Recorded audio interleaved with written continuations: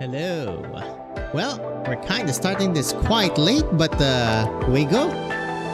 Chrysanthemum tea with dried tangerine peels. Dried orange peels left to age for 40 years in the same cup with freshly picked chrysanthemum. With flavors of yours stand up to a careful taste. Tangerine lasts that long? The skin? 40 damn years.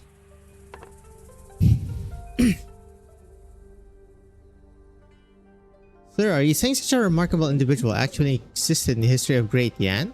Yes. Cataloging books, organizing texts, promoting education. If she did so much for all life under heaven, why does no one remember her or even know her name? Is this the welfare? Sir, can you identify this character? I don't believe I've ever encountered it before. It's not that no one remembers her. It's simply that her true name in one lone word was never recorded in the history books. Isn't it a pity? Her pen captured Great Yan's long history in vast expanse, yet not a single page in the historical records bears her name. Sir, if I were to complete all the missing records, do you think I could reconstruct her image? 40 years ago, that's quite a while.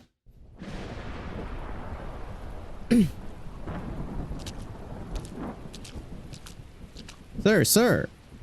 It's raining so hard out there. Why not come inside, have a pot of nice warm tea and wait out the rain? No need. This rain won't be stopping anytime soon. I should keep moving. Ha! Some people want the rain to stop. Some hope it carries on.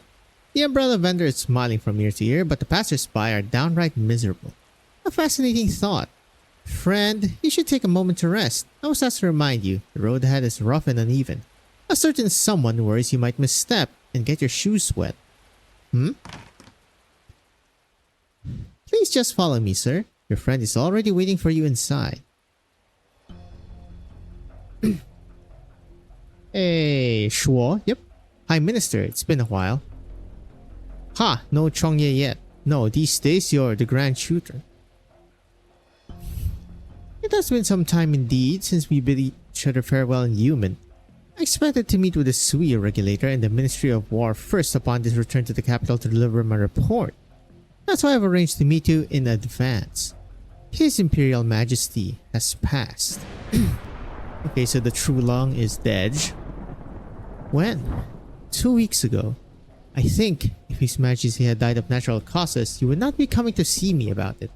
Does this mean? Not sure why did they had to make that face reveal like that, since we kinda know. The man sitting in the shadows holds out, okay. A black Weiqi stone rests in his palm. It is second brother. 60 years ago, he escaped from that ancient temple and turned himself into 181 black Weiqi stones, which scattered across the lands. Their current whereabouts are unknown. 2 weeks ago, the Sui regulator found this stone in the capital. What has he done? I do not know.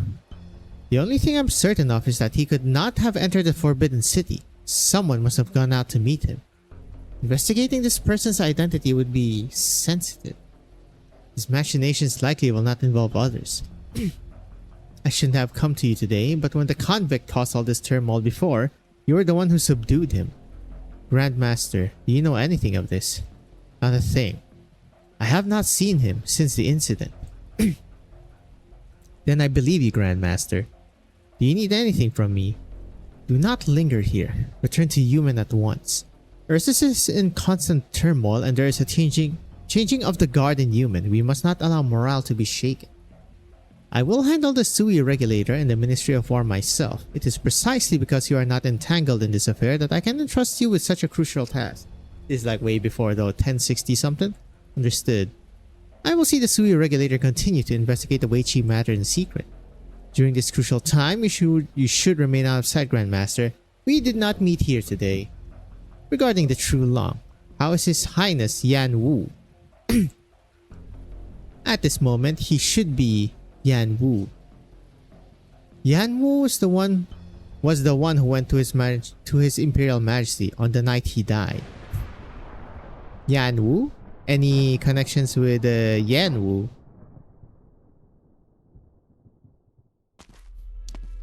Hello. Your Highness, 28 members of the traitor's family have been imprisoned. But after we checked the list, we found there was a single individual missing. an infant just under a month old. The Imperial Guard searched the Grand Preceptor's mansion thoroughly today but found no traces of the baby. The newborn could not have run off by herself. Is this Blaze? Someone went through the trouble to whisk her away. Your Highness need not worry. The Imperial Guard will find her. Earlier today, the Minister of Justice requested a meeting. He seeks His Highness's advice on this series of cases. Handle them according to the laws of Yan. I'll tell him. Where is my elder brother now? According to our reports, he left the capital just half an hour ago. Some of the Imperial Guard have defected with him. Elder brother? The soldiers guarding the city did not dare to stop them without orders to do so. Behind a curtain. Indeed, I never ordered them to keep him in Baicao. He was unwilling to stay and left everyone behind. How many Imperial Guardsmen went with him? 18. Even after committing such an unforgivable crime, my elder brother can still send the Grand Preceptor to die in his place. He can still command the unwavering loyalty of these 18 Deathsworn. How many courtiers are still devoted to him? How many still hope that he will retake the throne? Yet it is your Highness who now sits on the throne, not him. Therefore, it falls upon your Highness to ensure Yan's eternal prosperity. All castes of Yan may afford hesitation and uncertainty, save your Highness. Bruh, the boot licking. It's been so long since I've left this palace, Grand Commandant. Tell me, has the spring rain yet ceased in Baicao? The rain may stop whenever your Highness desires. Your Highness has changed your mind, you yet have time to stop them. I'm exhausted. The Imperial Kitchen has prepared some babao soup and shredded bamboo shoots, if your Highness desires. Very well. A lot of archers. It's like a lot of new locales. There. Don't cry. We're on our way home. We're almost there. Pick up the pace, please, if you could. It's raining too hard, and I can't see too well. Couldn't go any faster at this rate. How much farther to the next stage station? At least 30 li. Brother, just how urgent is your business that you'd bring your whole family along to travel on a night like this? Please, just go faster. Oh. What the? It's the elite guards of Yan. Yanese exclamation. What's somebody doing out here in the wilderness at this hour? The man looks around, but the endless rain blocks his view. It's too dark for him to see anything. We'll have to get out of here. Sir, I'll give you all the money I have. Take your carriage to the next stage station. If anyone asks, do not tell them you carried passengers with the baby tonight. I beseech you, good sir. But, what? Huh? Where are you going this weather? We'll follow the path through the northern woods. Ah! Panic woman, what is it? The baby. The baby is gone. Damn, that's one swift-ass heavy armored guard. If it is him. Them. Hello. You are... Elafia? It's her. The baby is sleeping soundly in her cradle, oblivious to the mud and blood on her face. I did everything you asked. I know their methods and I know how to answer them. Don't worry, I won't allow any blood to stain you. Good sir, I have no way to repay your kindness. No, you need not thank me. I did not do this for you. Man with bloody hands. She's done so much for me, yet what I do today will neither clear her name nor even begin to avenge her.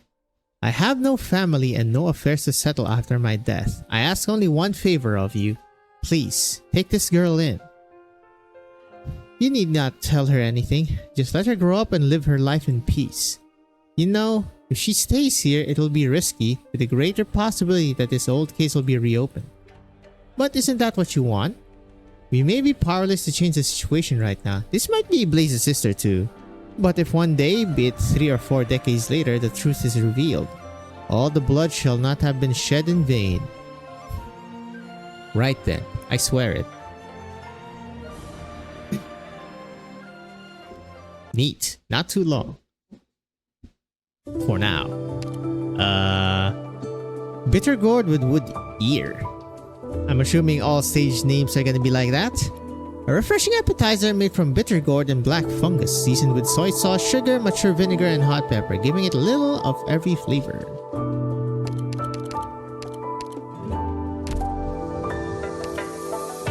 Scallion tofu. Made from spring onions and tofu, it takes quite a bit of skill to give it the proper clean taste. See here? Your name was Breakfast? I mean, it kinda looks like an upside down bowl. Abomination born from the daily meals of people. Breakfast is the first meal of the day and thus should be hearty and plentiful. Cross the pity when defeated. Abomination born from the influence of a sui proxy. Originally a broken clay pot, that near table has always been a place for petty squabbles, and the clay pot is hardly the only thing that gets broken. Spirit born of the meals people cook every day, everything picked up by the chopsticks, joy or sorrow, mirth or anger, is a slice of life. The meals people discard. Put down the cup and lay aside the chopsticks. All is meaningless and the meal on the plate is vapid. Convergence of stupidity hover over places where many gather, an auspicious symbol that drives out illness and keeps disaster away. Is this... I don't think this is second brother, maybe? Barren and broken, a symbol of misfortune, is basically just juxtaposition. My brain. Before. I gotta remember. Before.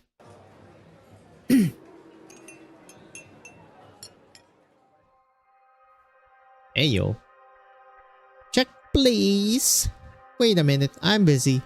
Oh, all you ordered was a bowl of plain noodles. It's on the house. Come on. I'm leaving the money on the counter. Bye. Thank you. Come again. Eating so little for lunch at that age? What gives? Too many colors blind the eyes. Too many flavors dull the tongue. One must not indulge in the desire for food. What do you mean? Didn't you just eat the one bowl of plain noodles? This is my fifth. I'm not like you. I prefer my food light and simple. I never add any seasonings when I eat. No salt, vinegar, chili, scallions, garlic, or spices at all. When I'm eating, I want to taste the food itself. If the basics are even slightly less than fresh, my taste buds will detect it instantly. Judging by your Mandarin robes, you're a deputy minister with the Judicial Review Office, aren't you? Your tongue must be the greatest judge under heaven. You have a way with words. When next you feel you've been wronged, come find me at the Judicial Review Office. My friend is Yi Cheng. I won't need to trouble your magisterial greatness with that sort of thing. I am but a humble officer of the Ministry of Rights. I'm not often wronged. Well, come see me anyway. I'll treat you to a bowl of noodles. What is your name, young man? I'm called Guwan. Kwan? Not sure. I'm also not sure who that is. Hey Jiang, I'm here. Bigger boy. Coming. What'll it be today, Liu? I'll have the usual. Any specials today? Well, persimmons are in season. We also got a fresh batch of chestnuts today. You can either eat them raw, nice and crispy, or cooked, sweet and tender. How about stewed beast belly with chestnuts and then some osmanthus flavored dried persimmon for dessert?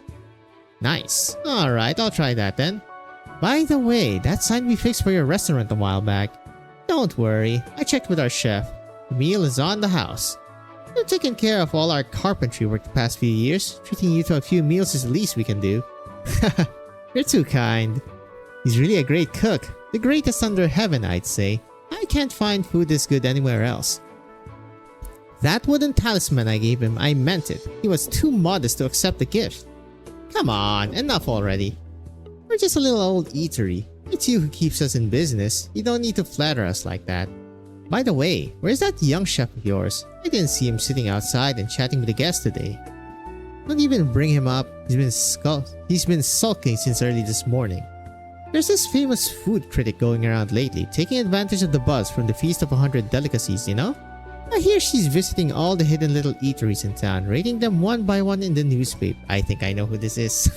I know. I heard she published an article reviewing taverns in Baitsao. She's even writing a book. Says she wants to compile all the best recipes from Baitsao, past and present. She calls herself the Wandering Foodie or something like that. She's certainly ambitious. Baitsao's countless taverns and these places have been making their dishes for generations. To write a book about them, she'll need a wealth of knowledge and a stomach big enough for all that food. Exactly.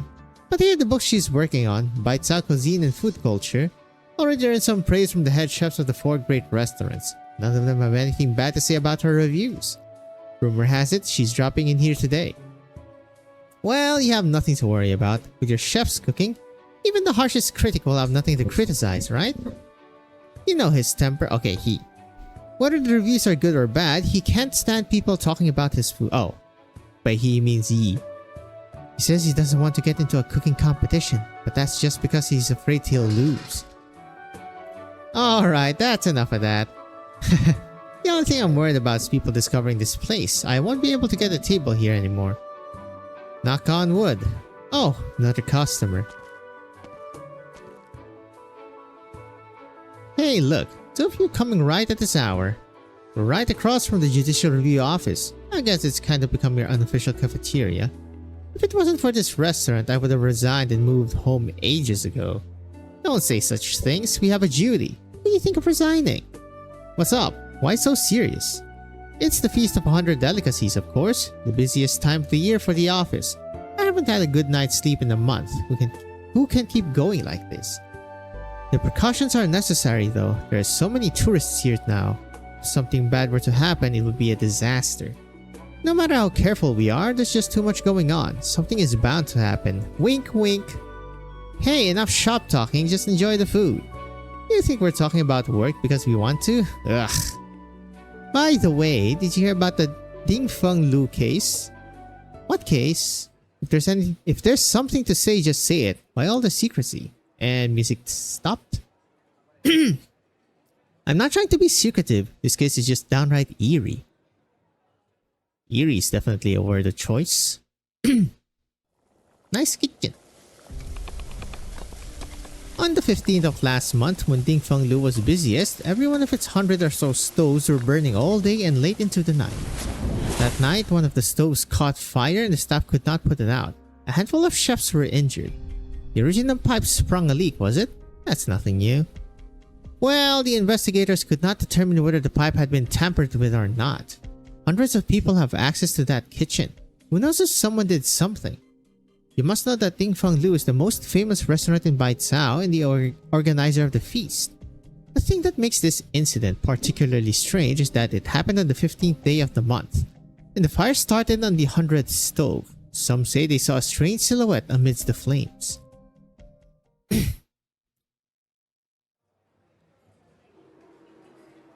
Let's stick to the facts, yes? We don't need to fabricate things here. I'm telling you the truth. Many people said they saw it. The work you do at the Judicial Review office is pretty interesting. Listening to you talk about your cases is like reading a detective novel. Come now, we're hardly authors here. It's just that whenever a case drags on for a few weeks without progress, I have nightmares about it. Actually, now that you mention it, I also heard about a strange case recently. There's nothing supernatural about it, it's just plain weird. Oh, another juicy story. Do tell. I really shouldn't divulge too many details about this. You can't tease us like that, the suspense is killing me. This is a matter of great importance. The place where this incident occurred is truly significant. It was the Mr. Ning's manor, former Minister of Rights. Okay, him and his wife? If I'm correctly doing this?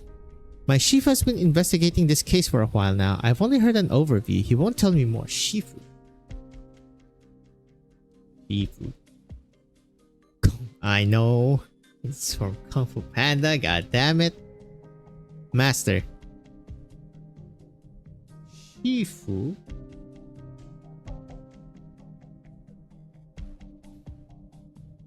Sifu. Mr. Ning has been retired for several years now. He's in the process of leaving Baicao and moving back to his hometown in Jiangnan. But a few days ago, a strange thief broke into his mansion. Nothing was stolen and no one was hurt. But in one of the guest rooms, there was a painting of a shan hanging on the wall, and someone used melted honey to draw a line across the shan's mouth. Of course, the mansion was heavily guarded, but the thief seemed to know the layout very well. Xian. I don't think so. And that thief, whether down to incredible skill or sheer experience, left no trace behind. My Sifu and the others have their hands full trying to crack the case. Sealing the lips with honey? Isn't that from the legend of the stove god? The stove god! It ensures the stove god will say more good things than bad. The thief vandalized a painting but didn't steal anything of value. They don't care for money, so did they have some other... Legend of the... Okay, I need to... Legend of the stove god. What is this? God of the stove. The kitchen god. Zhao Jun, Zhao Shen, Zhao... Kojin.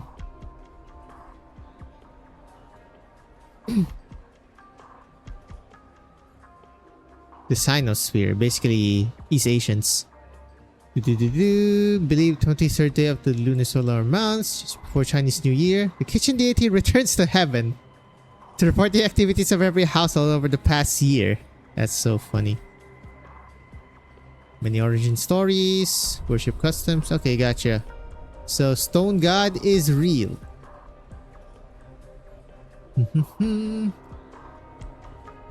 Or so did they have some other motive? What motive could they have had? Minister Ning is an honorable Mandarin. He has a decades-long record of dutiful public service. Could have any issue with him? Regardless, he is an important court Mandarin. The ransacking of his manor is no small matter, especially at a time like this. It's our greatest fear come true. Oh, hey, I just thought of something. You scared me. What's the thought? I just remembered that I also saw something weird a few days ago, right in this very restaurant. It was 3 days ago. I was here eating when a real strange customer walked in. He looked to be on the older side, and he was still wearing a prison outfit, as if he had just been released by the Judicial Review Office. He sat down and ordered 20 bowls of white rice, nothing else. He downed them in no time flat. Who in God's name is this? In prison outfits. That's all you're going to eat? Eating all that rice is bound to make you choke. Why don't we whip up 2 little entrees for you and a bowl of soup on the house? No. It's Da Huang rice, nice and fresh, the finest on the land. What other food could I possibly... Is this fucking Wang? Filled my belly. I have no need for any free dishes. Check please. Or is this Jie? G.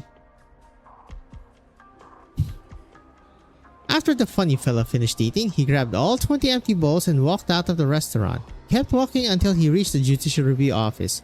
He threw the pile of bowls at the door of the office and yelled, "I'm the one who set the fire in the scroller." Well, I'm sure you know more about it than me, especially with my terrible memory. Who was that guy anyways? What happened to him in the end? There's no way I could discuss something like that with you. Shush! There are civilians at the next table over. Don't worry about them. I heard that lady speaking Victorian. I think they're foreigners. They don't understand what we're saying anyway. Hello, in perfect Viennese. Laoban Diang Kan. Oh god, I definitely butchered that. Laoban. Boss. Diang Kan. Plan. Interesting. Let me actually see. Laoban. How do they... Laoban. Red silk special. Mala tofu. Soft yellow shells. Autumn casserole and jade surprise. That's all she ordered. She trying to challenge us? She seems very polite. She just looked at the menu and picked out these dishes. Didn't look like she was asking for trouble. Think she might be that food critic? The one who wrote Bites Out Cuisine and Food Culture? What kind of food critic comes in and orders nothing but tofu? Relax, chef, relax. You know how things are going here, business-wise. The future for a restaurant hinges upon this very moment. You have to do your best. The dishes must be flawless. Jesus. Even demigods have trouble with business. It's Jover. The Victorian woman pulls up a chair and two jugs of wine and sits at the table with the 2 mandarins of the Judicial Review Office. She casually pours each a glass of wine. Its rich, sweet aroma soon fills the table. Please, drink and enjoy. This wine was meant for sharing. Aye. So what happened next? What became of the weirdo who threw the empty rice bowls? Good lady, what you just heard was nothing more than an idle diner's chatter. Whatever you do, please do not share it with anyone else. Huh? But you haven't even finished the story. Where's the cliffhanger? Where's the stay tuned for the next episode? I'm a mandarin of the Judicial Review Office, madam. I'm not a storyteller in the tea house. What a coincidence. I have a good friend who works there too. And here I was, thinking everybody at Judicial Review Office was stuffy, pretentious, and tight-lipped. Dear madam, have you come to Yan all by yourself? Are you here on vacation? Let's not be so formal. My Yanese name is Huang, or Blaze, literally fire, in Victorian. And yes, I guess you could say I'm here on vacation. I haven't met many Victorians who speak Yanese as well as you do. Have you lived in Yan previously? Actually no, but I'm 100% Victorian. My father is Yanese.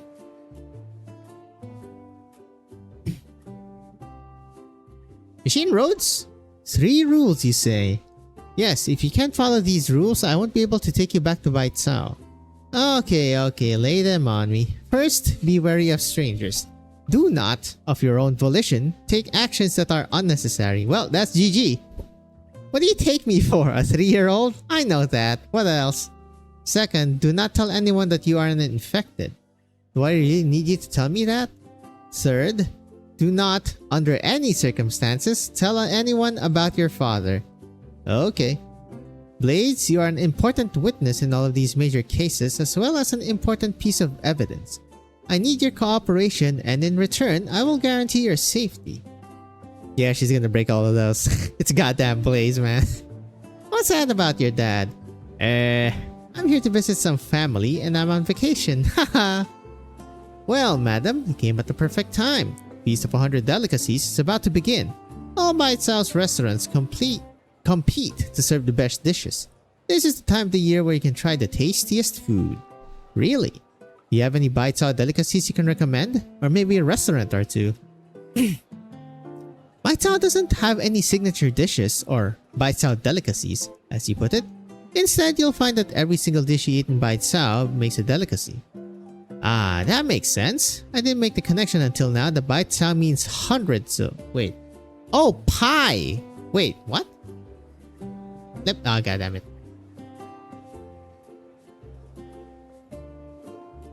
Translation. Baicao. Oh, no, it's translating wrong. White noise, because it's pie. Which is funny because if you just add a horizontal line about white, it becomes 100, right? Let me... Baicao. You know what they say? To the people, food is heaven. Yes, the name Baicao, bestowed ages ago by the reigning True Long, means to tend all cooking stoves under heaven. Later, someone says exquisite food demands meticulous preparation. See, fine food doesn't just fill your stomach, it soothes your soul. True. There are different dishes for every season and every region. The best chefs? They have a wealth of knowledge and the power of the gods at their fingertips. Please, let's eat. Enough fooling around with foreign tourists. Order up. Special order. Nice. I've never really seen like a bowl and then the white rice is that goddamn high. That's like gonna be messy as hell. Do you have some special fondness for tofu or... These are all tofu dishes? They have different names, so I had no idea. Who would have thought that Yan had so many different kinds of tofu? It's sister, right? Whatever. There's more than enough tofu for everyone. We'll enjoy it all together. Isn't that the custom here in Yan after all? Alright, let's dig in. Wait, does he even know she has a sister? What's this? I don't remember ordering a dessert.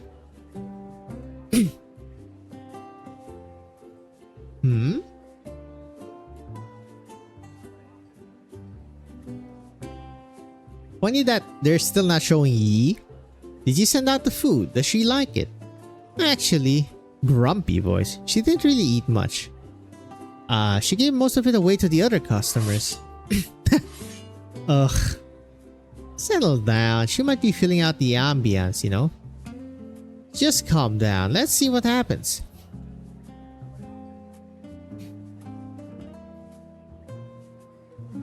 So what is this Feast of 100 Delicacies you keep talking about? You may speak fluent Viennese, madame, but there are clearly gaps in your knowledge of our culture. The Feast of 100 Delicacies happens every year in mid-autumn. The True Lung convenes meetings with mandarins at all levels to discuss state affairs.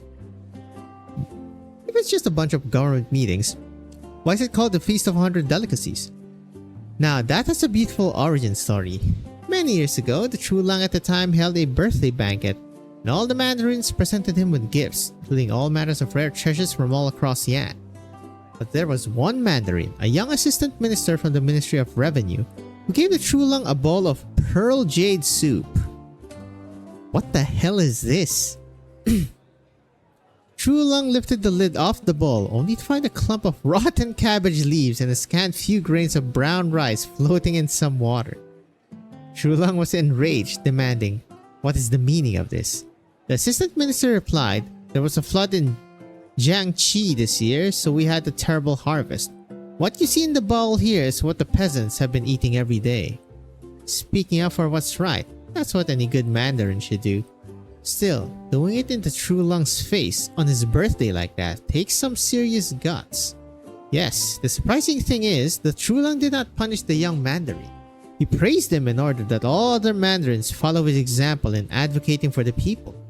True Lung ordered cuts to the court budget and used those funds for disaster relief.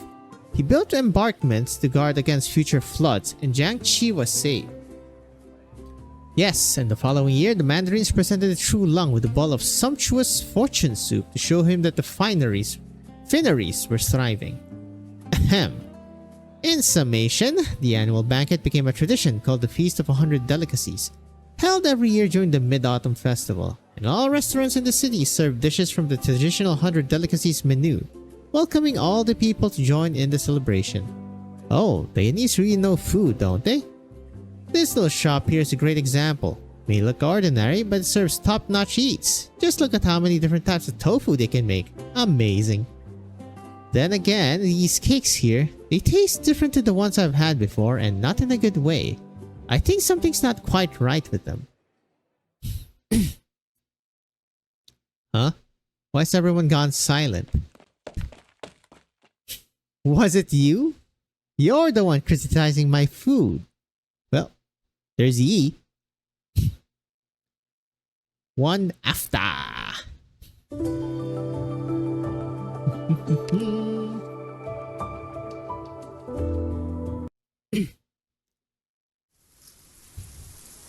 We still haven't been, well, we have been introduced to her sister, I believe. That's like the only spoiler I know of this. Young sounding voice, what do you want to show me? Pick up the pace a little, we'll be there soon. Oh, hello, Shangshu. Lin Qingyan, if you walk in the snow by the stream, the fragrant plume blossoms are rare. However, you can find some at the base of the mountain. Oh wait, no, that's Leitz's real name? I suppose the view of the fireworks against the city skyline from atop the mountain could be the only thing worth climbing all the way up here. Yu Cheng? Or Yi Cheng? God, I love this music. Fireworks? Who cares about those? I brought you here to see. This pine tree. An evergreen. It can withstand the cold weather. No, that's not what's special about it. I planted this tree myself, right before I assumed my post in Baicao. Back then, I had the same mindset as you. After all these years, I'm a different person now, and this tree is a different tree. I do not understand. That doesn't matter. All you need to do now is look at the tree, imprint it into your memory. Qingyan, you will do well in the Judicial Review Office. You will go on to be an excellent deputy minister, or maybe a minister yourself. Isn't she a regulator? Those cases will not be a problem for you. There's really only one issue that you'll need to focus on. Will you be able to handle the truth? I do not understand. You don't need to understand now. Every once in a while, you will think back to this pine tree. Once you've spent enough time contemplating the tree, you will understand the rest. After I die, cut down the tree. Use its wood to fashion my coffin. Mr. Yi, you should be going. The higher you climb, the colder it gets. Okay, so the Yi Cheng was not Yi sibling. Sui sibling.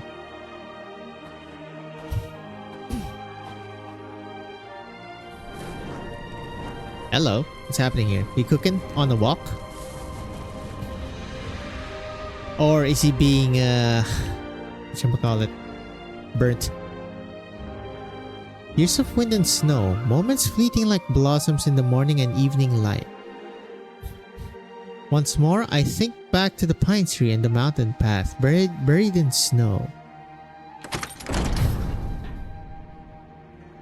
Yi Cheng, what penalty do you propose to atone for your guilt?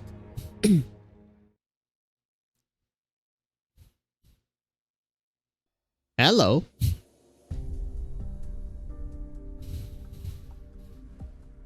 Snoring soft. Huh? What time is it? Has the suspect confessed yet? Sensor Chie Zen. Let me. Tie Chen. This is a serious matter. Please mind your words and behavior.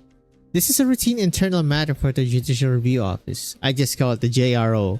The Department of Discipline and Supervision is just going through the motions. It's not a big deal.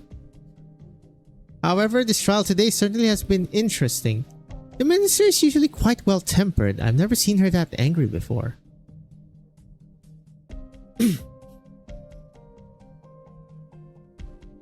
Hello?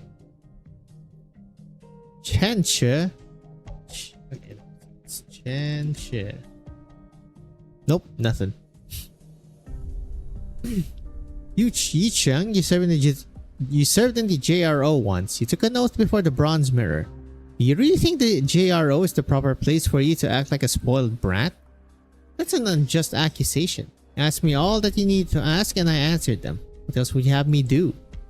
On the 15th of last month around 1:45 AM, someone set fire to the southern end of the JRO scrollery. That person was me. Liar. When the fire broke out, you were in pre-trial detention. How could you have started it? If you planned the fire, you had help. Name your co-conspirator. I had no co-conspirator, Jesus. However, I did have a helper. I mean, that's pretty much it. A foul beast. That night, a wounded foul beast landed by the window of my cell. I fed it a few grains of rice and some fresh water. The foul beast was quite intelligent. I saved it and it was willing to return the favor. I gave it a burning straw and told it to fly to the scrollery. What? Yi Cheng, the courtroom has no time for your games. I'm not playing games. Ask me anything and I will answer truthfully. Very well, you say you started the fire. Elaborate on that, if you will. What species of foul beast was it that you used? Do I look like a foul beast expert? I only remember that it was completely black, without a single stray hair, as black as the human heart.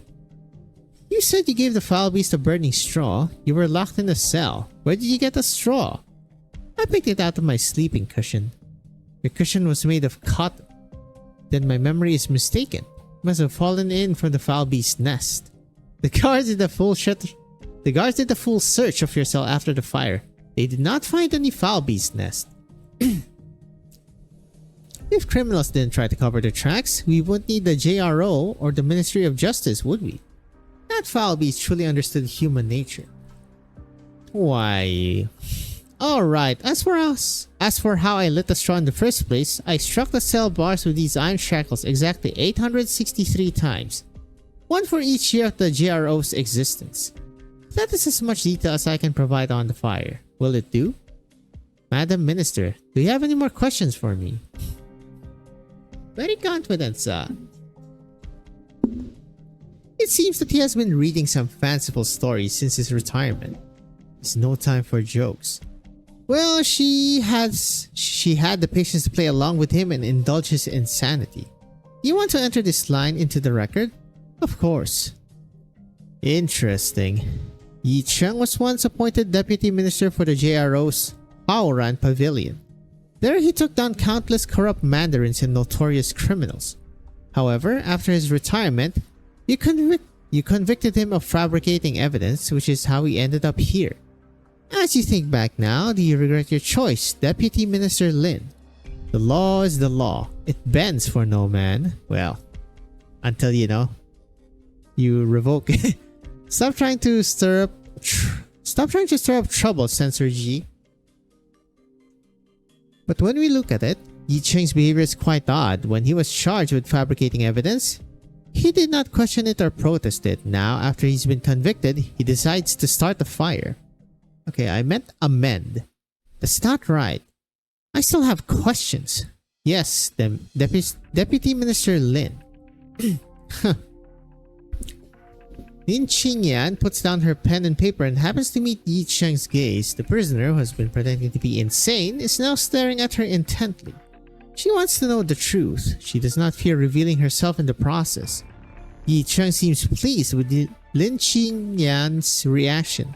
Closes his eyes as an ugly grin crosses his face. Deputy Minister Lin. As acting clerk, you need only take notes. Minister Chen, there's one question you haven't yet asked. Yi Cheng claims he set the fire. What was his motive? The suspect's confession is clearly nonsense. Why bother asking his motive?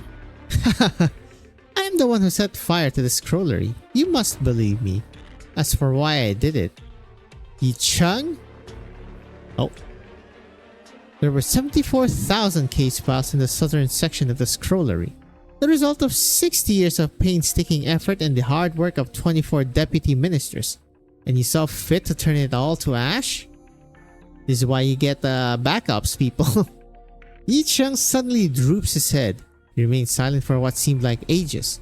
The minister's eyes remain fixed on him, watching his every move. As I see it, it was no great loss. Those files were filled with half-truths, whitewashed fabrications, and outright lies. Gazing upon them dirties the eyes. Thinking of them taints the mind. So I thought it best to cleanse it all in flames. Cleanse? Just what are you trying to say? What am I trying to say? If you're keen to know, then let's have a discussion. That which I burned, was it clean or dirty? Minister Chen, the suspect is clearly suffering from some sort of mental disease. It's getting late. Shall we conclude the questioning for today? Escort Yi Cheng back to his cell. I truly regret that we subjected the Department of Discipline and Supervision to this circus here today. It is truly a vexing case. We understand. The JRO will be sure to submit a full explanation to the Department of Discipline and Supervision. I just hope this can be resolved quickly so I don't have to make so many trips here. You planted way too many camphor trees in this courtyard. They're making me sneeze. I shall take my leave now, Deputy Minister Lin. See ya. You should be off too, Lin Qingyan. Courtroom door swings open. As sunlight pours in once more, Lin Qingyan immediately spots the 7 towers with 18 pointed roofs hidden in the shadows of the trees. The JRO scrollery was all built in this style. The roofs of the towers seem to be covered with ash, the remnants of the burnt southern section. Just as she is about to step out the door, she hears a faint voice. Lin Qingyan, it's almost time. Do not forget. Lin Qingyan steps out into the cold sunlight without even hesitating.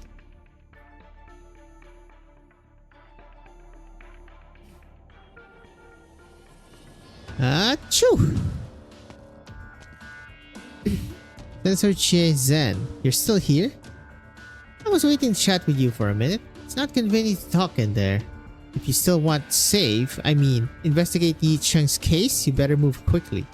After the Feast of 100 Delicacies is over, all prisoners detained in Baicao will either be transferred to another prison or exiled. In any case, the cells must be emptied within 2 weeks. 2 weeks. The Imperial Decree should reach you shortly. I just spotted it early, so I'm giving you a heads up. And here I thought you didn't care much for these things. It is within my power to avoid caring, but you cannot get it out of your head. Yi Cheng is very important to you, isn't he? He was kind of like my teacher in the JRO. He's the one who taught me to distinguish right from wrong. When I first discovered that he had fabricated evidence to convict the corrupt Mandarin, well, I shrugged it off as using any means necessary to achieve justice. However, I never imagined he would set fire to the scrollery. There's absolutely no justice in that. Indeed, I can't figure him out. But it does provoke a question. You've never emptied the jails for the feast before. Why do it this year? This matter may not concern you directly, but I'm sure you've heard something about it. Human experienced a catastrophe at the beginning of the year. Then this summer, we suffered the Ta Huang incident. And what was the root cause of all this? The bestial Sui. This 1,000-year-old case must finally be resolved. I dare not engage in presumptuous speculations. This is as much as I can say for now. Duoxia.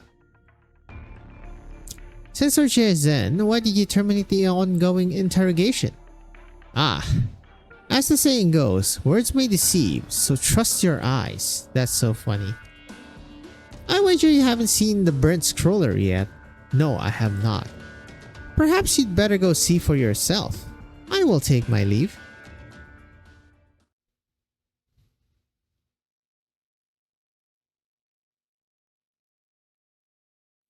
Okay, players are shaping up here. The restaurant, which was loud and boisterous just a moment ago, goes completely silent. The regulars, anticipating what is to come, file out of the diner one by one. Of course, they remember to leave money for their meals. Jiang, close the door.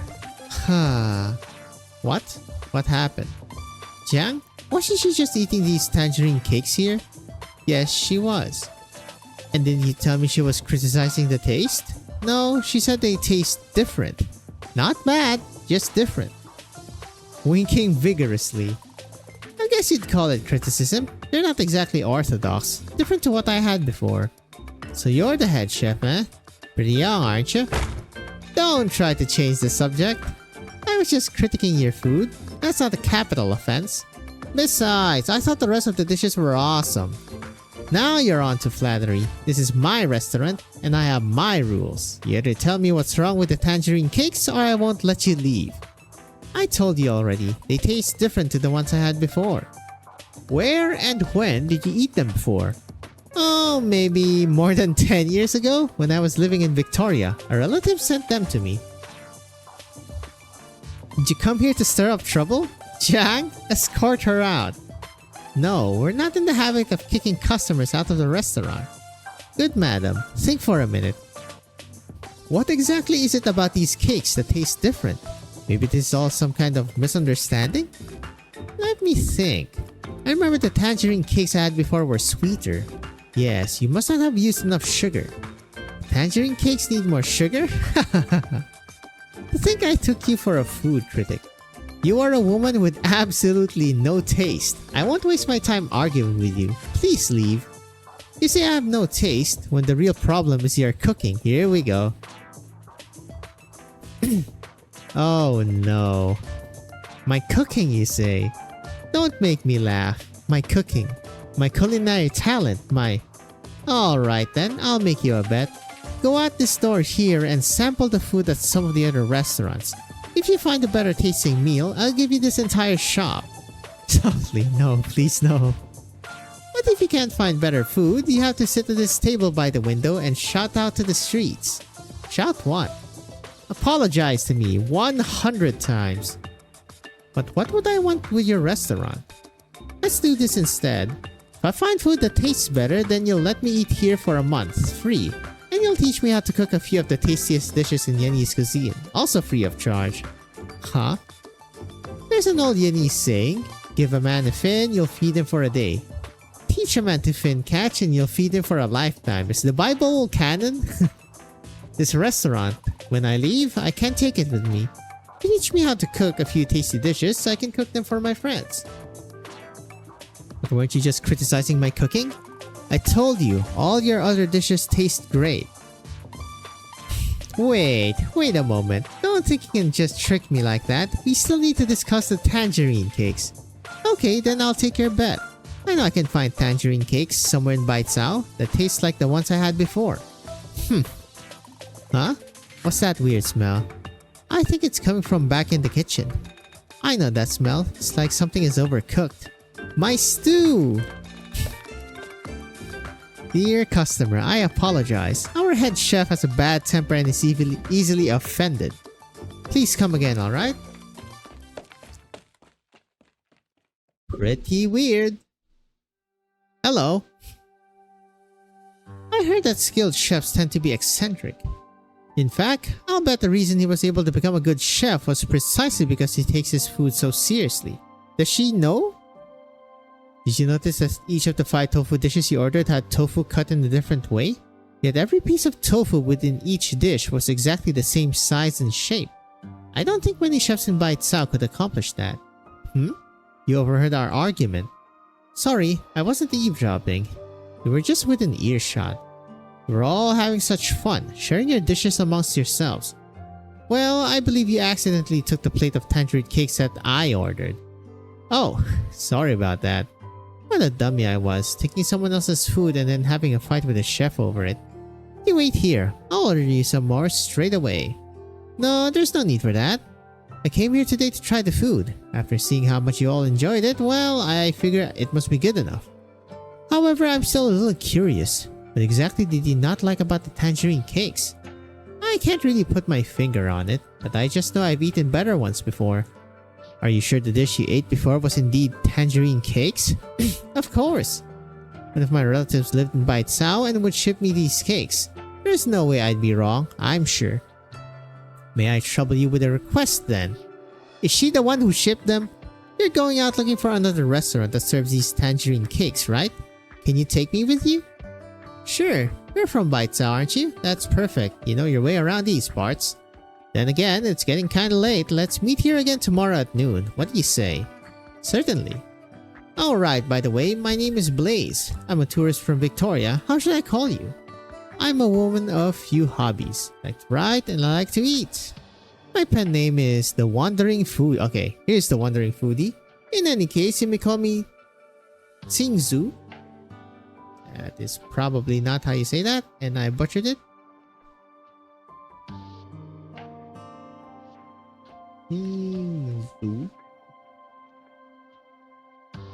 Singchu. Travel and stay. Xingchu. Instead of Z is a C. Hello. What are they discussing privately? Such a trove of knowledge. Those wonderful archives. Ashes to ashes, dust to dust.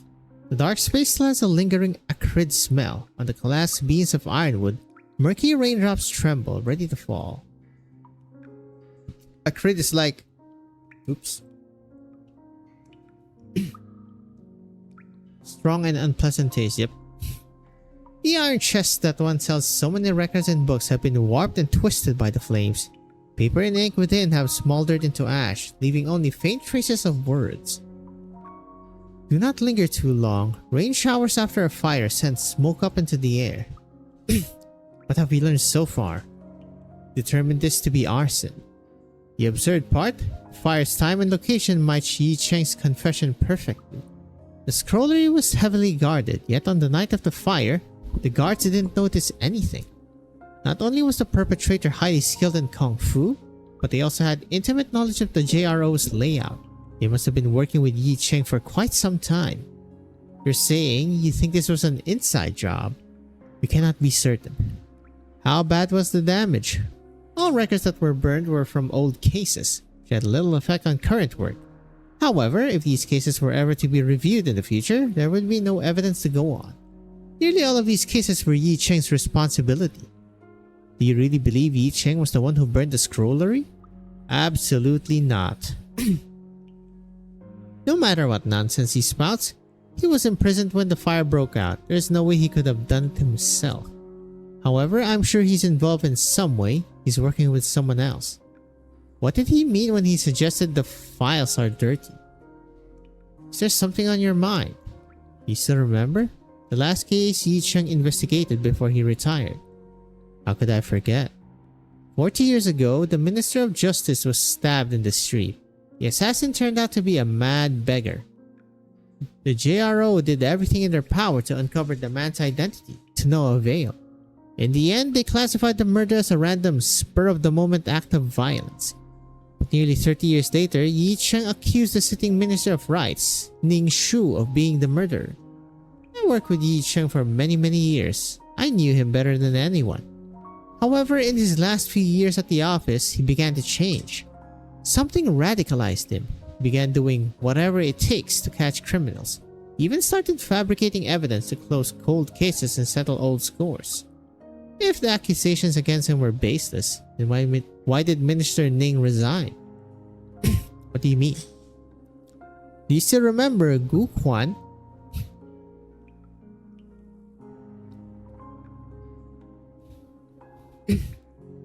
She also a Kirin, actually? It all began when Gu Quan, serving as the envoy of ceremonial rites, died en route to Victoria. That's gonna be an international incident? Yi Cheng believed that Minister Ning murdered the Minister of Justice and then killed the important witness in the case 30 years later. And apparently Blaze is caught up here somewhere. But that's the absurdity. The envoy had only just taken office. How could he have been connected to a case from 30 years prior? Moreover, the envoy's manner, place, and time of death were all clearly established. He drowned near the Victorian border. How could the Minister of Rights have orchestrated his death all the way from Baitsao? The JRO recorded Gu Quan's death in the case files. Files are somewhere in this pile of ash that lays before you. Why raise these two cases now? Do you think they are connected to the fire somehow? I would call it a hunch. Yi Cheng's confession has drawn out attention, but clearly there's some kind of larger scheme behind the fire. The real question isn't who set the fire, but the arsonist's ultimate goal. Would you hand this case over to me? No. On what grounds? Yi Cheng asked you to take notes during his trial. This is why you stand here now, and it is also the reason I cannot allow you to participate any further. Whatever Yi Cheng's plan, you are most certainly a part of it. I know you regard him as a mentor and couldn't bear to see his reputation tarnished, but I will assign someone else to investigate the fire. Rest assured, we will get to the bottom of this. What about the cases that Yi Cheng wants investigated? Best forget about those. No matter what you intend to investigate, it's simply not a good time. Why do you say that? Lin Qinyan, you are a deputy minister of the JRO, not some patrol woman. Every case you handle has a ripple effect. Your so-called act of justice may very well become a dagger in the hands of those with ulterior motives. So you know what's really going on with these cases, don't you? Stay away from Yi Cheng's cases. That is my suggestion. Do not force me to make it an order. Oh, and I have one final piece of advice. You must learn to prioritize. The past is never as important as the present. I don't know about that one. The young deputy minister is still standing in the same spot. The past is how you learn for the present. She walks down the path that's been cleared through the rubble, through the place that once held so many case files. The arsonist's motive is quite clear. He never wanted those files to see the light of day. Whether Yi Cheng fabricated evidence or not, all available clues in both cases point to Ning Shu. But why would the Minister of Rights assassinate another high-ranking Mandarin? She bends down and brushes aside a charred beam, revealing a hint of green emerging from the ashes. It's a pine tree. Yi Cheng, you... I planted this tree myself right before I assumed my post in Baitsao. After I die, I cut down the tree, use its wood to fashion my coffin. Lin Qinyan, it's almost time. Do not forget.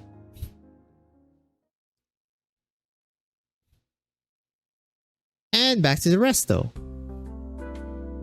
This month's water bill is 2,000 and electricity is 2,500 while ingredients cost... Go do your accounting somewhere else please, I can't stand you buzzing in my ear. According to my calculations, if you can come up with another 3,000, we'll be able to keep the doors open past this month. Where am I going to dig out that coin? There are ways to do it, like the 2 months of meals owed by Wang the carpenter, or you can visit shopkeeper Liu across the street and ask him for the balance he owes for last month's funeral banquet.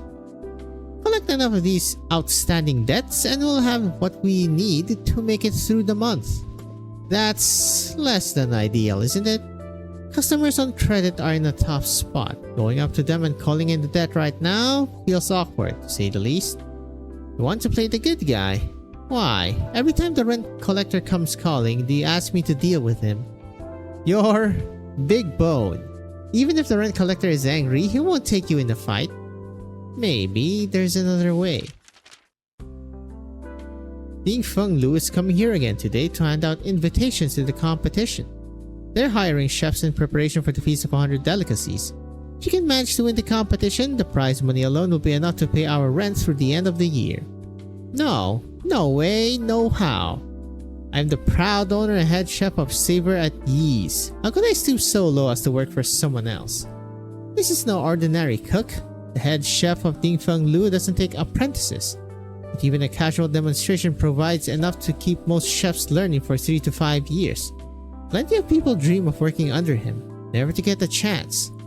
Besides, it's for the Feast of 100 Delicacies. The menu is recorded every year and passed down through generations. This is the lifelong dream of countless chefs. Those who want to attend are free to go. I shall not. Are you scared? Bonk bonk. I'm not scared. You're scared.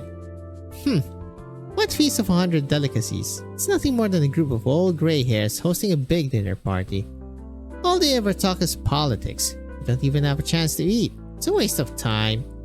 Just listen to your arrogance. You talk as if you've been there in person. I've catered so many banquets. They're all the same. You won't take any of my suggestions. I guess we're just going to let this restaurant fail then. Good grief. With a boss like you, I'm gonna start making new career plans. Okay. If it's just another 3,000 we need, I'll start making extra deliveries each day through the end of the month. Have you no ambition?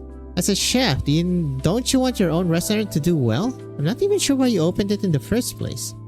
People need to eat, which means there has to be someone to cook for them. As long as we have customers who want to eat my food, this restaurant will do just fine. More importantly, I'll promise I'd wait for a certain customer, and that one still haven't shown. I can't close the shop yet. What customer? Who do you need to wait for? Is this Chong? It's just not time yet. A great stew demands patience. You have to add in the ingredients at just the right time. There's no need to rush. It has to be a sibling. Maybe. Probably. What's with this thing? I can't get any channels. I want to watch the news. Hey, you're back. Indeed. What have you learned? I brought some food for you. I found a new restaurant today. The kitchen stinks to high heaven, but the cooking is pretty solid. Alright, there's one other thing. Today I found these snacks that my dad once sent me a long time ago.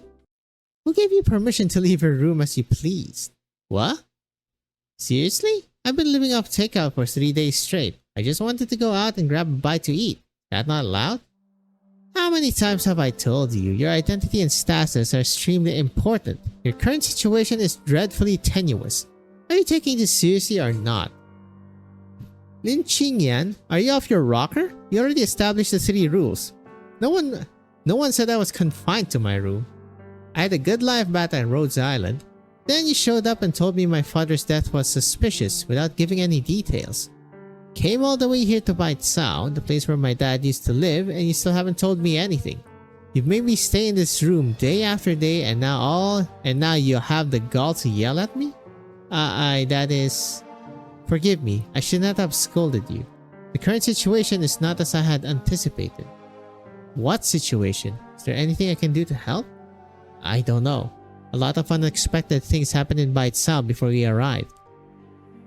If you would aid me, then simply do what you can to avoid danger. Understood? As for your father, I just happened to be handed that case a few years ago. The case was originally being handled by my predecessor, someone I trusted deeply. Father seemed to have been spending a lot of time pursuing a certain truth in the last few years of his life. His death was suspicious. Every clue we found hints that there were larger forces at work there. How large? We don't know for certain, nor can we even hope to guess. But your mere existence is the most important piece of evidence we have. Blaze, I vow to you I will find the truth, and once I do, I will tell you everything. However, until I do, I simply need you to trust me. I need you to cooperate with me. By the way, what were you saying about your father just now?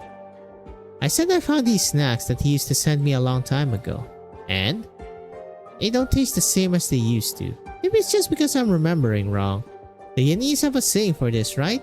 The situation remains the same, yet the people have changed. No, that's not right. The situation has also changed. Well then, a more apt saying would be times change and with them change all things. Too much time has passed. It would be very hard for us to find any clues left from back then. But these are in fact one of the few things I found in Bai Cao that relate to my father. When I lived with my mother in Victoria, my dad would send them to me from time to time. I figured that by the time I got my disease under control and figured out what I really believed in, my dad would be back in Victoria, waiting for me to come home. Naive. Everyone longs for that sort of happy ending. And yet, by the time I found a place that could treat my oropathy and finish some of the things I had to do with the bunny's crew, my dad was gone. Before you came and found me, I always thought my dad's death was an accident. I was sad. There was nothing I could do about it. But if you're telling me my father was murdered, then that's an entirely different story. I need to learn the truth. I owe that to my father and myself. In all truth, I know very little about what happened to your father. Many of the old archives have been lost, and very little information can be extracted from what remains. Just from looking at the case files he left behind, we can see that your father worked as a ceremonial officer in the Ministry of Rights for over 10 years but never got promoted. It seems he was not well suited to serve in public office. However, to stay in a position like that for over a decade, he must have been a good person. Good people. Good people also die. She walks over to the window, closes her eyes and rubs her temples. Faraway city lights are shimmering in the twilight. The years of wandering are long over. People today are moving from one stage of life to the next, as the city guides them and runs right behind them. Many boundaries are blurred, many high walls become thoroughfares. Many hurried footsteps passed over the paving stones. Not everyone is qualified to etch their name into the annals of history. CG? No CG.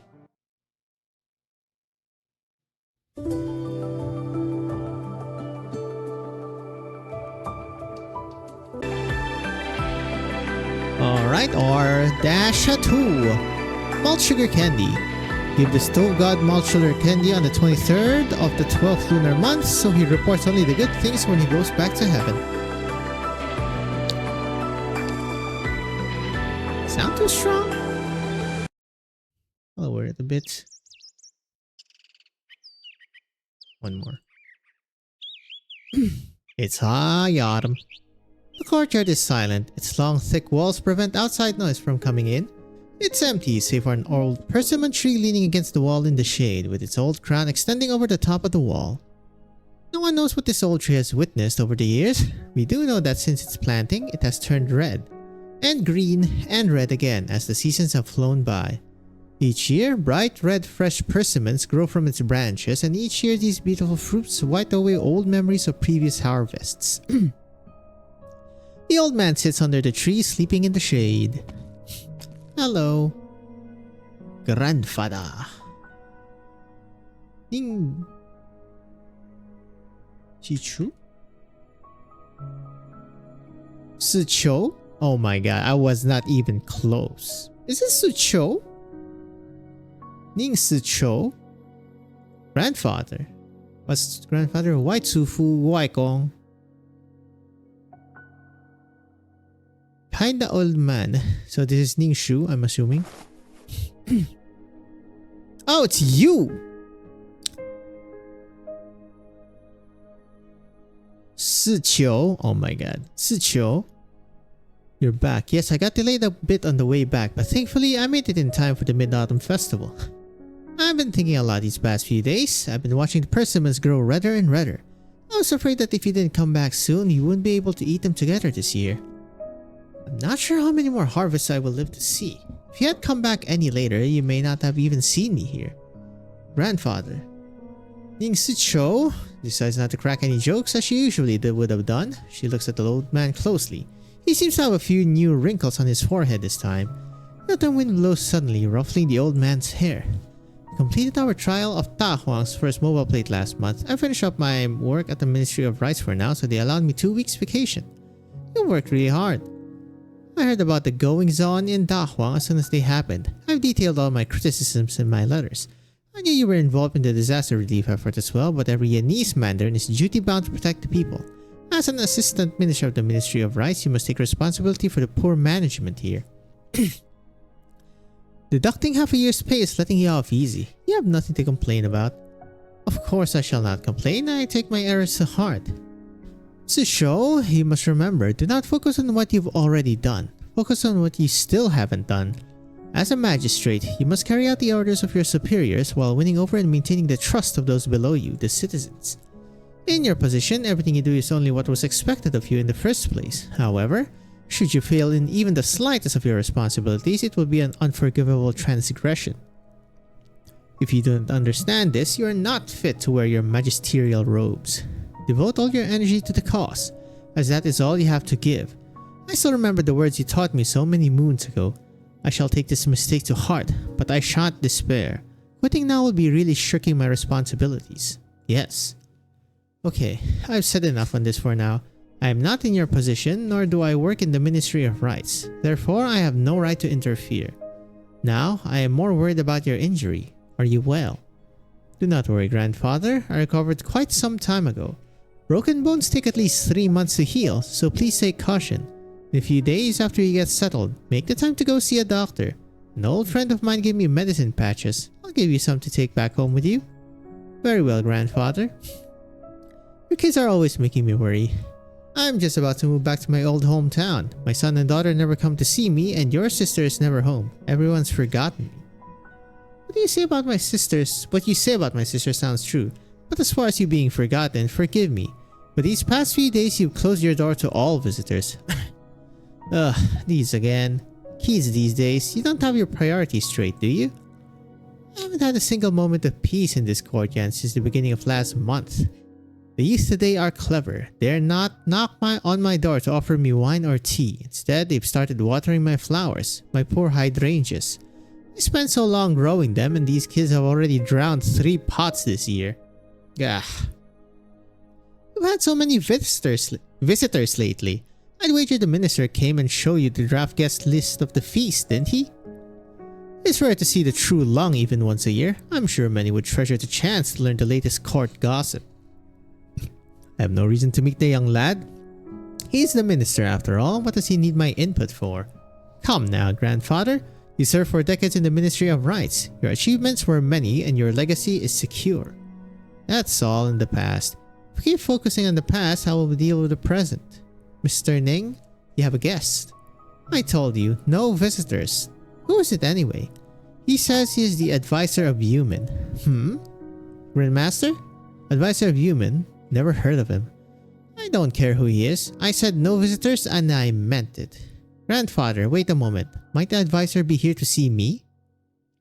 Is it Shuo Chongye? Good sir, our master is not accepting visitors right now. Please come back another time. Please tell Ning, your master, that an old friend is here. Sir, no offense, but judging by your age, are you sure you're an old friend of the master's? It's true. I dare not make up story. Sir, please be on your way. The master is not accepting any guests right now. If you are really an old friend, then I'm sure you wouldn't want to cause trouble, would you?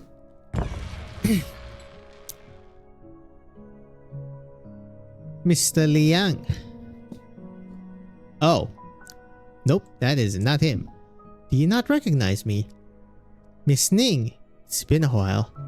I heard you just returned to Bai Cao. I wanted to see you. Okay, I need Liang Shun. Oh.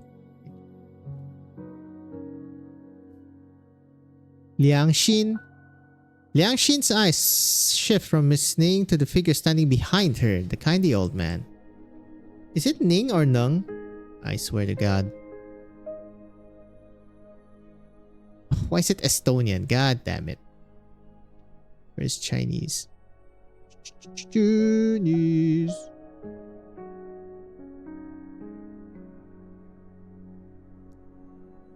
Don't just stand there. Tea show. You invite your friend in for a bit. Well. Hey, it is their room. Would you look at that? What's the matter? Why isn't anyone eating? I feel like I'm the third wheel here and an old one at that. Maybe I'll just step away for a moment and the two of you can enjoy your meal? No, you got it all wrong. It's us young kids who are intruding on your magisterial greatness. Grandfather, don't scare him like that. I'm only kidding, Liang Xin. I assure you. When Qisho was still in Shangshu, she used to write me letters, talking about the magistrate there who was both supremely talented and dedicated to his people. Today, I finally got to meet him. When did I? It's my birthday in 3 days. I wasn't planning to go through the trouble of organizing a grand party or anything. So today, eating dinner and chatting with you two youths is how I will celebrate my birthday. Let us wish many more years of health and life to your greatness. Hear, hear, grandfather. Many happy returns. Alright, enough of that. Let's eat. Where's the table? Oh. Liang Xin, I thought you were a magistrate from Shangshu. Why have I now heard you are the advisor of Yumen? And why have you traveled from Yumen all the way to Baicao? Yumen's journey was a long one, and the people once living in Yumen have been resettled in batches in different nomadic cities along the route as planned. The last group settled down in Baicao a few days ago. Wasn't Yumen patrolling the northwestern corridor? How did you end up all the way over here in Baicao? Dear grandfather, have you forgotten? Yumen changed its route at the beginning of this year. The new route it was traveling on took it right to Baicao. As for why Yumen traveled to Baicao, surely you remember that. Ah, yes, because of that same old problem again. All those years of fighting and still no resolution. It's been so long since I retired, and sometimes I still hear those voices in my nightmares. Gives me a headache. It's a problem that's existed for several millennia now. Sometimes issues resolve with the passage of time, other times they get worse. Oh, I think we need to find a way to solve it. Grandfather, do you have any ideas? Me? Of course not. If I were to try and intervene, people would accuse me of being a dictator. Not necessarily. The minister has been coming to see you every few days or so. He never mentioned this to you? Miss Ning, there are some things which your grandfather must keep private, you know? My granddaughter sure is direct, that's for sure. No matter, I am an ordinary citizen now. I am free to speak as I please without fear of divulging secrets, because I do not know any secrets. As for this matter, however, I must defer to the advice of the young. Well, Liang Xin, what's your solution? I dare not propose any grand solution. However, there is one thing I do know. The best strategy is to disrupt your enemy's strategy. From the court's perspective, war has no upsides, only downsides. From the people's perspective, war means death and destruction. Best strategy is to disrupt your enemy's strategy. That makes sense. But if we always followed this reasoning, the Trulang would not have started the Great Hunt 1,000 years ago, and Yan would never have experienced a millennium of prosperity. Times change and circumstances change. It's hard to compare things across different historical eras. That war 8,000 years ago was called the Great Hunt, but it wasn't really a hunt. It was the Yanese people wresting their future from the hands of the gods. Retreating even just a little bit would have resulted in their extinction. However, things are different now. We are operating from a place of strength. We can and must avoid war at all costs. We cannot allow our soldiers and civilians to suffer any further. Very well said, young man. You are far more skilled than I ever was, that's for sure. Goodness no. Forgive me for being so bold, your magisterial greatness. You say war should be avoided, and I agree. Well then, surely you have an alternate strategy, right? A way to get the situation under control. Mr. Ning, another visitor has arrived. What's this now? She says she is a deputy minister from the JRO with urgent business to discuss with you. She insists on coming in. Is this Leitze? JRO? I suppose I will have to let her in. My sincerest apologies, but I must excuse myself for a moment. Zisho, please continue chatting with our guest here. It's gonna be about Blaze. For sure. A deputy minister? You don't think it's Lin Qingyan, do you? You know her too? Anyone who deals with the Tianxi bureaus has at least heard of her. I've heard Bai Ding Shan, the Blue Thunder Count, is senior to her Shifu. She's skilled in Leifa and solves cases as quick as lightning. Leifa.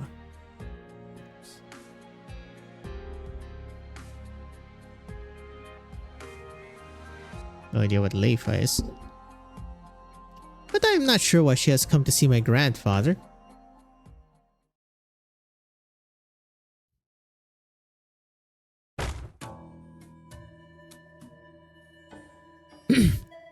You waited until I was asleep and then locked me in this room? Why? I'm not a 3-year-old, you know? Let me out of here. Damn it, I'm supposed to meet that lady now. I didn't even get her contact, so I can't call her. What am I gonna do? No, I can't break the door down. They might kick me out of here, and then I have no place to stay. But this window... I'm on the 18th floor, huh? It's not that high. Oh, another callback to the jumpy. Whee! Of course, the jump callback. Miss, you've been standing here for ages. Are you going to make a purchase or not? Sir, let me ask you again. This painting here, Springtime in the Garden. Is it truly an original work by Xu Xiang? Xu Jiang. Let's see here. Xu Qiang. Miss, can you ask anyone around here? They all know my shop only sells authentic goods. I certainly know how to spot a fake painting. Look at the technique, the essence of the painting. Who else but Xu Qiang could have done that? I'm no art expert, but I see a serious anachronism in this paint. Anachronism. These grapes on the table here. This particular variety of grapes was not introduced from gold into Yan until the year 628. However, this painting is from the year 580. How do you explain that? Oh, come on. That's quite a nit. That's quite a nit to pick, isn't it? You're just trying to bargain down the price, aren't you? I've seen your type so many times before. I'm warning you, you won't like me when I'm angry. Good sir, I never intended to buy your painting in the first place. Why would I be trying to bargain with you? Besides, what I said about the grapes is true. Don't take my word for it. Look it up if you don't believe me. If you think I'm wrong, then prove it. Get as angry as you want. It won't turn your fake painting into a real one. If you don't want to buy it, then why are you standing here? I swear to you, if I'm selling any fakes in this shop, may heaven strike me down where I stand.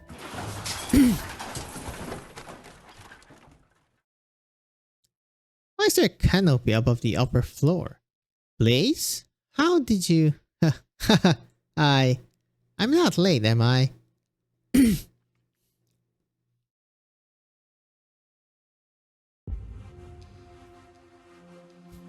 Sorry for making you wait. I've had so many guests visiting lately. Apologies.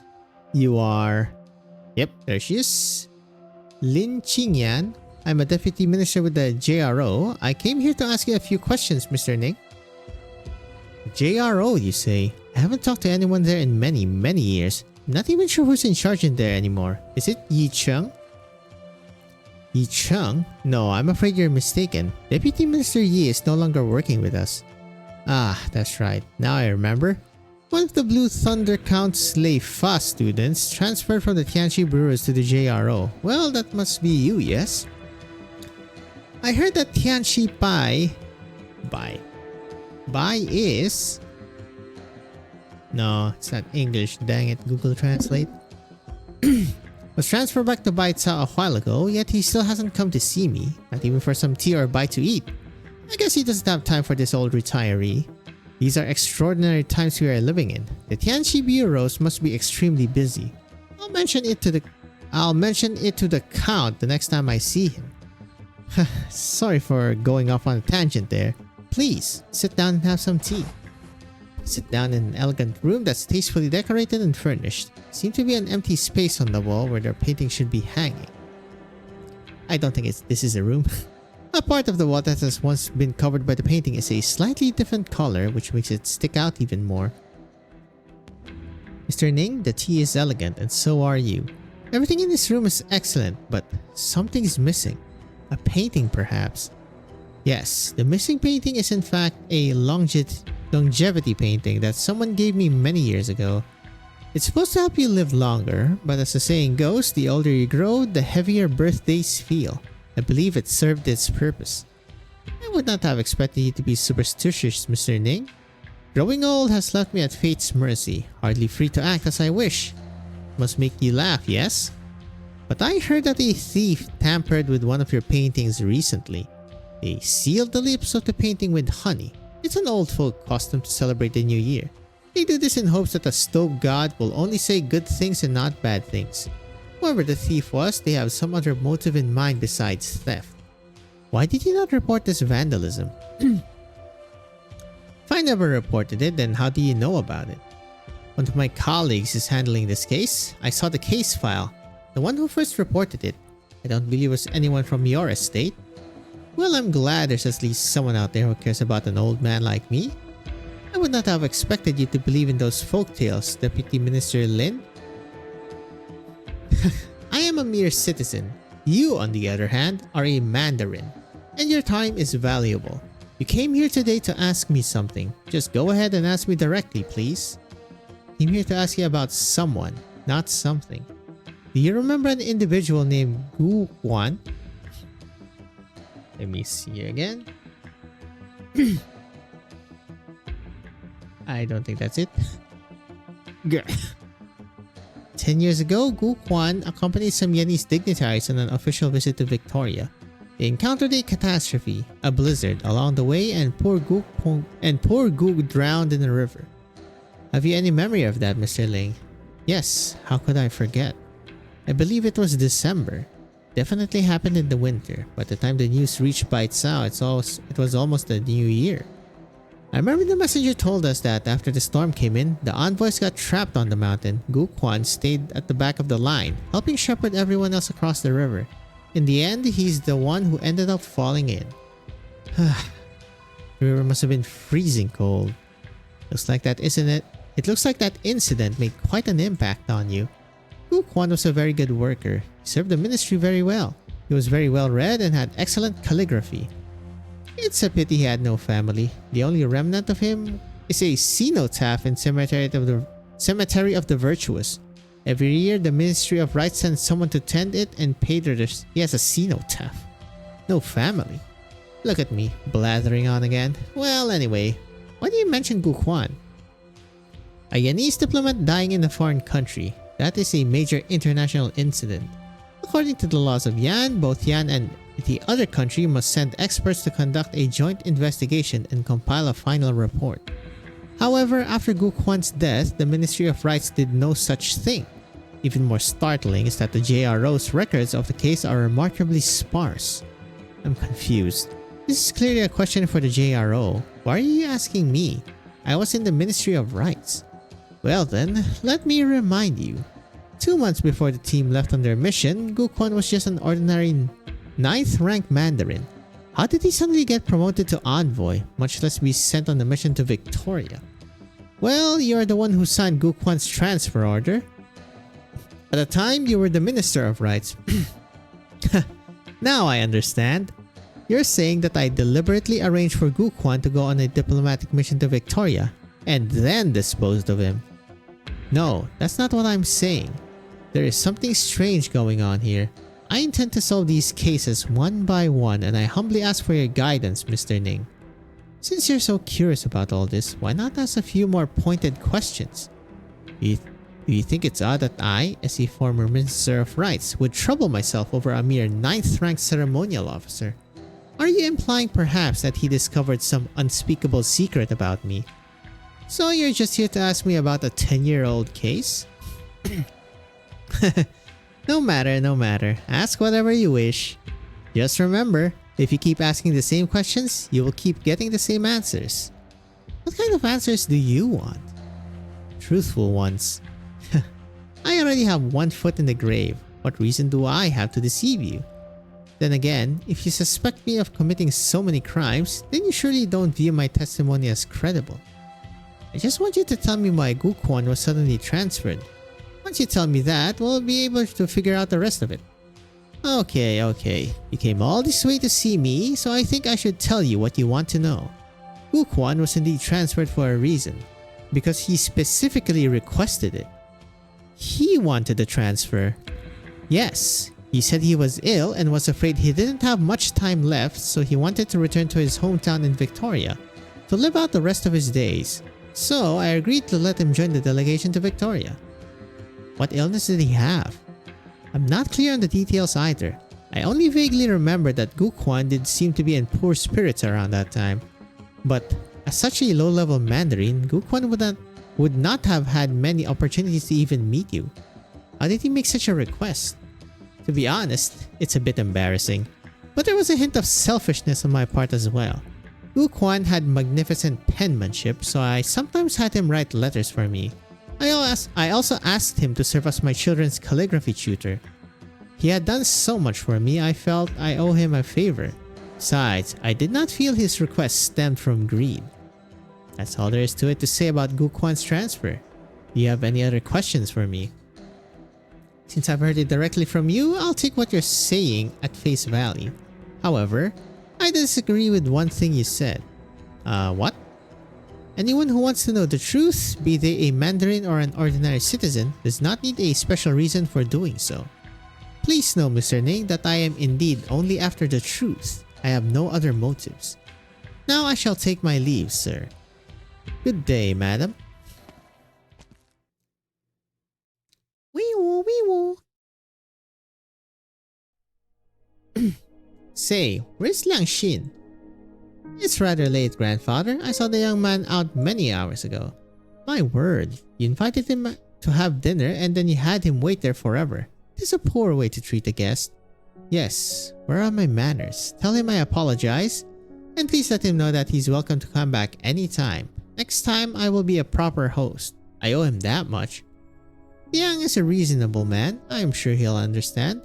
By the way, his name is Liang Xin, right? Which Xin is that? How do you write it? Should be Xin, right? English language, of course. It's that Xin with 3 dots on the left. That one in Shunmei. Shunmei. Yeah. E. Oop. Oh god dang it.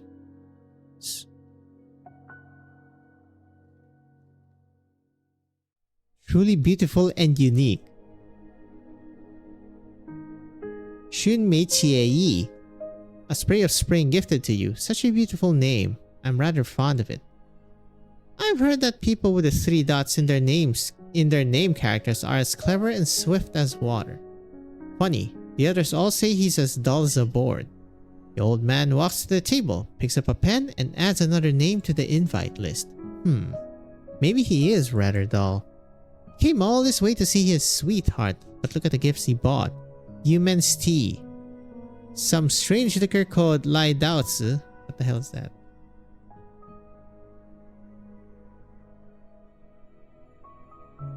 Hunting knife. Lie Daozi. Seems more like gifts meant for me. Dot. Lin Qingyan? Wait. Who's there? Lin Qingyan gets a strange feeling she's rarely felt before. A woman with a sword advances to within a zhang. I don't think that's Zhang. There's no way it's Zhang. Of Lin Qingyan, yet she doesn't even notice her. Until she is standing right in front of her. Hello? Nice design. Your uniform. You're an Imperial Guard. Oh, it's the thing from the opener. The short, brief flash of an Imperial Guard. This should be after.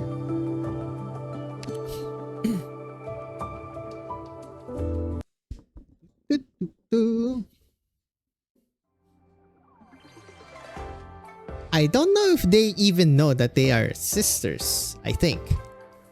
Blaze, what do you think of this one? Not bad. What I mean is, do these tangerine cakes taste like the ones you remembered? Well, not exactly.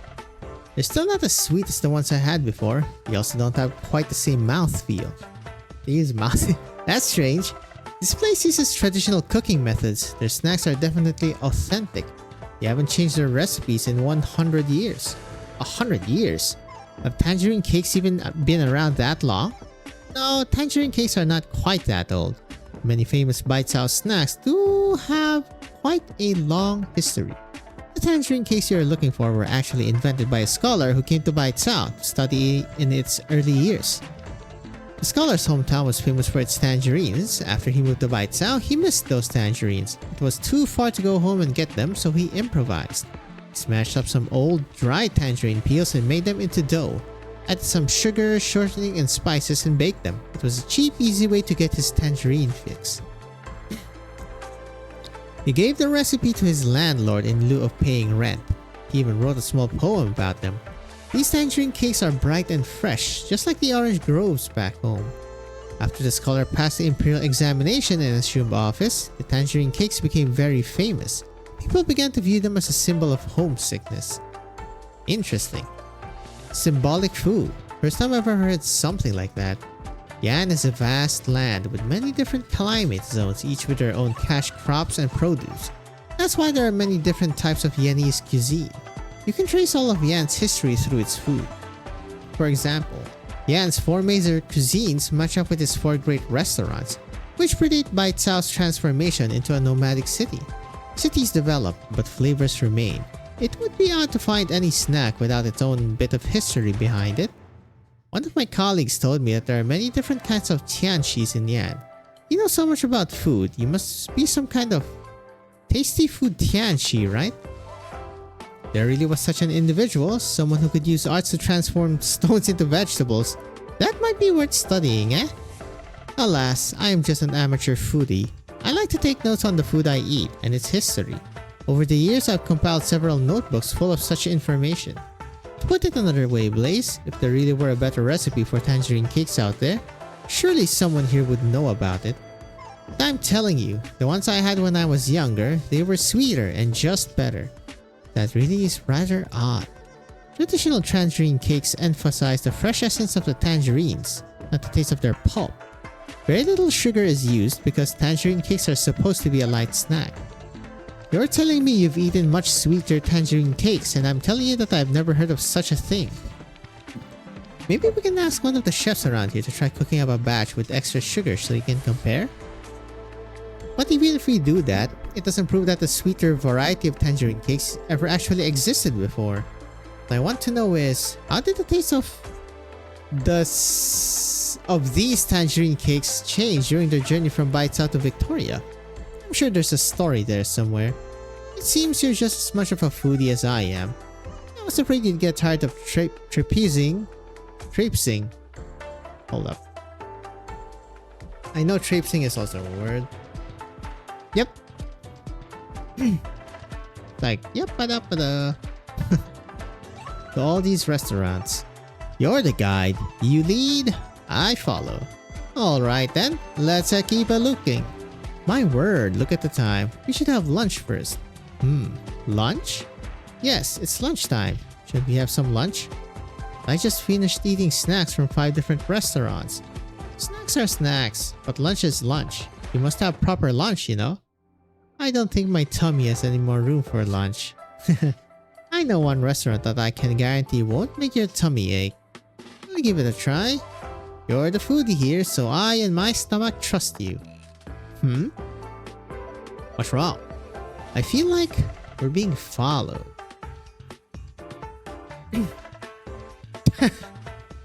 What the hell am I watching?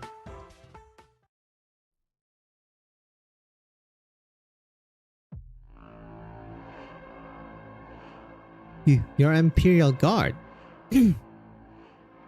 No. Without dark steel armor. Kazimierz? I'm not a proper member of the Imperial Guards. Officially, I'm a captain serving with the Yulin Guards.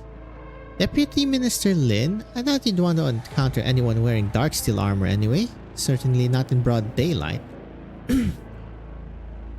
I once heard Tai He mention... Tai He? Okay, hold up.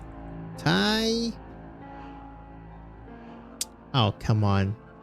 This is not Haitian, goddammit. There's a junior drill master serving in the ranks of the Imperial Guard apprentices. She's very young, but skilled beyond her years. That must be you. You're the junior drill master. I guess Tai He's still sore that I beat him in a couple matches last month. There's no need for name calling though. No matter, I'd like to ask you, what are you doing here? I'm investigating a case. Does that case have anything to do with the former Minister of Rights? Has the JRO issued you a search warrant? You're just a drill master. You have no authority to question whatever warrants I may or may not have, do you? You have no authority to question my authority. Just answer my questions, please. Very well. I heard you were on a long business trip just recently. You left by itself for a while, did you not? That's right. I went to go question a witness in an old case and update the case files. What old case? From when? What witness? Why are you just investigating it now? I don't understand your line of questioning. If the Yulin guards want to investigate the JRO, I'll go submit the necessary documentation immediately. If that still isn't enough for you, I can have the Minister of the JRO report to the Yulin guards for questioning. My questions have nothing to do with the JRO. They only concern you, Deputy Minister Lin. So you went to investigate an old case. What did you learn? Too much time has passed, so the trail has gone cold. I didn't learn anything. Nothing? Really? Are you sure? Nothing. Alright, I believe you. However, remember that you are speaking to the Yulin guards here. Your answers carry great weight. Very good. I'm done discussing official business for now. So you still have some personal business you wish to discuss? Tai He, that dumb Forte, told me that he doesn't have many friends in government. Well, you now count as one. I must warn you, don't stick your neck out too far. Your worries are unfounded. I'm just pursuing the truth here, as it is my job to do, not putting myself at any additional risk. Very good. Give Tai He my regards. You're questioning why I'm here. Well, why are the Yulin guards here? Their presence here, I think, is proof that I'm on the right track. Some resistance. Not necessarily a good well, it's not necessarily a good thing, but it's also necessarily a good thing. Oof, boy am I stuffed. Never would have guessed that a roadside stand could make such amazing wontons. They're certainly better than the ones in the Rhodes Island cafeteria freezer. I'm so stuffed that I want to just take a nap right here. After eating all that greasy street food. Street food, a nice hearty bowl of wontons is the perfect thing to settle the stomach. Famous restaurants need no introduction. As your guided by Tsao, I figured I'd share some of my favorite lesser-known food spots. Well, I'm lucky to have found such a good tour guide. Thank you. Well, I'm also glad to have found a culinary companion. I tend to eat alone, which means I can only order 1 or 2 entrees for myself. You know what they say, the more the merrier. Now that I'm here, you can order as much food as you want. Speaking of food, what is in these wontons anyway? They're fantastic. Just meat and celery. The key ingredient is the soup. Most places use shell-beast caviar in wonton soup to enhance the flavor. Unfortunately, the finniness of the caviar crowds out the other flavors. This place uses soybean sprouts instead. This makes for a milder soup, which allows the flavor of the wontons to shine. The meat filling for the wontons is fresh beast belly. After the wontons are cooked, the bits of fat will naturally seep into the soup. These wontons are light yet delicious. They are made of high quality ingredients which are hard to find elsewhere. Well, do these wontons have any history? Do tell. Not really. I just really like this particular wonton shop, I guess. When I get writer's block or need a little pick-me-up, I come here and eat a bowl of wontons. The shopkeeper has been making wontons her whole life. She used to own this shop together with her husband. Her husband fell ill and passed away, leaving her to raise her child alone. Later, her son joined the army, but he died in a catastrophe up north several years ago. She's still running the place all by herself. She says she wants to continue the family legacy and preserve their authentic taste. What a sad story. There are many such sad stories. There is no joy without pain. Over the years, as I've been coming to the shop, I've helped the lady with an errand or two. In return, she told me her family's secret recipe. She hopes that one day after she's gone, I can pass on her craft to the next generation. I have something I want to ask you. are you really going through all this trouble with the tangerine cakes just because you made a bet with the young chef? Why do you ask? I simply noticed that you weren't terribly focused on the taste of the delicacies at all. Seems like you had some other purpose in mind. Was it that obvious? Wow. When you watch people eat, you see into their souls. Sorry, I was just curious. If I've intruded on your privacy, I sincerely apologize. Hey now, we're friends. I'm not keeping secrets from you. You're alright, I'm not really that concerned about the bet. Those tangerine cakes, well, my father used to send them to me when he was living in Baitsao. Your father? Was he Yanese? Meh, whatever. I don't have anything to hide from you. I grew up in Victoria and my father is Yanese. One year, he suddenly returned to Yan for some reason. I never saw him again and he died over a decade later in a land foreign to me. I'm sorry, Blaze. It's not your fault. Why do you keep apologizing? I didn't think much about it at first, but yesterday when you mentioned that sweet tangerine cakes are unusual, I thought, someone who knows how to make those cakes might have also known my dad. Your dad was also... He was also what? Oh, nothing. Well, I promise you that I will do everything in my power to help you find out the truth about your father. You're such a contradiction. So bold when you eat, yet so refined when you speak. Okay, so she's the first one to know that they're sisters. Your dad is also my dad. I'm assuming that's what she was about to say. When we're eating together, it's all good fun. We're good friends. Why do you turn into a different person as you put down your chopsticks? Friends. And another thing, why are you helping me look for these tangerine cakes in the first place? Well, I'm writing a book. Most cookbooks today only contain recipes from renowned chefs, yet the streets and the countryside are full of unique delicacies that few people ever pay heed. I hope to collect all these recipes into a book. Perhaps years later, people will read this book and learn of Baitsao's unique cuisine. Just a silly dream of mine is all.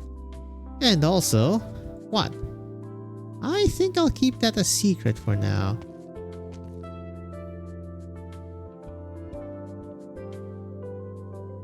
Well, as long as we're out here, you might as well take me to a few more places, yeah? Sure, where do you want to go? Let me see. This letter mentions the Virtue Bookstore, the Humble Garden, and the Baitsao Academy. Hey, what does this word mean? Let me have a look. This is a letter. Why is it so greasy? I didn't do that. It was like that when I opened it. I don't know what my dad was doing when he wrote it. So these are all letters that your father wrote to you? Yes, the few that I managed to save. Strange. This stationery. It's... What is it? Nothing. It's just that most of the places mentioned in this letter no longer exist. Huh? But it was only written a decade ago. For Baitsao, a decade is enough for the whole city to change. Have you noticed that anything has changed since arriving in Baitsao? Well, aside from the food, there are all these energy poles all over the place. Seems like kind of a waste. It may seem wasteful, but in fact, we have no other choice. The city of Baitsao was founded a long time ago. At that time, Yan had just experienced a great war and the country was in dire straits. However, suddenly, an extremely rich originum vein was discovered right next to the ruins of a battlefield. Wow, what impeccable timing. You Yanese sure are lucky. No, it wasn't lucky at all. The originum vein was rich. Too rich. It attracted too many originum particles in one place, which eventually led to a catastrophe. Basically, not only was it difficult to mine, but it also created a vast stretch of land that was prone to catastrophes and there was nothing the Yanese could do about it. That is until one of the Tianshis had an idea. They could build a city right on top of the originum vein. The city infrastructure would deplete the excess originum energy, preventing further catastrophes. That's kinda crazy.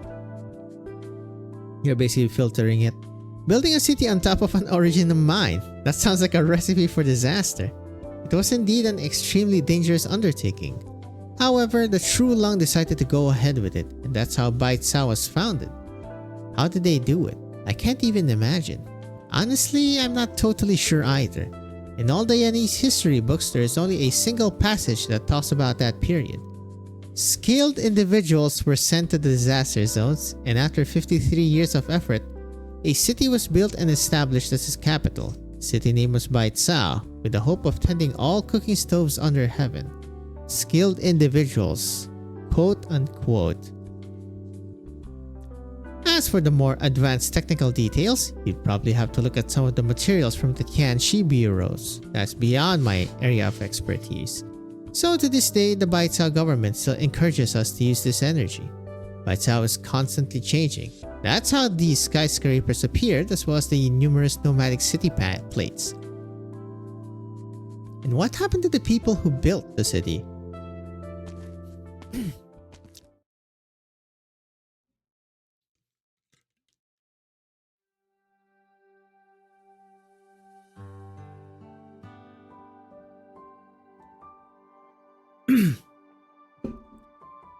That like a Great Wall thing where they buried the workers?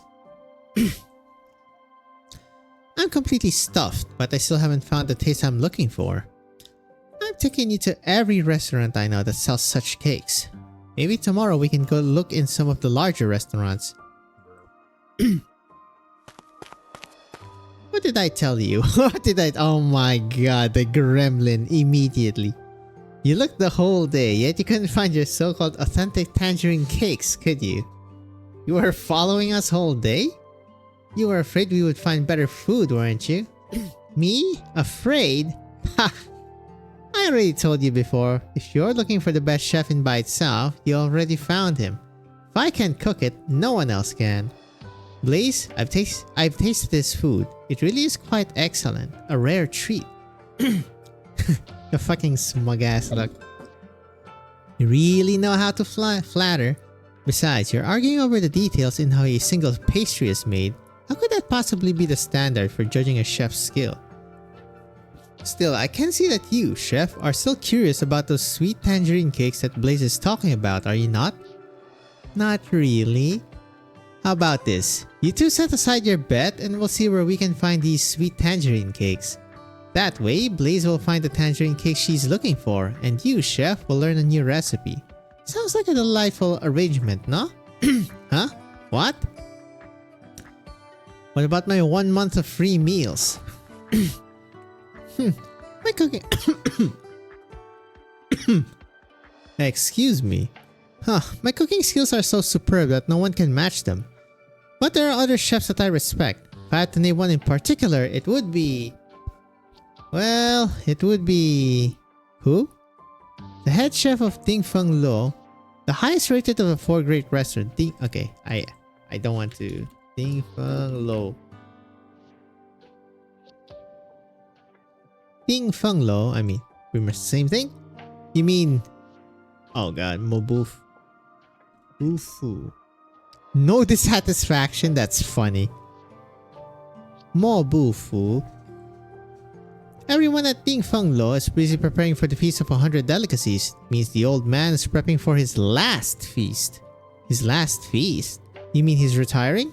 Who knows? The old man's been challenging people left and right lately, really showing off. What are you waiting for? Let's go! Sad. It's not so simple. Chef Mo, that's a good one.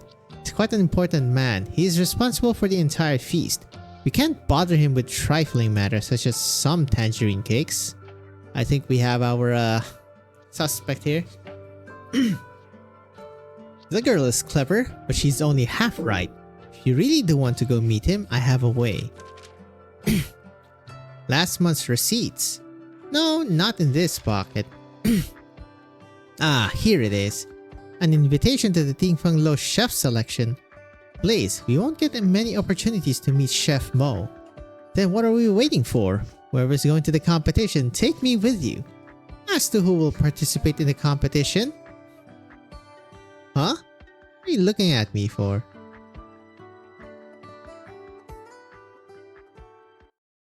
Oh god, can she even cook? Drink a bit of water a bit.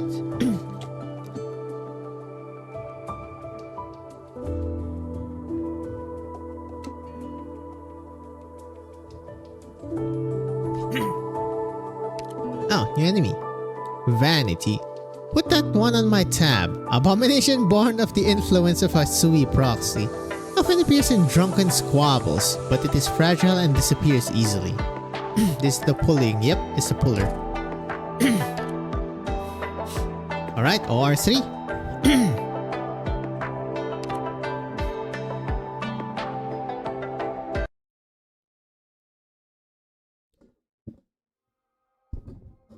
Okay, so is that a ministry?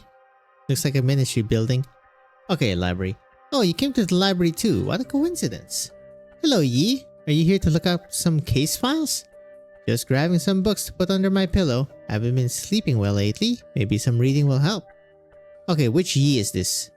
How I envy the life of a student. Their brains are filled with books, not worries. I mean, books are worries though. Surely you're joking. I'm not joking at all. Investigating these sordid cases for the JRO every day is bound to make one feel sick. They say the Baitsao Academy Library is the cleanest and purest place in the world, where only wise men and sages dwell, so I'll sit here for a while and purify my soul. Did you used to study here at the academy too, Gu Quan? Okay, it's Sheng. That was many years ago. I still haven't achieved anything yet, academically, since I graduated from here. I feel unworthy of the academy's prestige. But I was fortunate to meet a great teacher here, and that experience will benefit me for the rest of my life. Who is this teacher you speak of? No longer with us. Then why did you come here today? To borrow books? I'm here to look up some case files. The Ministry of Rights is preparing for a grand celebration, and we need to refer to some old rituals. I'm a deputy minister for the JRO. You take me for blind or merely illiterate? That thing you have in your hand is clearly a case file from 15 years ago when the Grand Preceptor committed treason. You know that file is top secret, right? You really have some gall. I have nothing to hide. I'm indeed looking for materials related to that old case. I think there may be more to it than we realize. If you think I'm doing anything illegally, then by all means, have me arrested. What are you blabbering about? Did I say I was going to arrest you? I was only saying that it's quite a coincidence, because I'm also very interested in that case. Wink wink. Oh god. School bell. I learned a lot from our debate today. However, I still maintain my own views about the new reforms. I'll have to do more research on this. Wait. Oh, I thought it was sword. It's a scroll. It's fine. This campus is plenty large enough to accommodate a wealth of different ideas. If my arguments have not convinced you, then you should not force yourself to agree with me just because I'm a teacher. The students of this academy must focus on real-world issues instead of getting lost in theoretical or ideological musings. Duoshe. A clock hangs on the top of the ancient building, the minute hand ticking as the shadow of the sunlight moves slowly. The bell rings, and soon students start pouring out of their classrooms. A lone figure moves against the tide. The guards fail to notice the unfamiliar face amidst the crowd. Hello. Good day. Do you need some help? Hello. How do I get to the archives where the students' files are stored? You mean the registrar? What do you want with those files? I'm a new assistant lecturer. The professor wants me to organize the graduates' files. That's odd. Which professor? Professor Ting. She teaches military theory at the college affiliated to the Ministry of War. She's teaching classes all day today, so she asked me to do this errand for her. Oh. What's wrong? Go straight down here past the main building, turn right, and you'll see the Bingshan building. That's it. You'd better get going. Trust me, you don't want to keep her waiting. Washe?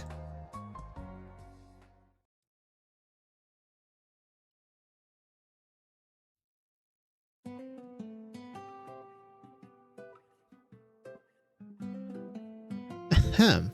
First rule of any restaurant is that once you enter the kitchen, the chef's words are law. If you want to win the contest and meet Mo Bufu, you must follow my instructions to the letter. Do you understand? Did we agree to split the prize money 70-30? Why are you acting like I owe you a favor? Okay, enough of that. You say you wanted to learn a few new recipes anyway? Have you changed your mind? No, I want to do this, but I'm no Rhodes Island 5-star chef. This competition sounds too difficult for an amateur like me. Why don't you go instead? I am the head chef of Sabers at Yee's. Participating in this kind of competition would be sullying my good name. I'm giving you an opportunity here. As my apprentice, you can go show your skills and wipe that arrogant smirk off Mo Bufu's face. Wouldn't Ching Tzu be a better choice? She's a foodie, you know? I'm afraid that, as the wandering foodie, I'm too well known. It would be inappropriate for me to participate in a food competition. Enough chit-chat. First things first. To get you ready for this competition, let me tell you a little about Ding Feng Lu. I've been hearing about this place since I first set foot in Bai Cao. What's so special about it? Remember I told you about the 4 great restaurants of Bai Cao corresponding to the 4 main branches of Viennese cuisine, that is, north, south, east, west? Dong Si Nan Pei. I know that. About 400 years ago, several chefs arrived in Bai Cao. They each set up their own restaurants and culinary sects. This marked the founding of the 4 main branches of Viennese cuisine. It was the first head chef of Ding Feng Lo who promoted the founding in the first place. The legendary chef's name has been lost to history. He was the founder of northern cuisine, but was also proficient in the other 3 styles. The other 3 chefs are only invited to Bai Cao after they lost to the northern chef in a cooking competition. With such a storied history, Ding Feng Lo outshined the other 3 restaurants and became known as the #1 restaurant in Bai Cao. Who's teaching this class, you or me? Oh, my apologies. Of course, what she said is pretty much accurate. The only thing I'll add is that eventually the 4 great restaurants of Bai Cao started fighting with each other for fame and glory. These squabbles continue to this day and they're really quite annoying. I thought Bai Cao was a place where all these great chefs could learn from each other. If I had known there was going to be all this infighting, I would not have gone. Not have gone where? Ahem! In any case, what you need to know is that as the most famous restaurant in Bai Cao, Ding Feng Lo and its chef selection competition has extremely high standards. Ding Feng Lo has not taken on any new disciples in many years. The only reason they're hosting this competition now is because they suddenly got short-handed right when they needed to start preparing for the Feast of 100 Delicacies. But I've also heard that Chef Mo is advancing in age and still hasn't found an apprentice to take over the business. The format of the competition is different each time, but there is one requirement that stays constant. Each chef has to showcase their best dish. Jesus. Wait a second. If the competition is really that difficult, how can I ever hope to win? Logic would dictate that an amateur chef with absolutely no culinary experience would have little hope of winning. However, you have me in your corner. I can teach you a recipe that is easy to cook and is perfect for the occasion. Longevity noodles. Longevity noodles? Why would they serve longevity noodles at the Feast of 100 Delicacies? The reigning True Lung's birthday just happens to coincide with the Mid-Autumn Festival, so every year they serve longevity noodles at the feast. But it's such a simple dish. Is it really appropriate for a major competition like this? Who told you that simple dishes can't show great skills? Just watch and learn. There's also the painting.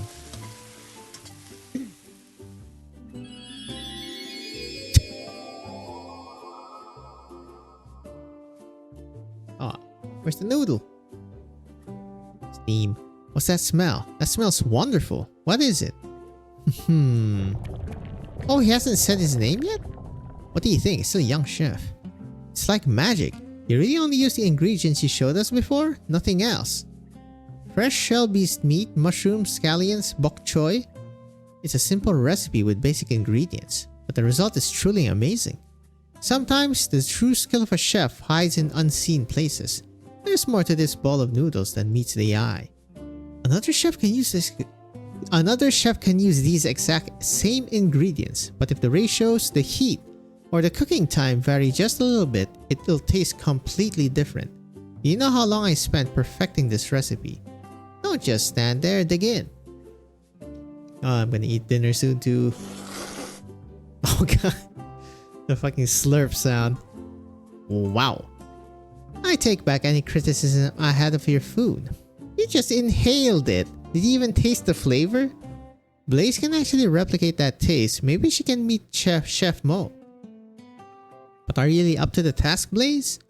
Figuring out the secret to this recipe would be difficult indeed, but simply following its steps should not be too much trouble. Have you ever cooked anything before? Of course. Ah, that's good then. Now I'll give you the recipe and explain every step for you. Follow them exactly and you'll be fine. Great, I'll study hard. I won't disappoint you. I'm scared. Did you say you knew how to cook? Yep, there it is. In the classic Rhodes Island music. The instant noodles are already pre-made. How should I know how to knead flour into dough? You really are a hopeless case. You haven't really even taught me anything yet. How can I teach you anything? You managed to break 3 bowls just while kneading the dough. I can't risk you breaking anything else here. Be careful, these bowls are expensive. We can't afford to buy new ones. Yep, and that's why you should be afraid.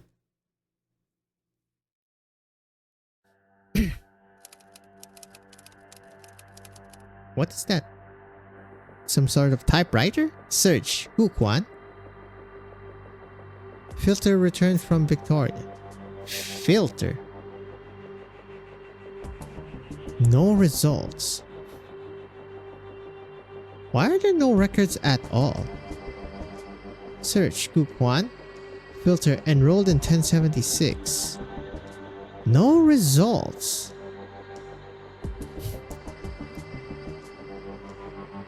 I want to see what the computer looks like, damn it. No results. What is going on? We're going in too deep. Huquan, an ethnic Yanese born and raised in Victoria, returned to Yan in 1074. In 1076, he was admitted to Bai Cao Academy. After completing his studies, he joined the Ministry of Rights. These are the only records left for the deceased in that case. They should have files for all Mandarins who graduated from the Imperial Academy and went to work in the 6 ministries of the court. But why can't I find him in the system? Huquan, what did you... Professor, I was just trying to confirm that with you. I didn't mean to ask you to come here in person. She said she's a new assistant professor? Why haven't I heard of her before? The person who came here seemed to know you very well, so I didn't... How many times have I told you? The Academy's personal files are confidential. Keep that in mind. Forget it. I'll go handle this myself. Oh no. It's time to make a break for it. Do I know you? No, not really. Oh, from the Enfield test, right. The room is empty and the documents on the desk are still where they were without any signs of having been moved. Qingyan, you're a bit too old to be playing hide and seek, aren't you? Jing? Has the JRO come to our school to apprehend some culprit? The office is investigating a case. I've come here to collect a few old case files. Please, Jing, Professor Jing, please cooperate. Alright then, if you're here on official business, show me your official documentation. I rushed so quickly to get here that I left it back at my office. Really? Well then, I'll just place a call in to the head of the office. Wait a moment. Professor, are you okay? Should I call security? Here's a pleading look. No, I forgot that I asked some other professor here to collect some materials for me. I'm sorry for wasting your time. It's not a problem. Goodbye, Professor. Alright, now it's just the two of us. Xie. Thank you. Qingyan. I've always thought that you were a well-mannered and trustworthy girl. Every time I mentioned you to Le, I told him to follow your example. And look at you now. What are you doing here? A deputy minister from the JRO, sneaking around like this. I'm conducting an investigation. What kind of case requires this secrecy? What kind of case can't go through the normal process? A cold case. The deceased was once a student at the Bai Cao Academy. But I... excuse me. But I just searched the personal files and found no record of him.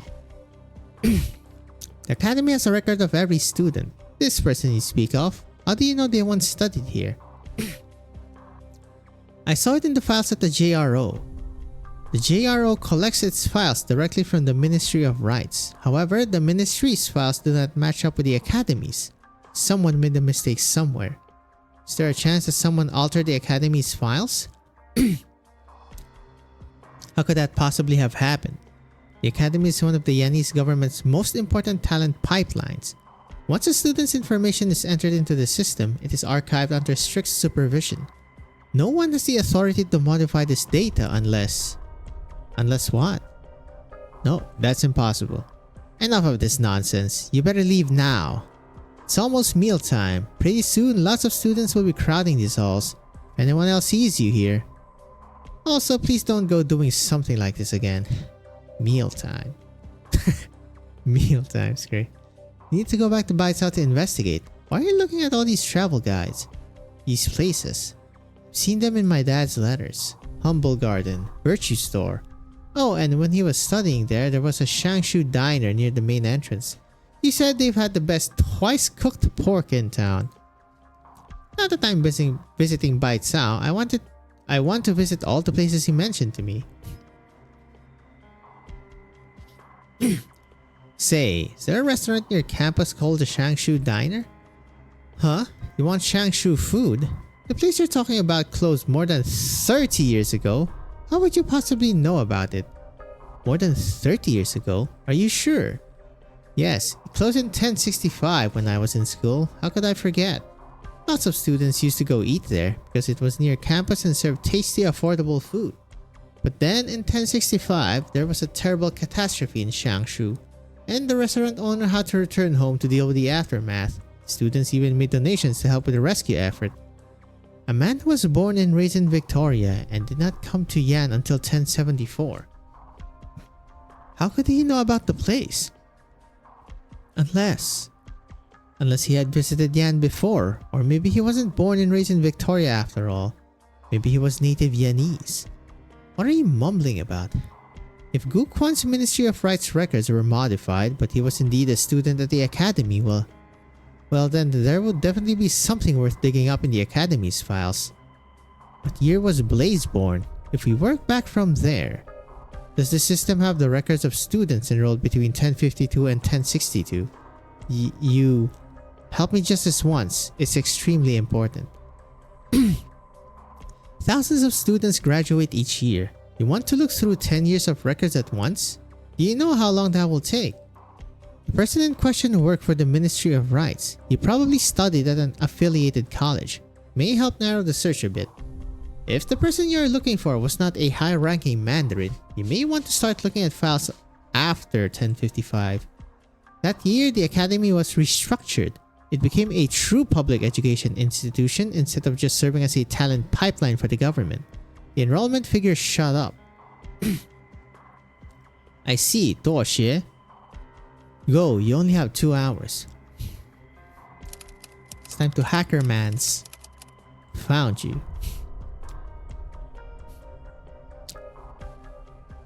Wu Sheng, male, born in Langyi in 1037, accepted into Baisao Academy in 1055. He was assigned to the Education Department administered by the Ministry of Rights and has among the first batch of students to enroll after the school was restructured. Top marks in all subjects. Wait, he didn't graduate. This file was last updated in 1062. This is a missing persons file. Wu Sheng, along with his wife and daughter, disappeared in 1062. Accordingly, this file has been sealed. So he was already a family man when he was in Baitsao, and all 3 of them disappeared. 1062. There's something special about 1062. Blaze, I need to confirm something. You were born in 1062 in Victoria, right? Yes, from as far back as I can remember, I lived in Victoria. I asked you where you were born. How am I supposed to remember that?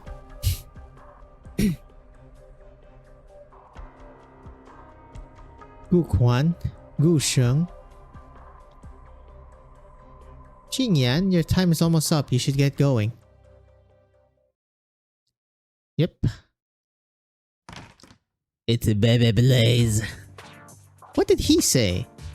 No good. The dough still won't do. Let's try again. But that's already my 20th batch.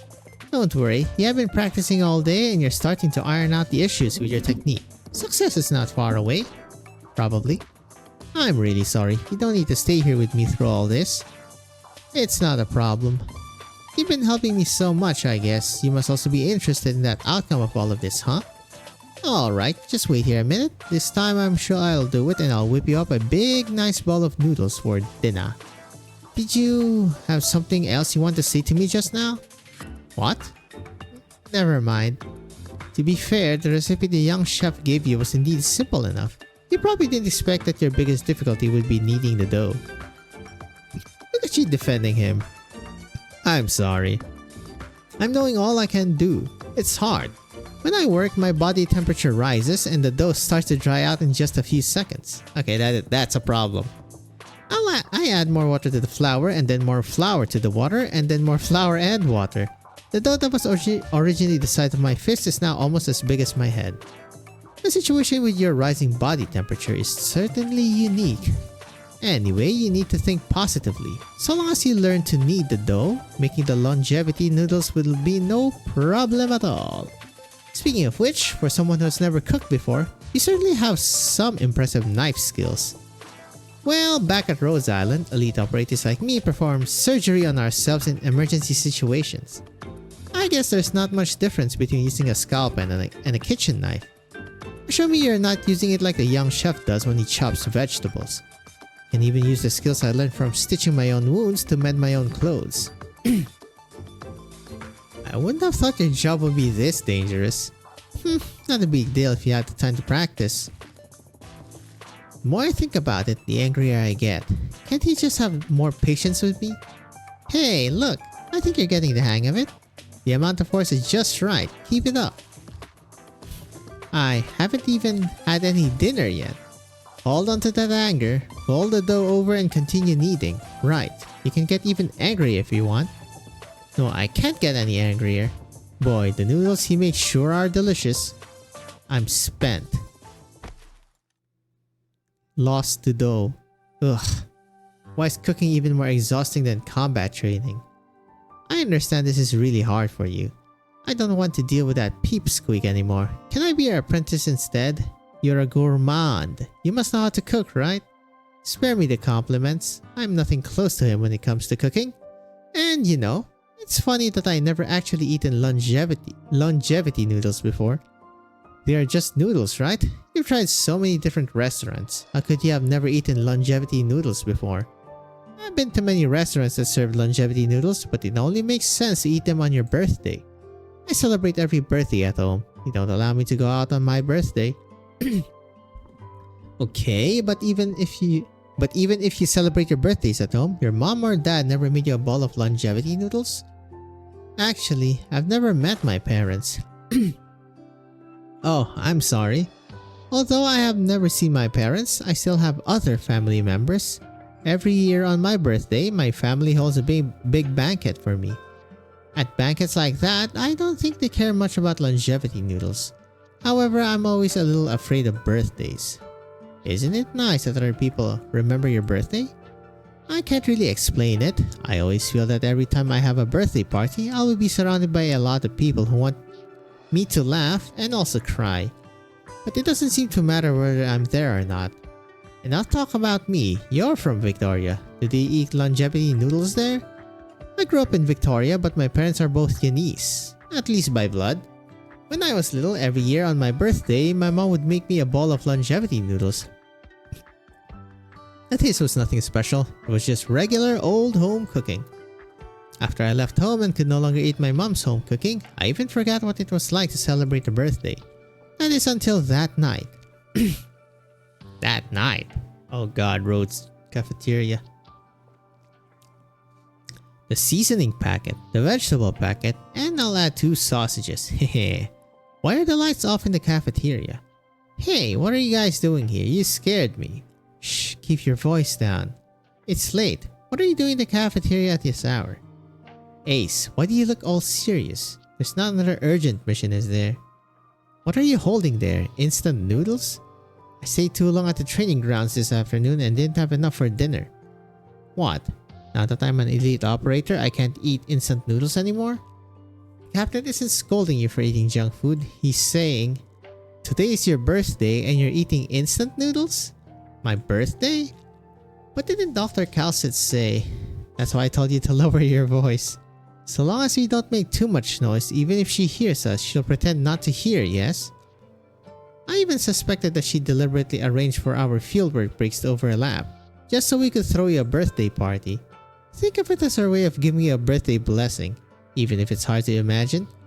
Blaze, you're one of us, a part of Rhodes Islands. You're not alone. Thank you all so much. Alright, it's already midnight. Happy birthday, Blaze. Happy birthday, Big Cat. Happy birthday. Happy birthday. Also, Amia isn't on the ship right now, but she asked me to pass on the birthday wishes. She hopes you stay happy and healthy. Ah, bunny. So, are you planning to come blow out the candles and cut the cake, or are you going back to your instant noodles?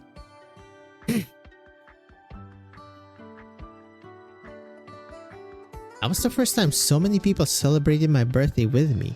That bowl of instant noodles became my longevity noodles. Everyone knew how much I wanted to have a birthday party, but that day, not a single person actually came out and said, I knew you wanted this. They acted like it was just another one of my many birthdays. I like the nothing special feeling of it.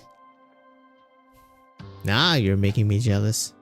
Oh right, you said you never had longevity noodles. Well, let me whip up some for you. But you haven't even learned how to knead the dough yet. I don't know how to knead noodles, but I do know how to cook ready-made noodles. I'll go ask Zhang for some dried noodles that I can simply boil. Wait, handmade noodles? Ready-made noodles? Maybe it really will work after all.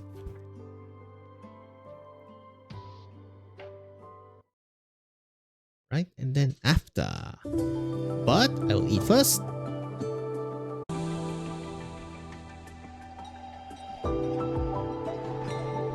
Alright, let's go. R-3. After.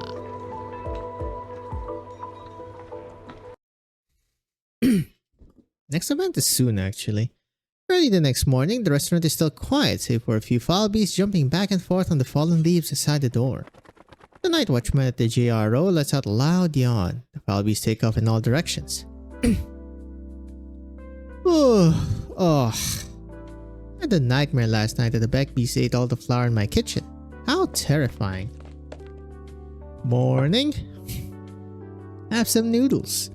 You figured out how to make them. Look at the bags under your eyes. Were you practicing all night? No, only about half the night. Hey, Xing Chu still hasn't woken up yet. Enough talking for now. Try the noodles. You... Huh? Gave up learning how to knead the dough and boiled some ready-made noodles instead? These are no ordinary ready-made noodles. Xing Chu and I looked through all the ready-made noodles on the market and picked the ones we feel have a texture closest to your handmade ones. Of course, they don't have quite the same mouthfeel as handmade noodles, so Xing Chu adjusted your soup-based recipe to ensure they taste similar to the longevity noodles you make from scratch. This is blasphemy. You're using ready-made noodles and you tampered with my recipe. My word. Don't jump to any conclusions yet. Please have a taste. The young chef picks up his chopsticks and with a giant frown on his face pulls up some of the noodles. He carefully takes a sniff then finally takes a taste. Well? Say something. Why did you two think this would work? Xing Chu was starving after all my failed attempts. I figured at that point, I was better off just making noodles I knew how to make, so at least she'd had something to eat. Then I started thinking the most important element of longevity noodles isn't the taste. Instead, it's making sure the person who eats them feels the birthday blessing. Some people just aren't skilled enough to make noodles like you. However, I can still use ready-made noodles to bring birthday blessings to myself or my family. That's the real meaning of longevity noodles anyway. See how yellow and shiny these noodles are? They look more lively than yours, right? Of course, yes, I'm taking shortcuts with this dish. You mentioned birthday blessings. Do you think people can taste that in your noodles? I think so. Last night, after I finally made a proper bowl of noodles for the first time, I shared them with Xingqiu. We felt so happy when eating it. I even got Xingqiu wiping away tears. Hold up.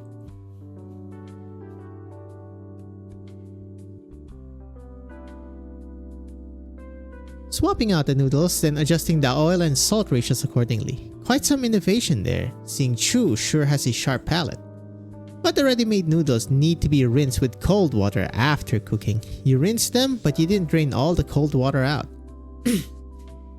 Cold water lowered the temperature of the soup, which also affected the texture of the noodles. If you really want to make good food, you need to be mindful of these little details. Got it. I'll remember that. Wait, then you mean... Enough. I'm only continuing to teach you because I can see you put in the effort. You still need to learn how to make your own noodles from scratch. You don't really expect to use ready-made noodles in the competition, do you? Haha, great. As your Shifu, I'm glad that you improved, but we still have to see whether the customer recognizes your efforts. Well, what do we do? Later on, if anyone orders noodles, you'll make them. If the customer doesn't like the noodles, then you'll need to keep practicing. I'm on it. A bit of a reputation sacrifice here and there. Hello, would you like to try our special longevity noodles? It's not my birthday, why would I want longevity noodles? It's a new dish we're trying out, we'll give it to you for free. No, I meant if you try it and like it, then maybe you should still pay for it. I mean, I have to settle up with the boss, you know. That's an interesting way to do business. Sure, give me that bowl of noodles then. Eager, you need something else from me? No, I just want to see how you like the noodles. Okay, I'll give him a try. Man picks up one single noodle using his chopsticks, then a piece of bok choy, then some scallions. He tries them one after another. He eats with graceful manners, but somehow in just a few moments' time, the entire bowl is empty. What do you think? Good. Even excellent. Really? The soup has a rich umami taste, and the ingredients are top-notch. If you had let the soup simmer for another day or so, it might have tasted even better. But I was already so hungry. If I had tried to wait another day for that ultimate perfection, I would have starved. He wants to create the perfect taste, but a customer cannot wait that long. Even if I want to wait for him, there are some things that I just can't wait for any longer. Okay, who the hell is this? You're saying? Don't worry about it. Just tell your boss what I said, yeah? The man stands up. The patterns on his clothes emit a strange glow. The light distorts and blurs his face, so much so that Blaze cannot make out what he looks. Is this the chef of Dongfei Lu? Or whatever it's called?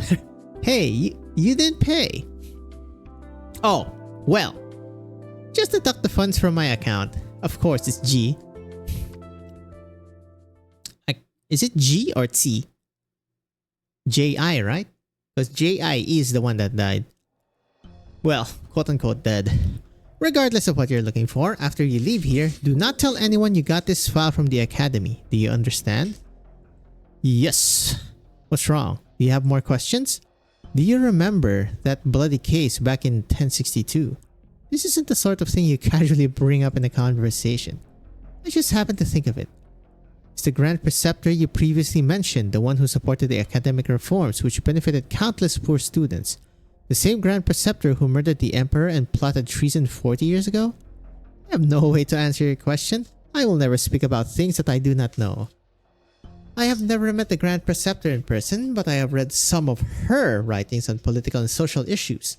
Her extensive knowledge, clearly reflected in her works, has been deeply enriching for me. But people are complicated and cannot be easily categorized. You're saying you're not completely convinced that the outcome of that case was correct. Xingyan, you are never good at hiding what you're thinking. I knew you would. The office's archives will not house muddled cases, no matter how many people they involve. Solving those cases is my duty as deputy minister. I shall not dissuade you from doing as you see fit. However, you must learn to protect yourself no matter what happens. Before your parents retreated into seclusion in the mountains, they entrusted me with looking after you. If anything were to happen to you, I would never be able to look them in the eyes again. I'm not a child. Why do I need people to take care of me? Everyone feels that way when they are young. However, as a mother, watching Zuola grow up day by day, I feel a weight growing on my heart. Well, What else should we parents worry about other than our children's safety? But if your parents learned that I prevented you from fulfilling your duties out of concern for your safety, then they would really blame me. 我是 sister. You can't. You call me your sister, but in my eyes, you have always been like a child of my son's generation. Speaking of which, Human is nearby town now. Have you seen General Zuo at all over the past few days? Things are coming to a head. The Ministry of War is holding meetings day and night, and the General must remain on the front lines to oversee things personally. Neither he nor I can abandon our posts. There's truly no way to avoid this conflict? This isn't something I have the authority to decide. As an advisor for the Ministry of War, my job is to do everything in my power to accurately calculate the outcome of the war. Allowing any personal biases to affect my work would be a grave disservice to the people of Yan. You don't compromise in your duties, and neither do I. I hope everything goes smoothly. If the outcome is inevitable, it's best not to worry too much about it. If you are alone for the Mid-Autumn Festival, come to my home for dinner. I will. Wait, I just thought of something. Didn't you just ask me who has authority to alter the Academy's records? That did happen once, although it was under extremely unusual circumstances. You mean... No, I can't say that the records were ever altered. However, if a record has gone missing entirely, then it must have been transferred to another location. Death Row at the Ministry of Justice. Well, we got a lead. Oh, we're here in the war room. Mr. Zuo? Is General Zuo is there? Father's not here. It's been more than 6 months since he was last here. The furnishings in the house has not changed, only that The furnishings in the house have not changed, only there are many more symbols symbolizing war on the sand table. What was that hard? A lone city stands in defiance, the two sides gazing at each other from afar. Lord Zuo. A thick familiar voice rings out from behind. Tai He? Uncle Tai He. Your injuries. Is it Tai He or Tai He? This translation is not exactly always correct. Maori, I don't think it's Maori, sir. Your injuries. I was finally able to walk since 2 weeks ago, albeit with some difficulty. At least I'm no longer bedridden.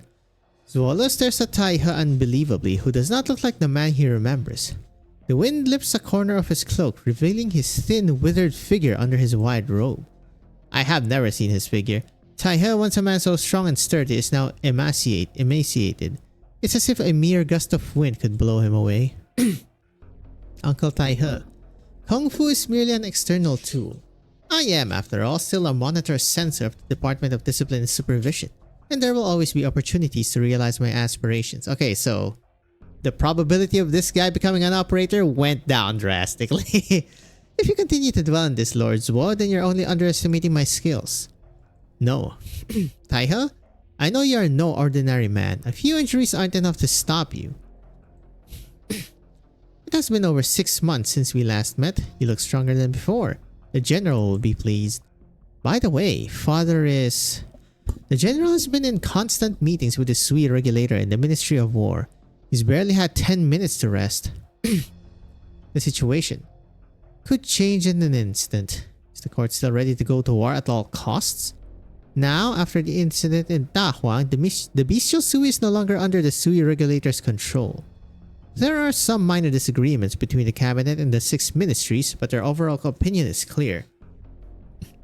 Eliminate the threat once and for all. But the consequences of this war will be... Huh, so we are Sui hunting, huh? Hello, you're in Chunfen? Mr. Chungus? You're still there, god damn it. Are you still drunk as hell? Oh, you're also in Shangshu.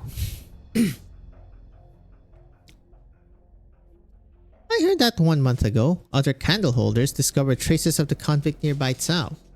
Yes, I heard the same thing. The Imperial Court is on high alert. They've already dispatched several units of Imperial Guards. The Imperial Guards? The convict's unpredictability is currently the gravest threat we face. I have a theory, perhaps. There is still another proxy in Baitsao. This proxy is the youngest and the most unique. According to the Sui regulator's observations, in the hundreds of years since he left the tomb, he has never used any of his powers. The Sui regulator does not know how to deal with him. There's only one thing that's a little suspicious. 100 years ago, after Wang escaped from prison, he came to Baitsao and has remained here ever since. Wang used to frequently interact with the other proxies, so I am afraid that during his current return to Baitsao, the lone proxy who stayed here will also be part of his plan. What do you plan to do? I don't know yet, so I'm going to take a look and see for myself. Well, collateral damage. Unfortunate. Whew, finished. What do you think? I've memorized every step from washing the vegetables to serving the noodles. I can do this all by myself now. Of course, it's all thanks to Shu for figuring out the genius solution. I just need to dip my hands in ice water for 5 minutes before kneading the dough and it comes out fine. It looks good and I can taste the craftsmanship in the dish. It'll do, even if it's far from perfect.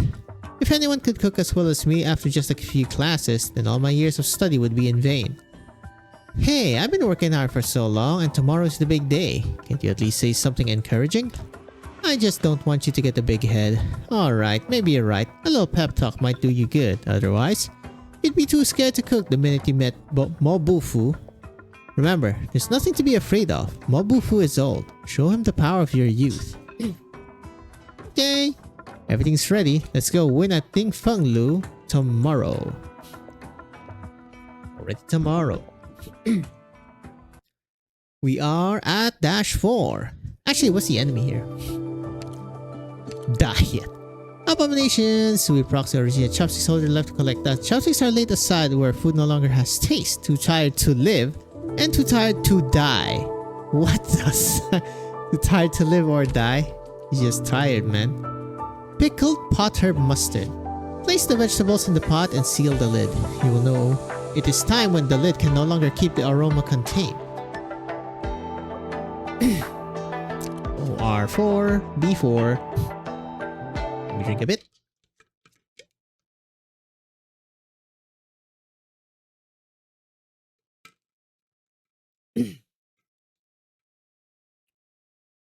Welcome to Ding Feng Lu.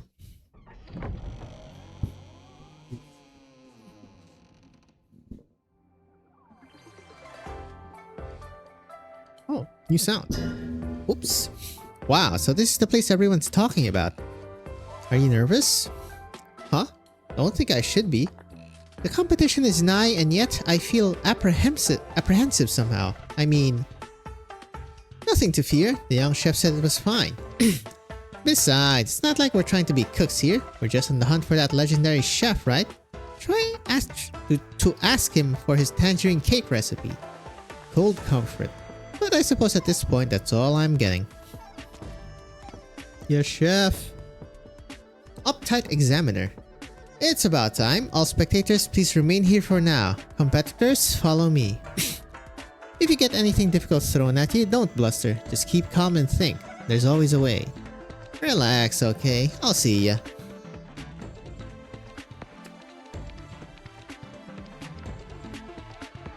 Please sit. While I know you're here for the exam, you're still one of our guests. Please, let me offer you some tea first. The examiner picks up the teapot from the table and pours Blaze some tea. Her nose is immediately filled with a fresh, sweet scent.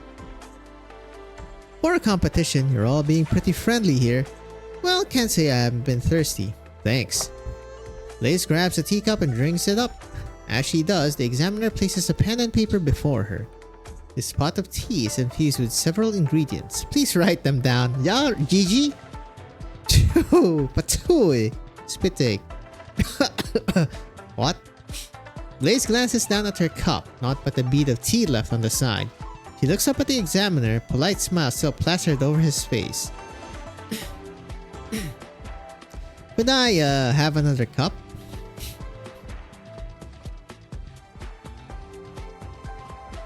Gigi. Today looks like a bust to me. They've gone through dozens of people since morning and nobody's even passed the first stage. Our head chef is being too harsh on them. It's like a revolving door over there. No one can last longer than a minute. Chef's third eye is their tongue. If their tongue's not good enough, they can't be that good a chef. So no point wasting the head chef's time if they can't even pass stage 1. May as well send them home sooner. Hey, excuse me, madam. This is the kitchen. Are you... JRO investigation. I could have both your assistants. Yay! Intervene on the behalf of us, ma'am. Keep calm. Keep calm. What did Mechanist tell you? The human tongue can only taste 4 flavors, but the nose can tell between over 100. Not that I ever smelled anything from his machine oil moonshine, though. Blaze gingerly cradles her cooling teacup once more and takes a careful sniff of what aroma remains. It smells flowery. It's probably jasmine, I was about to say. Okay, that makes sense too. Not just jasmine, that's a kind of right. Chrysanthemum. Just like the table tea at the young chef's place. Okay, aside from that, that was definitely a sweet, sour kind of flavor as I drank it. None of the initial flavors were sour, so what was that aftertaste? Sweet, acid, and a little puckery. Kinda familiar? Lemony? Ah. Why do you want me to try this plum wine anyway? It's a specialty here in Baitsao, you see? There's a plum forest north of the city. When summer sets in June and the plums are fresh and ripe, the people pick them to steep in wine, ideally a Shaohan wine. Wine made from mosotes. Ooh, mosote? What kind of fruit is that? Not Mossad, goddammit. Does it have to have S? I don't think there's such a thing as a mosote. What the heck is a mosote? It goes perfect with plum. Sleep it for about 3 months and it's ready just in time for mid-autumn. Plum wine, huh? So it's got history. Earlier you asked me what happened to all the people we lost building Baitsao, right? I wouldn't say it's got history really, it just strikes me. During those awful times back then, pickled plums were a worker's staple. And some years after finishing Baitsao, that plume forest sprang up in the mountains north of us. No one knows exactly when it did nor who planted it. So it's a way of remembering them, kind of. At least they were never forgotten. Once the plumes are ripe next year, we can go to the mountains to see together.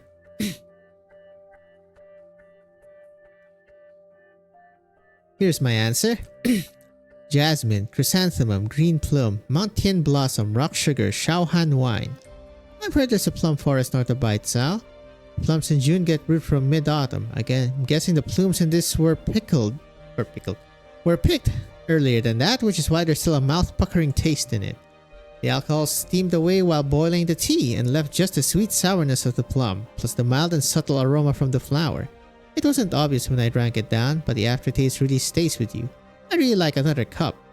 Identifying the first few flavors is reasonable enough, but you're the first one today who's been able to point out the use of Shaohan wine. So I'm right? Are you not sure about your own answer? No, of course not. Of course I don't.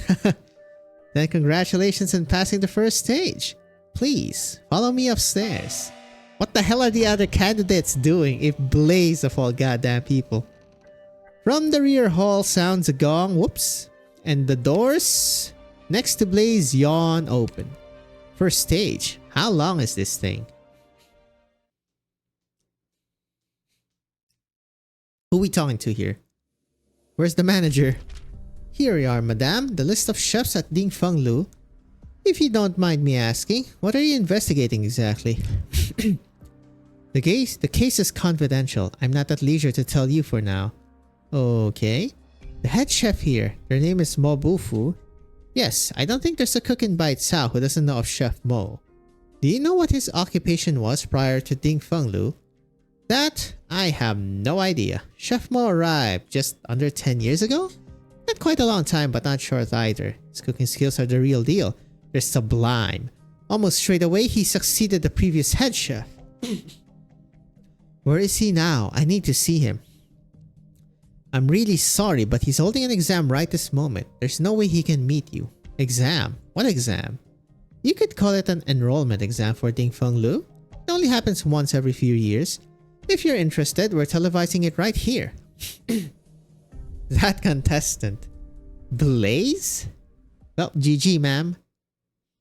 I don't think you can contain this wild-ass cat. This is... Isn't this a restaurant? How come this room's set up like a study? Whoops. In its centuries of history, Ding Feng Lu has hosted countless reputed celebrities. We set aside this room to safekeep any pieces of calligraphy or painting gifted by them. Delicacies, calligraphies, paintings, all are works of art that take years of practicing. Blaze looks up and around. Hundreds upon thousands of silk threads hang from the ceiling, a wooden placard tied to each one resembling a curtain. All of these are names of dishes. As you're no doubt aware, Ding Feng Lu is hiring chefs in the run-up to the Feast of 100 Delicacies. This calls for cooks who are not just culinarily skilled, but who grasp the significancies behind the dishes they make. Every dish here originates from a past Feast of 100 Delicacies. Pick one placard and tell me the dish's history. That is today's second stage. Today. From the feast? How the hell should I know any of these? Whatever, I've gotten this far. Blaze closes her eyes and swipes one down. The neighboring placards clatter against each other as if an endless wind chime. What's this? Medley of Whites.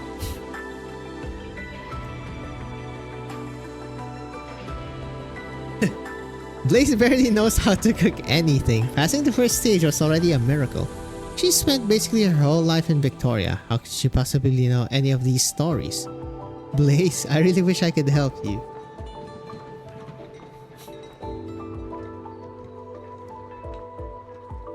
You have a time limit. Do you know the origin of this dish?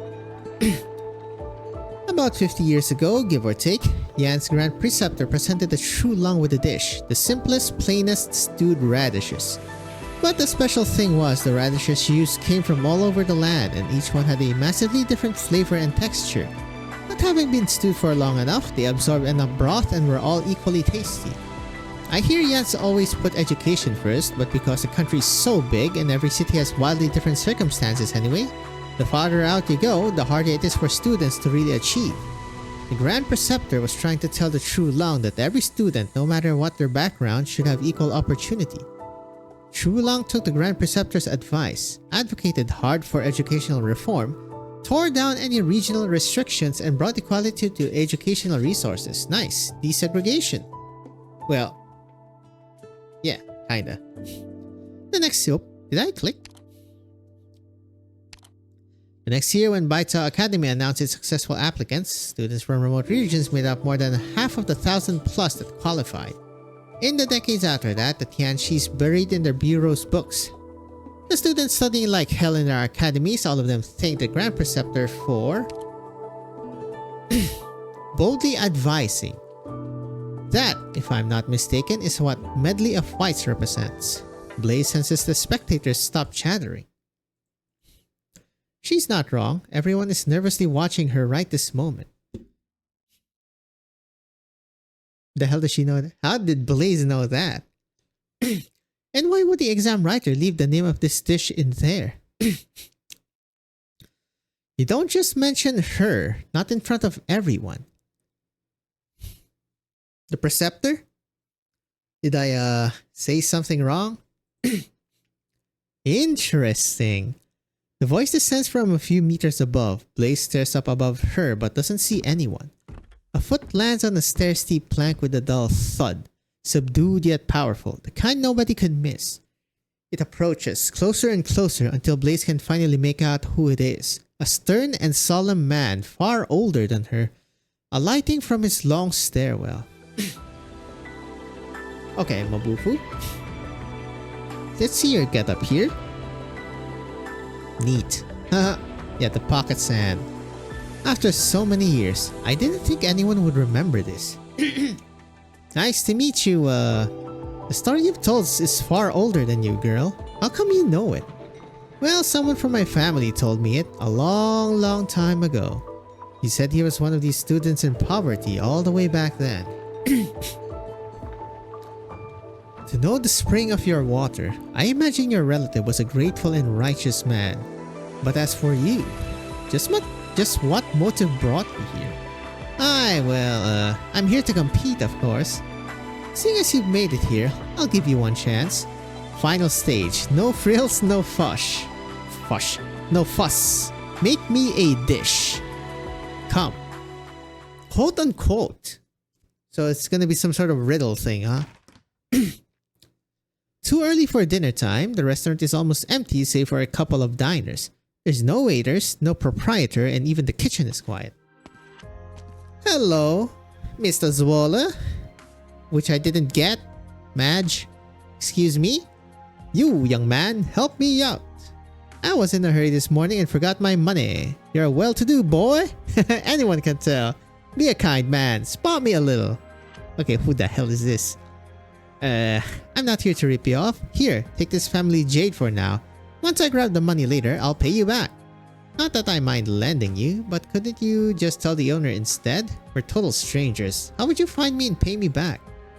No. You see, this jade's not your average thing. It's not fit for just anyone to take. I'm only entrusting it to you because I can tell. You got a rare air about you. Alright. Zwolle rummages for some loose coins in his pocket.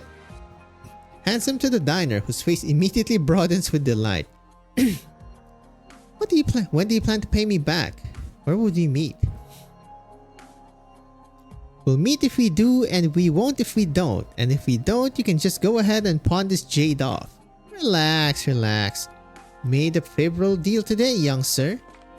So saying, the diner has gone out the restaurant door in a blink, disappearing into the crowds. What the hell? Pawn it off? That's not G. He does not speak like that for sure.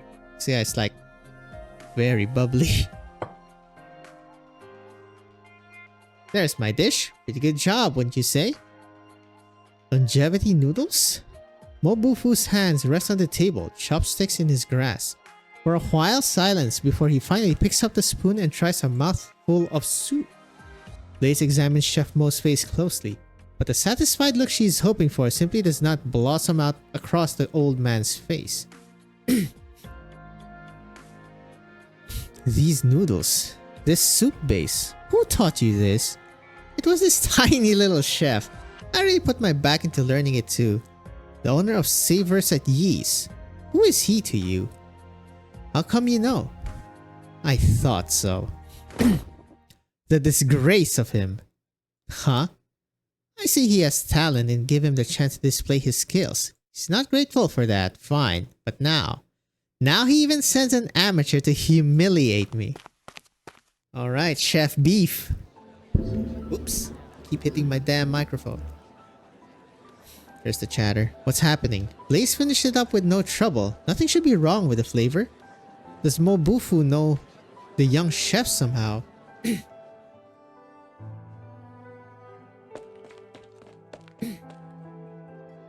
Wait, okay, hold on. I'm sorry, I know you can probably tell I suck at cooking at a glance, but I didn't come so I could wreck your competition. I just have a question that only you can answer. I grew up in Victoria, see? And this relative of mine who— uh-oh. Well, the beans are being spilled, Miss, Lingyan? Qingyan?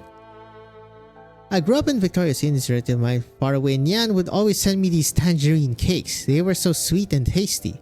I've been on the hunt ever since I came to Baicao, but I still haven't found that flavor.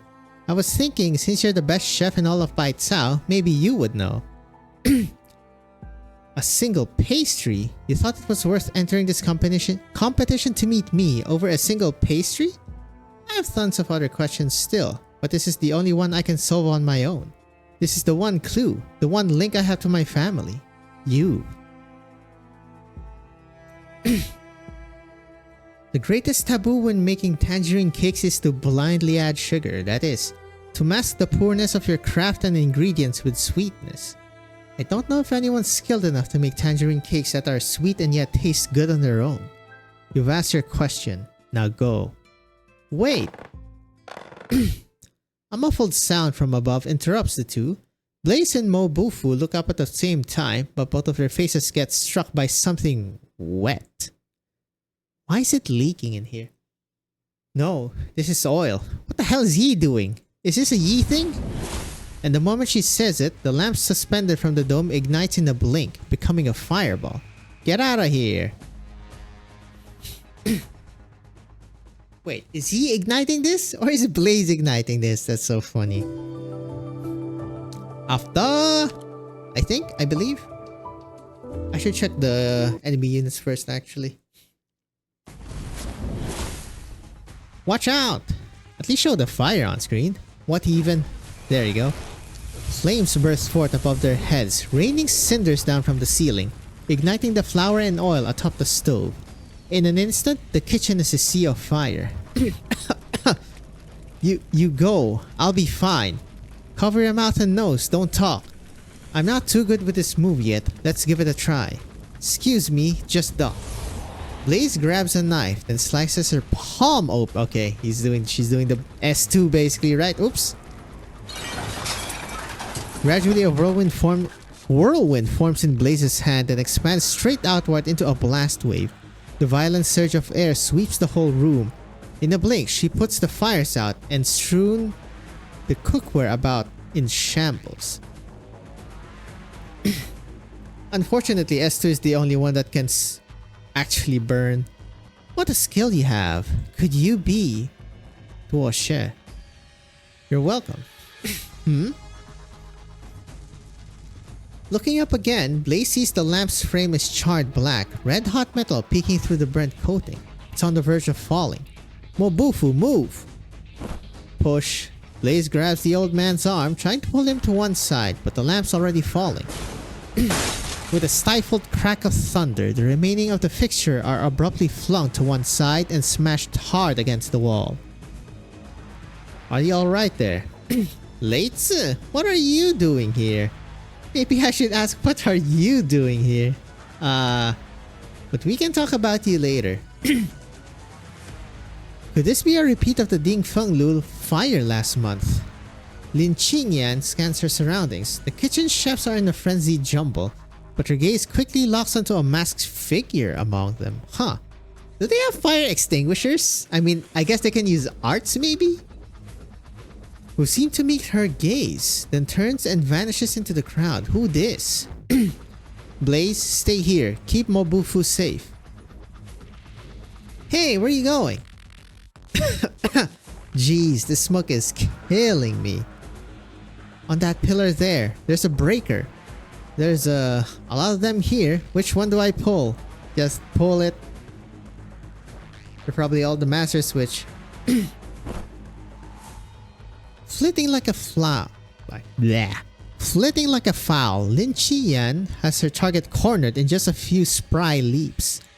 Mere meters separate them, but so smoky is the air that she can't quite make out their silhouette.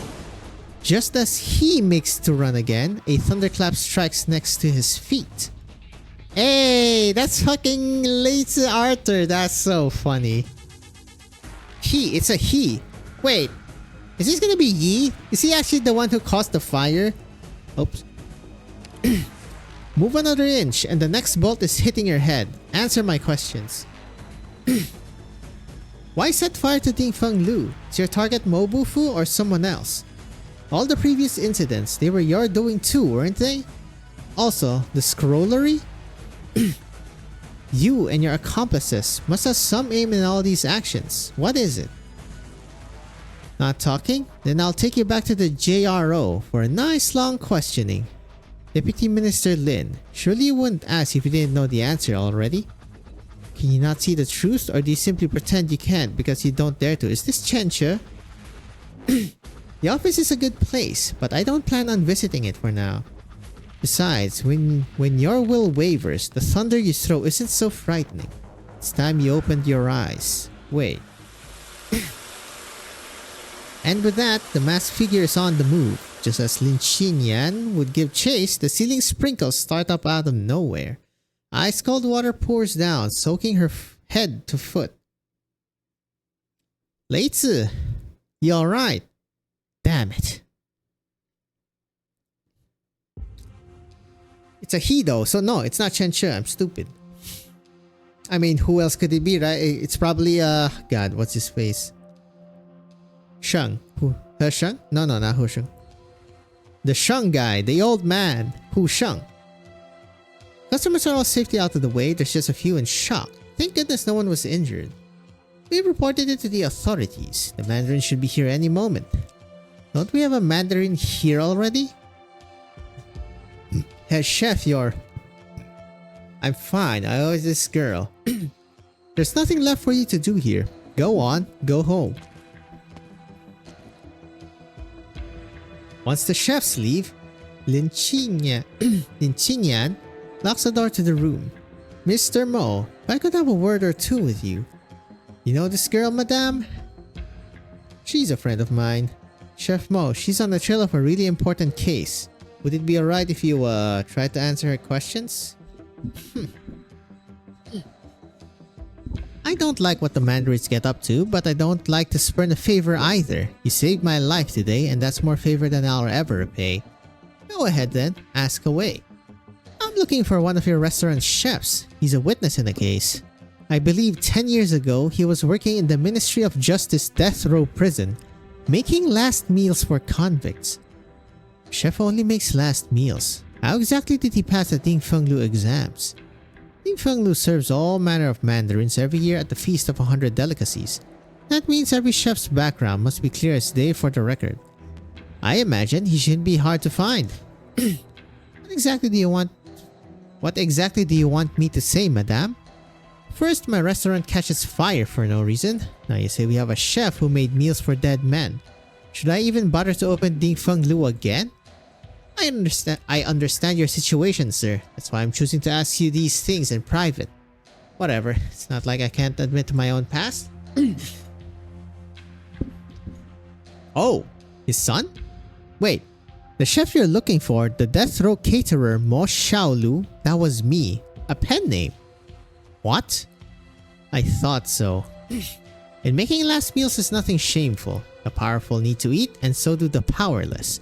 My cooking skills come from that prison, making last meals for death row convicts from all corners of the country. As for changing my name and hiding my identity, I just didn't want to make any trouble for this restaurant. I'm beginning to sort of admire you.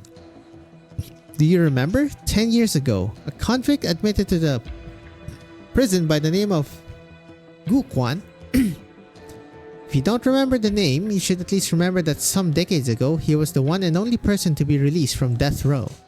What? Wait, you mean my dad? Why'd my dad get the death penalty? Blaze! You mean Gu Quan? He was your father. Yeah, so you remember him. I do. All too well. I spent so many years in there making last meals. I met countless horrific scoundrels, endless connivers. As each one of them ate before they left, the look in their eyes, it was always more or less the same. But I'd never seen someone whose eyes were so clear, so clean, so free of anything. He wasn't like the other convicts. In his time, he never wept, never howled, and never screamed injustice, not even on the day he was in prison. Even I found it strange how a man like him could end up on death row. Why would my dad?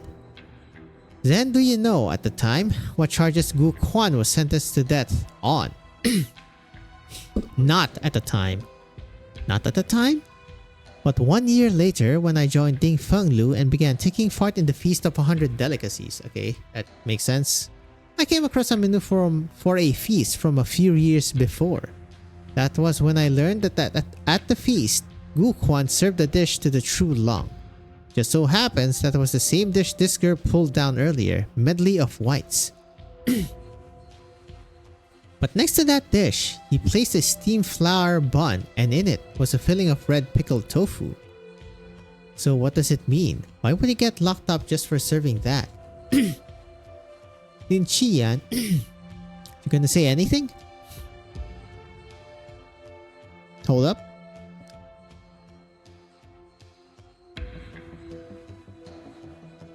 Your relative told you the story of the Grand Preceptor, but never told you her eventual fate? Her fate? 40 years ago, the Grand Preceptor plotted to assassinate the true Long. She committed suicide after it failed. Every single one of her underlings was arrested and trialed, and their numbers were over 1,000. When Gu Quan served that dish at the feast, it signified redressing her for her treason. Made the True Long furious. No way. My dad told me so many times. The Grand Preceptor was loyal to the country, the people, the whole realm. How the hell could she be a traitor? The history books have it that way, yes? And they're right? Lin Chi Nian? If everything written in them is true, what the hell are you investigating? And besides, my dad didn't actually get killed, right? Doesn't that prove like at least some people from the court believe the Grand Preceptor and my dad were both innocent? That's a sticking point, yes? If Gu Quan was imprisoned as part of the Grand Preceptor case, why would they free him afterwards? It stuck with me too, you see. After entering prison, Gu Quan had 2 visitors and both were people I happened to know. One was the person delivering his meal, Yi Cheng, Deputy Minister of the office at the time, okay. And the other was the one who brought him out, former Minister of Rights Ning Shu. There you go. Missed the old man. What? Quick, this way, surround the place immediately. Oh boy, we got guards. Damn it, why now? What a coincidence. One step ahead of me, Deputy Minister Lin. I just arrived. A coincidence indeed. The Judicial Review Office is investigating the Ding Feng Lu fire. I ask all of you to be cooperative. Lin Chi Nian and the girl next to you, come with me. Welp, investigation's over it seems. Oh, these are quite shorter I think than the previous ones. How many more? 1, 2, 3, 4, 7. We're almost halfway there. 5. Wait, what? 5 doesn't have story. That is interesting. Okay. Forethought. Sui proxy life solves easy when there is spare meat and grain in the kitchen. Those who have known hardship always keep something in stock for a rainy day. Nothing here, huh? Funny that. Boiling pot. Sui proxy. Boil chili and pepper in the pot and let the aroma drift across town. Do not be too hasty when you tuck in, lest the heat burn your mouth. Okay, this is surely story because it is only story. Roasted chestnut. Try to crack a chestnut with brute force and you will only hurt yourself. Dip one in oil, another in water. Place them in the pot, cover with the rest of the chestnuts, and roast them over a fire. You will know when they are ready when you hear a thundering crack.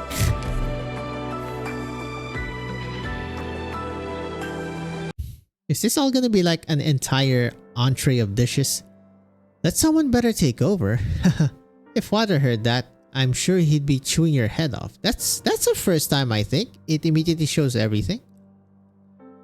Don't joke with me, brother. Of all us siblings, who could compare to you in either knowledge or strength? Shisui? Once you ascend the throne and move into the Forbidden City, I can leave for the Sky Mirror Pavilion with peace in mind. I'll set up shop as a scribe and look after all Yan's ancient records. In a way, I also take some weight off your shoulders. Maybe not. This is some bureaucracy crap. Brother, no more hesitating. At this point, only you can convince father. The Grand Preceptor, no. All 3 Grand Ministers support this move. Even in the face of the officers of Yan citizens, public opinion will still bear out. Brother, this is the right thing to do. You can't pull out now. I'll stand with you. Why me? Why did it have to be me? Our youngest brother died because of you. They all died because of you. You shove it all on me. Make me take the blame alone. Deal with the whole warring mess alone. And you just leave like nothing happened? Yan Wu. Never return again.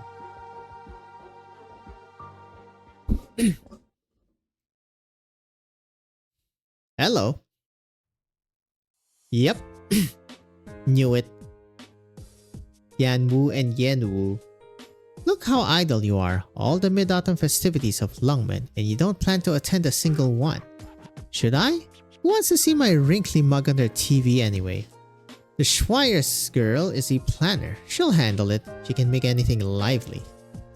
I've watched you grow lazier day after day since you came back from Human. You just coop up in your study at home eating snacks. If you don't go out for a walk anytime soon, you might just start pulling on a beer belly. I haven't seen Lin Kojui get out much since spring. Can't even find a partner for morning jogs now. Ah, he's old. I'm old. The young ones know how to do it all. If I keep sticking my head in, they won't think I'm cool. So now you understand, huh?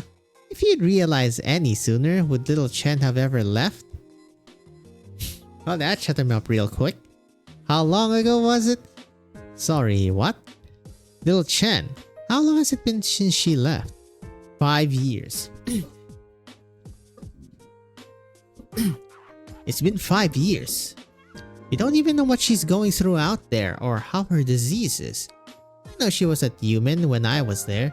She's doing fine. Her swordsmanship's progressed, so she's fine, I suppose. So you just watch her leave again? She doesn't want to see me and she doesn't want to come back. I can't force her. Don't worry, her path's longer than ours. Lord Wei, a letter to you. That they made you deliver personally. It's from the capital. The sender? His Majesty's Imperial Guard. Did he have any message aside from the letter? The Trulong invites Lord Wei to the capital for the Feast of 100 Delicacies and for a moon viewing together. Leave the letter on my desk. You're dismissed for now. If we may ask what Lord Wei intends, I have my own plans. None of you need to worry. Lord Wei, we volunteer to escort you to the capital. These guys, I said you're dismissed. Absolute Wei-Yen simps. Why don't we open up your invitation and see what they wrote exactly? No need, just leave it there. This day was meant to come. I even thought it'll come a little sooner. How many years has it been? 40. It's been 40 years since I left Baicao. You men should have reached the capital by now. Suppose my brother's settling all his old debts in one clean go. A clean slate in time for autumn. A fine autumn at that. You can choose not to go. It's been 40 years already. What's he going to do? Send another unit of Imperial Guards? A whole army? Enough nonsense. At this point, that's not what he intends. Then what does he intend? You know, I've never really brought up those days with him before. Enough. I don't want to hear it. Fumizuki, I've let down a lot of people throughout my life. Edward, my sister. Teacher? I am not quite sure whose teachers. And I have to admit that my brothers turned out to be one more on the pile.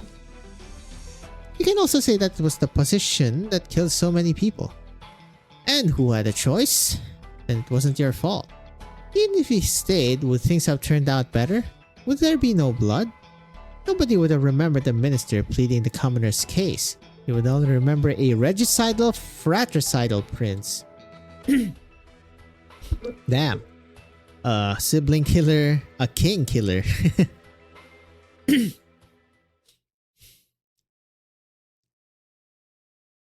Well, his brother's a psycho. It seems. If you have questions, ask. I'm in a hurry. Mind your attitude. You're also a theoretical suspect in our crime scene, but seeing as you're a co-worker, I'll spare you the interrogation room.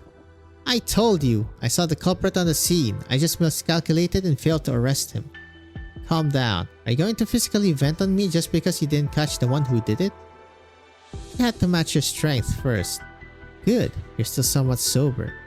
In light of the years we've spent together in the judicial, then, can you tell me? This afternoon, why were you at Dingfeng Lu at the scene of the crime? An investigation.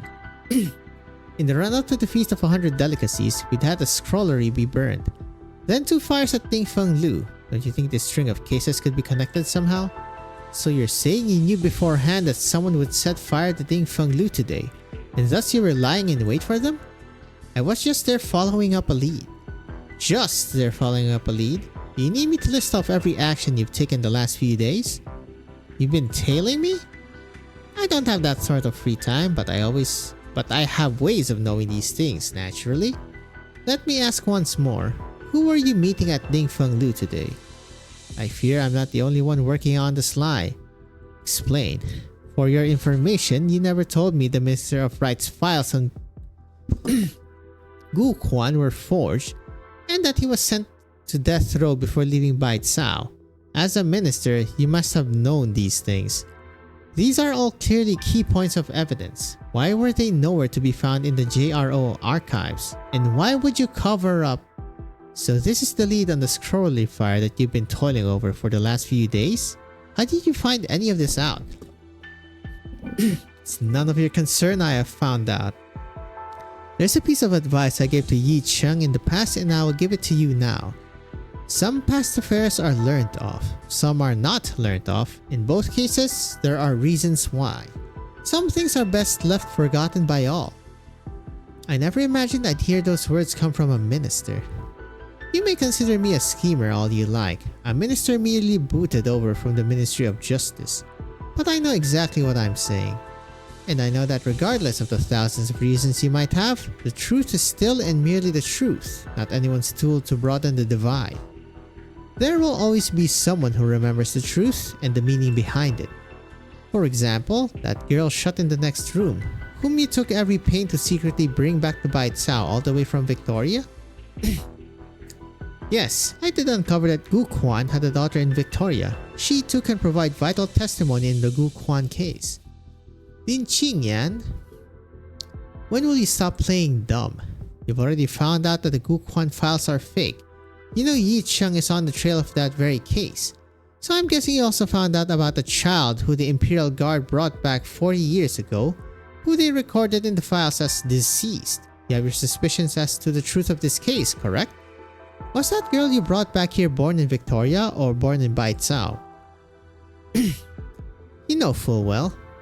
You clearly long suspected her identity and still you decided to bring her back. Were you that confident you could pull this off without a hitch? Was it that in pursuit of the truth, you didn't even care if she lived or died? You're threatening me. You think I'm joking? Lin Qingyan's gaze fixes tight on the minister's notes. Doesn't even notice how her own attire is soaked through in cold sweat. But in the next instant, with the bizarre warping of light, the paper in her hands vanishes. But back on topic, that's not what I care about, at least right now. It's not what I care about the most. I've told you, past affairs are never as important as present. So what are these present affairs of yours? You know that Yumen is less than 100 li from Bai Cao right now. For 3 months, Bai Cao has been preparing to split up and move. And how does this relate to the Gu Quan case? Should you keep investigating this case, there will only be one person in all of Yan who can give you your answers. Qingyan, take one step out of this door and I can no longer protect you. Let alone her. Yep, clocked her ass. At the Chen's old place in the study, there's a secret closet. After I leave, go there and take what's inside. Follow those instructions and you can protect Lungmen's safety and your own. So you're going? Now's the perfect time to. Hojoi's girl is doing a great job handling the downtown and the Schweier's future doesn't rest on the sick old tiger anymore. Well, I mean, he's kinda dead. Lungmen doesn't need a Wei Yanwu anymore or a chief executive. I think you're giving your last words a little too early. This is about Lungmen's future, Fumizuki. Listen to me. I've made a lot of mistakes, done a lot of things I regret. But Lungmen, our city built by us, a home to millions. Lungmen must stay. Then you stay too and take care of it. Youngsters can handle it all, but it still needs some oldies to look after it. You see this letter too? How am I meant to ignore this? So once again, you'll just roll over and die? Just like last time, you'll pay with your life. Is that how you're envisioning it? Does that make anything even? It's different this time. There's no one standing on the other side. I'm just facing my own debts. I made a choice 40 years ago, and ever since, with every action I take, I try to convince myself. Even knowing how many people I've failed, I was still right to make that choice. But I can't run forever. You know, your life's never been yours alone. Not then, and certainly not now. Forget about sacrificing yourself to make up for anything. You can't make up for a mistake with another mistake. It never ends that way. At our age, we should have already learned that lesson well. Stay. We'll face this together. Fumizuki, don't try and stop me. You cannot stop me paying for my past. Well then, you leave me with no other choice. While I'm stood here, you're not going anywhere. Yenwu, this time I'll protect you. I swear it. You gonna tail him?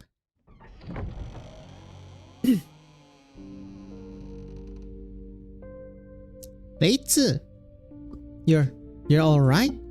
Of course I'm alright. All that judicial lady asked was what I saw during the fire, and I just told the truth. I didn't see anything, so then she let me go. The heck did you do? How come you took so long? It's no matter now. Let's go. Wait. Go? Why? That Mobufu clearly still has tons of answers. Are we gonna follow up with him? There's nothing to follow up on. Pardon? I'm not meddling with your father's case anymore. I'll get you out of Baicao in the next day or two. Lin Qingyan, there's one stupid joke to tell me now, you know that. No wait, you just found a new lead, didn't you? That's why you're just screwing with me. Okay now, for real, tell me what you found or... Blaze! I got the official debriefing from the judicial case files. Wu Quan, an ethnic Viennese from Victoria, joined the military of rights in 1077 as a ceremonial officer. He resigned as envoy of ceremonial rights in 1092, headed for Victoria as part of a diplomatic mission. On the way, we encountered an unexpected snowstorm and passed away after falling into a river. What? Late Si, you're lying to me, aren't you? She's trying to shove me out of the picture again. You've been asking just what the deal was with your father's death, haven't you? Well, every lead's been thoroughly investigated. There's no doubt. That's it. It was just an accident. All the gaps in the files have been made replete. This case can be closed.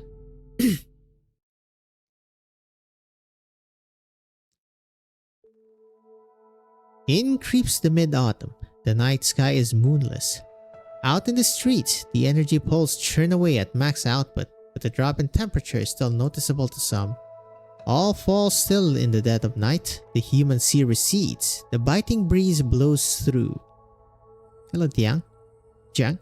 Achoo! If you're that cold, just turn on the heater. Easy for you to say. We're going to keep running this shabby little eatery. We have to pinch every penny we can on warmth. Damn it, look how late it is. When will Blaze and her friends show up? You're wondering about that reward money, huh? Am not. Choo! Is this window letting air in? I need to fix it later. Wait, are they back? Uh-oh. You're... What? Am I not allowed in? Please, come inside. I'll put on some tea for you now. Anything to eat? Noodles. Longevity noodles. Right, I'll make you some now. Once made by your boss. Well... Jiang glances back at the staircase when the young chef had been standing. By now, he's vanished without a trace. He's out on business. Then I'll wait for him here. Far out. He won't be back for a fortnight. And I'll still wait. I've waited 30 years. So long that I've shriveled up. What's a little longer? Chef Mo, please don't joke around now. You're the first under heaven when it comes to cooking. What could be worth wasting your time here? Mada. That's not French. Surely it's Chinese, right?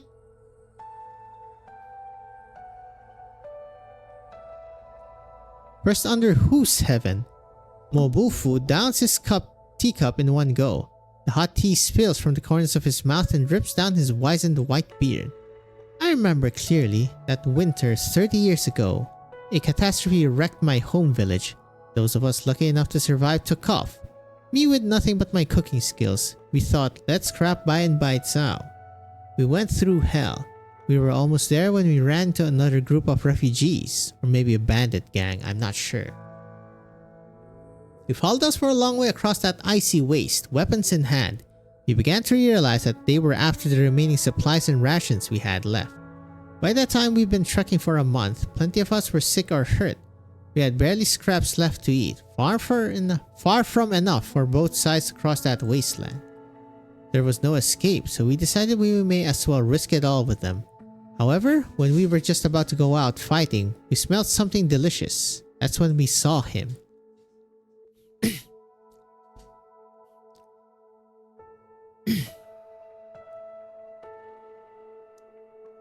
There was an old temple not far away from where we were. Someone set up a stove by the gateway, boiling up a wok of noodles. We couldn't see his face properly through all the steam. We had no clue why someone would be making noodles there, but we were past the point of wondering, of asking, even of fighting. That wonderful smell and those piping hot noodles drew all of us near the wok, and we waited around him quietly. Never before had I eaten something so delicious.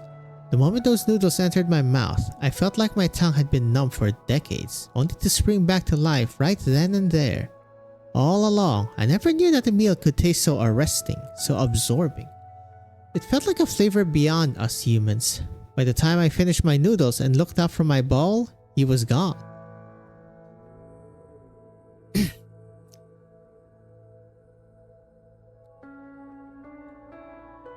Who knew that in my lifetime studying as a cook, the most profound lesson I'd learn would be in a shack of a temple outside Baitsao City?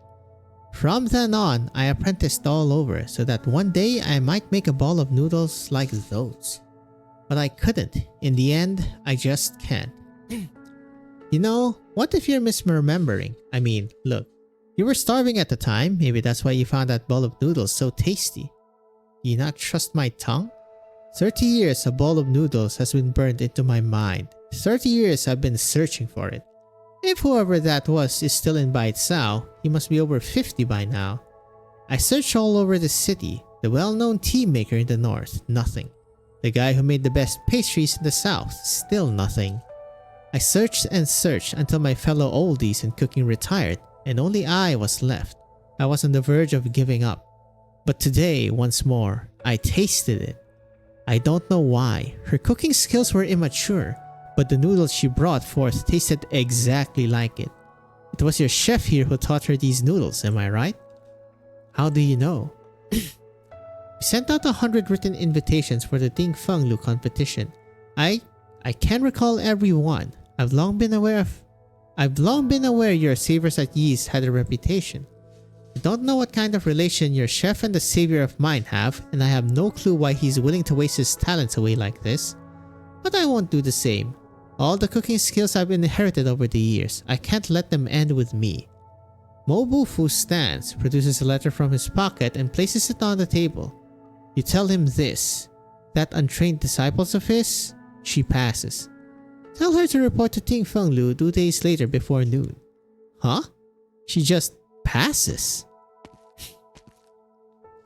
You get good enough business here. Did his doorstep sink again recently? We haven't replaced it in over 10 years. Low doorsteps can't keep the wind out. It's getting colder in the coming days. Boss won't let me. He says the lower the better. Too high and all the diners will stop coming. Mobufu steps over that low doorstep and disappears into the thick of night. Once again, the restaurant is empty save for squalls of wind through the hall. Their whistles grows louder as if lamenting. Is he gone? He was hiding. So funny. You really are. I heard Blaze passed the test. Does that mean the prize money? Who cares about the prize money? What's wrong with you to torment a man like that? He's 70, 80 years old, and you'll just watch him freak out like that? He just can't find an apprentice to fit him, right? What's to worry about? Look at me. I never worry about things like that. Put yourself in his shoes. He spent a lifetime honing his craft just for it to be lost in a blink. Well, if it's lost, it's lost. It's his future reputation he cares about right now. It's the title of First Under Heaven he's carrying. It's others' cuisine he's obsessed with. There's no way he can focus on his own craft and improve it at this rate. If he can't make it through this, nobody can help him. Ayo, Blaze back. Look how late it is. I bet you haven't eaten. I'll go make you something now. Yeah. Congrats. Got good news for you. You passed the Ding Feng Lu exam. We'll split the reward money 30-70 like we agreed. Yeah. You don't care? If you're that good for money, how about leaving your 30% of... Huh? Shu didn't come back with you. Right. Where's Shu? Oh, she dropped in this afternoon while Chang was out buying ingredients. She left you a note too. Left me a note? You have passed the Ding Feng Lu chef selection. Please Oh, whoops, wrong one. It's this one. What could be so secret she has to leave it in a note for you?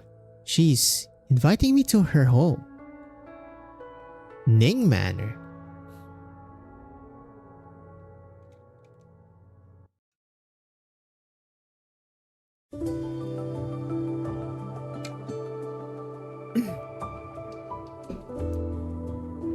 Well, back to the origin, huh? The Nings. Braise the wax gourd cube. Sculpt a winter gourd into the shape of meat. Fill it with vegetarian ham and cover it with velveting sauce. The result looks identical to red braised pork, but it cannot fool the palate. It's funny.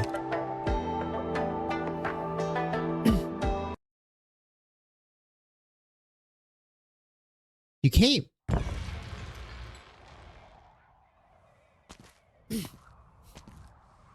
Of course I did. That's what you do when the Nings invite you. I'm sorry, I didn't mean to hide anything from you. I just don't really think it's something I should bring up for no reason. Nothing to apologize for. You've got your troubles. And I'm not the kind to give you that stink eye just for being blue-blooded. So, what do I call you, Lady of House Ning? My name is Ning Yin. I'm not actually part of House Ning. I was adopted by grandfather as a child. He always introduced me as a distant relative of the Nings, but I've never met any relative who actually shares blood with me. You remember what I told you before? Look, I'm pretty bad at comforting people. No, it's okay. Grandfather's very nice to me and my background has never caused me any trouble at all. Everyone treats me very well. Grandpa would be Ning Shu, ex-minister of rights? Yes. Perfect, I know. It's getting chilly. Don't just stand out there. Let's go inside and talk, okay? Sure, I guess.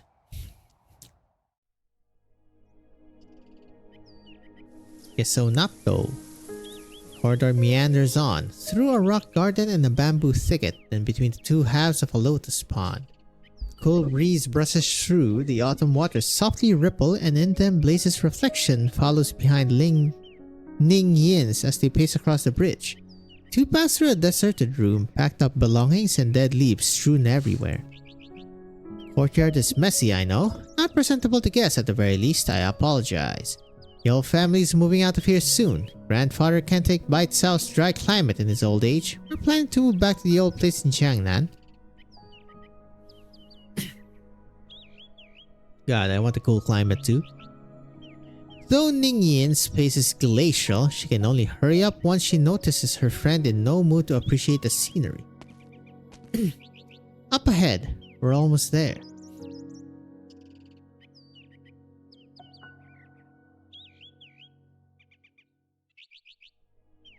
Take a seat. I'll fetch some tea and refreshments from the kitchen. Our house cooks are all on leave, so I can't serve you much more than some cold sides. No need to bother. I can't stick around long. Are things that urgent? Well, alright. Ning softly closes the door. The chirps of fowl outside fade. The room grows heavier with silence. Alright, tell me why you invited me here. I'm sorry, I was going to look for you yesterday actually, after the fire at Ding Feng Lu. But I overheard your conversation with the Deputy Minister of JRO and Chef Mo. And? Blaze, I might have met your father before.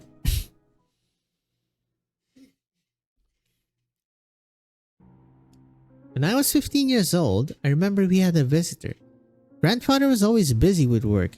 His apprentices and co-workers were coming and going in the estate. None of my business, by and large. But slowly, I realized an extra person had moved in, wearing blue, low-ranking mandarin's robes. Every time I saw him, he was alone, as if other people just weren't his concern. At first, I didn't really pay attention. It was later that year on my birthday when, like every other year, grandfather would hold his great big birthday dinner for me.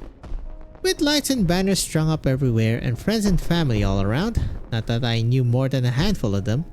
They were chatting the day away and about what I had no clue, so eventually I sneaked out of the dinner and nobody noticed when I did. I wandered around the courtyard for ages, bored out of my mind, and scampered into grandfather's study on a whim. I wasn't there when I saw the man again. I remember I saw him stuffing his pocket with letters, papers, and brushes. When he noticed me, his face was stretched with nervousness and he pulled the brush and paper back out again in a rush. Are you... Hello? It's not what it looks like. I needed to finish copying some letters, so I was going to take them home. The High Minister is sending these to very important mandarins, so I was just worried if the paper wasn't good enough. It's okay, it's just brushes and paper. You're welcome to make use of it, sir. Thank you, little lady. What's your name? My name is Gu Quan. I'm a transcriber for your estate. I copy and file the estate correspondence. I'm Ning Yin. Miss Ning, of course I know you. Then now we know each other. Sir, I want to read in here for a bit. I won't interrupt your work. I won't interrupt you while you work. Is that okay? Of course. Feel free, Miss Ning.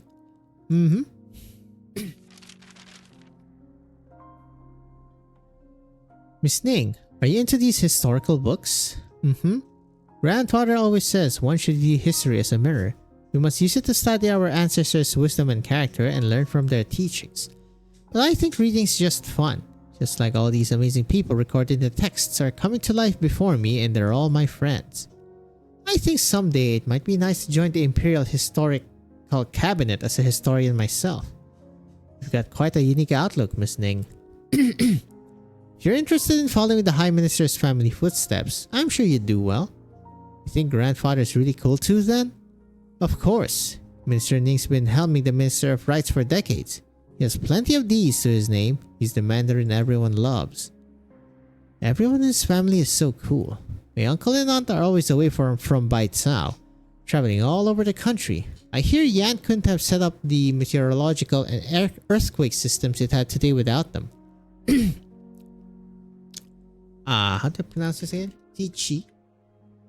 Sicho, I think. Sicho. And Sicho, my little sister, she's even cooler. She's 2 years younger than me, but at the last Baicao Academy study camp, all the professors from the College of Foreign Affairs were praising her. Everyone was teasing her by calling her Little Miss Minister. All the people in my family are going to leave their names in the history books. I love them and respect them a lot. I want to record who they are and everything they do, but I could never become like them. Compared to them, I'm just normal. You know, that reminds me of something my master once said to me. As history has ebbed and flowed, the floods and tides are recorded. Yet most are streams that simply trickle on by. But without the babbling brook, how would the waves arise? The waves and brooks don't care about who's greater or who's plainer. Indeed, the vast majority will never get to leave their names in the history annals. But they're not the empty space between the lines. They're the pages themselves. Oh. I'm sorry, I talked your ear off there. Sir, your handwriting is really beautiful. Oh well, it's my only skill really. I can still remember when the High Minister gave me this transcriber job. I can never write my name properly. Grandfather's gotten my case about it more times than I can remember. Handwriting is a long road. Just keep at it and you'll see change eventually. Maybe you could be my calligraphy teacher then. I would never pose as your teacher with my modest brushwork, miss, but... Right, I have 2 copybooks here. I copy from them all the time myself. The forms are very irregular. It's perfect for beginners. If you don't mind, Miss Ning, you can have these as your birthday present. How did you know my birthday's today? I... Well, they decorate the estate so brightly this time every year, you see? I spent long enough here that I've heard. Miss Ning, happy birthday. Thank you. That conversation always stayed with me. I like how he talked and how he saw things.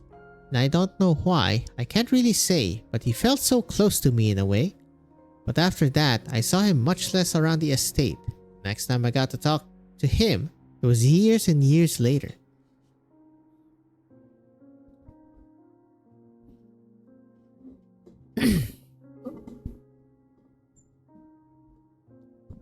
Grandfather's cold has lasted for a month now, and it's still not getting any better. Now it's almost winter. Might only get worse at this rate. We'll be counting on you for the next while, Doctor.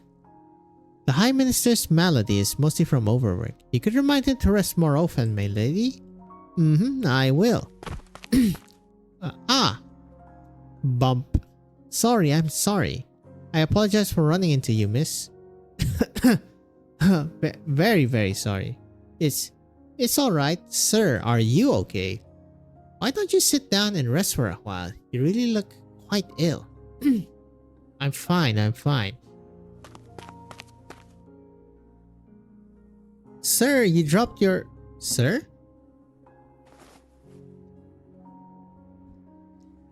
Are these painkillers?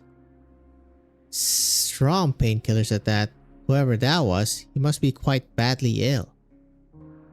Doctor, if you're free, could I ask you to attend to that man too? You can bill his medical expenses to me. I was worried about grandfather's condition at the time and didn't pay that encounter much mind. I was just planning to pay him a visit later at some point when I had the time. But after that winter, never saw him again. Doctor, thank you so much for all your work. Grandfather's back in perfect health now. Right, and about the man I asked you to attend to. Oh, you mean that Gukwan man? He died. Was it his illness? No. I hear some kind of accident took him while he was on his way to Victoria. But given his health, I can't imagine he'd had lived much longer even then. Truth is, last I met him, his malady had taken root in his vitals. I could hear it in his breathing. I can't imagine how much he was suffering in life. And it's a mystery to me why he decided to travel so far while that sick.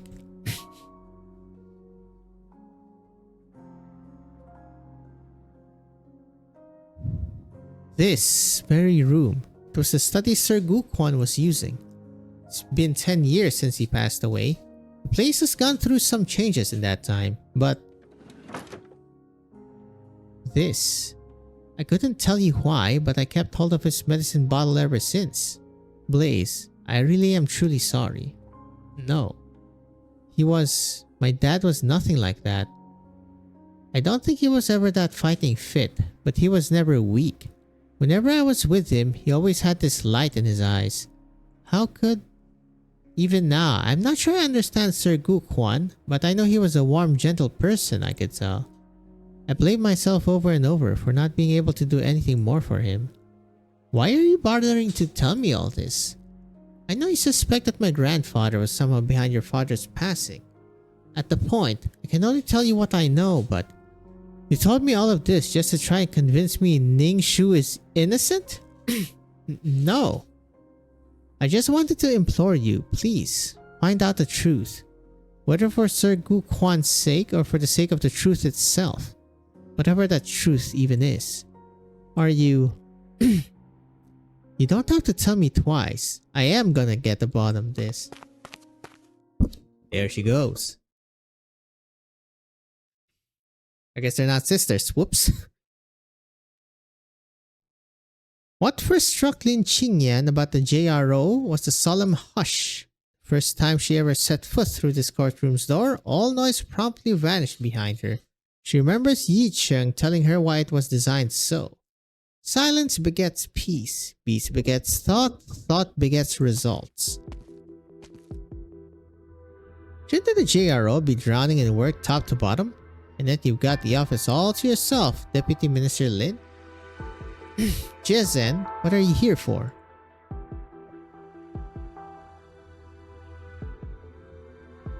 Tia Chen. Censorate routine investigation. There are some issues we'd like to consult you on regarding the Yi Cheng case. Consultation or investigation? Which is it? Deputy Minister Lin, after working together for years, I implicitly trust you on a personal level. But the Department of Discipline and Supervision has a lot riding on this case. You have to go through the motions. Lin, if you'll pardon me, just ask what you need to. Name? Lin Qingyan. Gender? Female. Let's keep the basic info for now. For the next few questions, you don't need to elaborate on your answers. Just respond yes or no. Are you grilling me? Everything you say from here on will be recorded. I'm worried what you say could fly against you. If you have no further questions, let's begin. Deputy Minister Lin, you passed Tianxi Bureau assessments in childhood and were exceptionally admitted per your outstanding grades, and followed the esteemed Science Storm count in learning your Leifa. After graduating from the Tianxi bureaus, you chose to join the JRO and soon accompanied then Deputy Minister Yi Cheng in investigations all across the realm. In just a year from registrar, you rose several ranks to become the youngest deputy minister in the history of Yan. Is this background, as stated, true? Yes. In your third month with the Judicial Review Office, as registrar, you handed in a whistleblower report to Discipline and Supervision. It accused the Right Assistant Revenue Minister of embezzlement and extortion, and you recovered 10 million in stolen assets. In your fifth month in Changji, you essentially single-handedly shone light on the local academy's examination fraud. Over 100 mandarins were implicated in this, the highest of which was second rank. All were eventually rounded up. Upon becoming Deputy Minister, you handled the case of former Judicial Review Officer Deputy Minister Yi Cheng forging evidence, causing him to be expelled from the office's Haoran Pavilion, with all status stripped from him thereafter. Are these case histories as stated true? Yes. With an academic background like this, ouch, surely everyone lauds you as a young up-and-comer blessed to the gills with talent. And yet people can't help but wonder, what gives such a green-hand Mandarin the courage, the capacity to handle these cases? Can you get to the point? If I'm remembering right, your good mother and father were Tianxis at the Chamber of Heaven's designs, spending years building much in the north, even being vested personally by the True Lung. The Lin family is a well-bred one, many Tianxi's giants in its lines, and on top of that, rumor has it they're quite closely knit with the Lord Exorcist's household. As for Science Storm count, I think even the rank fails to sufficiently capture your Shifu's importance to Great Yan. Are these relationships, as stated, true? Jia Chen, what are you doing? You need only answer yes or no, Deputy Minister Lin. Don't think I'm deaf to your connotations. You're trying to say it was only by leaning on my background that I could take on judicial cases all these years? I certainly didn't say that at any point. Having known each other for years, I would never doubt your integrity. The Lin Qingyan in my mind's eye has always been a pursuer of justice. But why, Lin, do you not pursue now? Jia Chen, just why did you come to see me today? How much do you really know about the Yi Cheng affair? As I just said, I'm here to see you today on routine business. As for the Yi Cheng case, what I heard in the courtroom that day is all I know. What makes you so dead set on the case, Censor Jia Chen? Before you decided you'd investigate it, I remember we actually had an argument. I'm going to speak out of line here. The whole stripping of his rank aside, I really do respect people like Yi Cheng. Now, of all times, you're going to defend them again? If a law enforcer does not themselves abide by the law, that's abuse of power.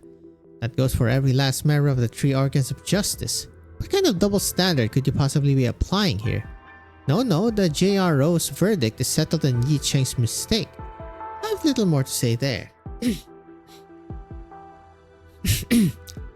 I'm just very curious, what kind of truth could have pushed him to such means to find it? You must be more familiar with Yi Cheng than me. In your opinion, was he a smart man? Naturally, When it comes to sniffing out lies or chasing down leads, I'm no match for him. Then did you ever wonder if, supposing Yi Cheng truly intended to cover up his own forgery, you should have been able to make such short work of the case? You're telling me he let me find him out on purpose. What for? That, I don't know, but he put you in charge of the Scrollery Fire case. To an outsider, I don't think I can say that Yi Cheng had no faith in you. You've been all over by Tsao the past few days investigating that case. I know that. I've heard as much. And yet since yesterday, you've been loitering in the JRO, acting like you've been grounded. I can't help being curious. What made you go and give up on pursuing this case? Are you afraid of offending the high and mighty? No, that's not like the Lin Qingyan I know. Did someone lofty crack down on you? Can't be, I think. You're sitting here in the office after all, not in a judicial prison cell. If not that, then all my pondering can only produce one answer. Hostage? Yep. You're scared that if you continue, you'll implicate someone you know. Seems I guessed right. In the thick of things, your concern clouds your judgment. It's like you've forgotten the simplest of truths. Don't miss the forest for the trees. If you can't hide it, you may as well tip it out. Show it some sunlight. Mr. Censor, you really served up a lesson for me today. Not at all. I think the hush of this office must have helped you figure out plenty by yourself. I know what I must do. Wow, what a wingman! Chieten. Playable when? Madam, I want to ask Deputy Minister Lin if she wanted anything to eat. Eat it. Eat. Since I saw she hadn't left the office all day, but she... When did she go missing? I don't know. Nobody's seen her at all. Well, time to bother with the fallout. A biting chill gusts through, the stiff breeze curling papers and sending them dancing madly through the air. A wide open window clatters against its wall. On the table beneath it, a ceremonial gown lies neatly folded and topped with a document, pressed down in place by an inkstone. It is Lin Qingyan's written resignation. Well,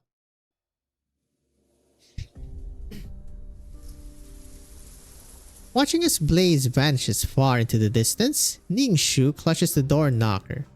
The vague dark point vanishes over the crest of the path, but her stare remains fixed there, lingering for the longest time. What are you spacing out at the door for?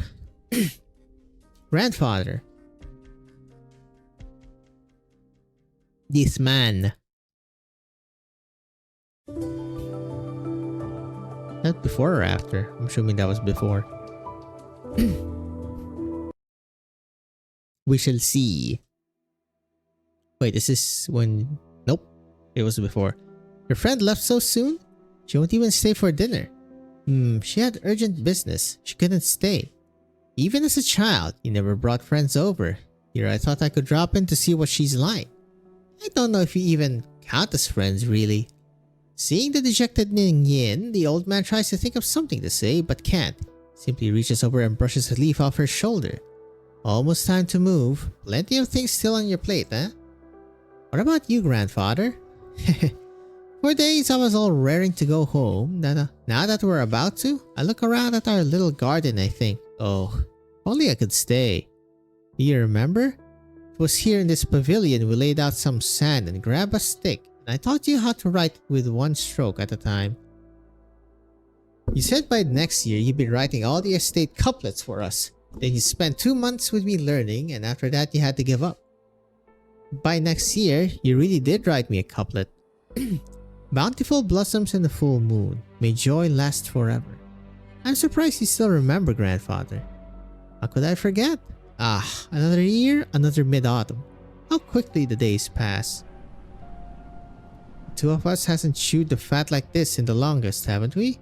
Grandfather to granddaughter. I've been out constantly and you're always occupied with guests. You hardly have the chance to meet. Whole family's leaving the capital after all. Quite the headache. But things will settle down once we're back in Langyi and we'll have plenty of time to chat along the way. Are you almost done writing that book of yours? Grandfather, I don't think I can go back to Langyi with you. When did you make up your mind? Ningyin shakes her head softly. She falls a few steps back. You're returning home, grandfather, like a leaf returns to its root. It's human nature. The whole family sympathizes, but the journey is meandering enough to make us worried. The Nings are bursting with talent. Everyone's work forms a cornerstone of Yan. Compared to them, I really am the lone choice to accompany you back. But frankly, I was always a distant orphan from Langyi anyway. It was because you took such pity on me that I could spend these decades at the Ning Manor. If I go not to Langyi, I go back to where my long-gone parents once lived. That was your thinking when you asked to accompany me home.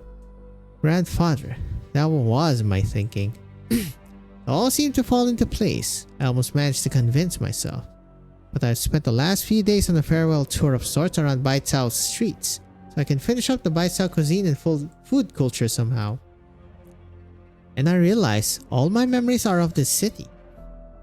I can clearly recall what year we planted that persimmon tree in the courtyard and when its fruits made for the best wine.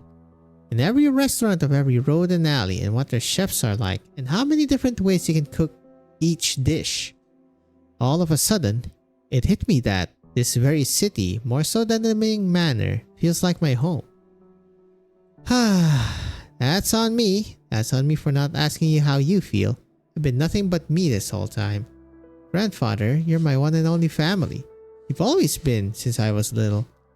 I really didn't want to go back home with you at first, but the reason I'm set on staying in Baichao now is you as well, grandfather. Oh boy. Is it? When I first joined the Imperial Historical Cabinet to compile annals, there was one thing I could never puzzle out.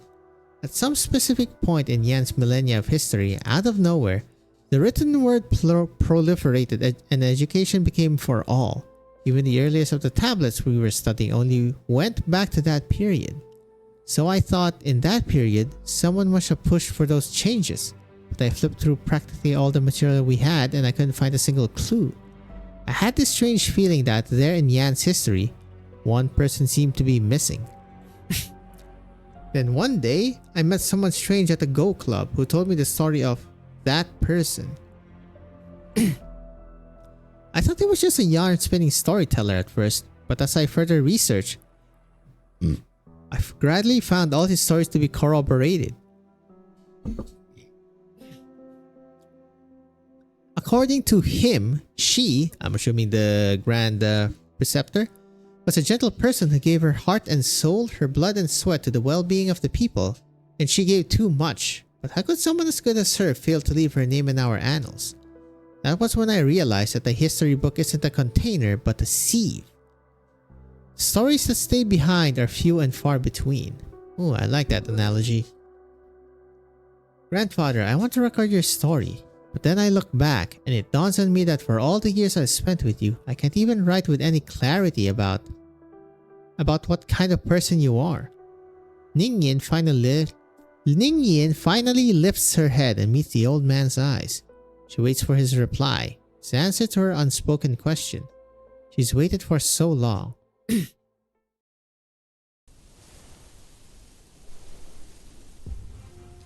Who goes there? Who goes where? Thought I heard something.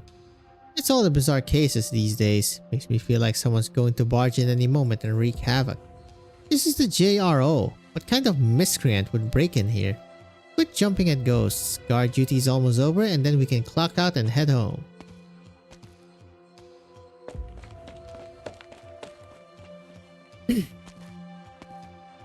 Hello.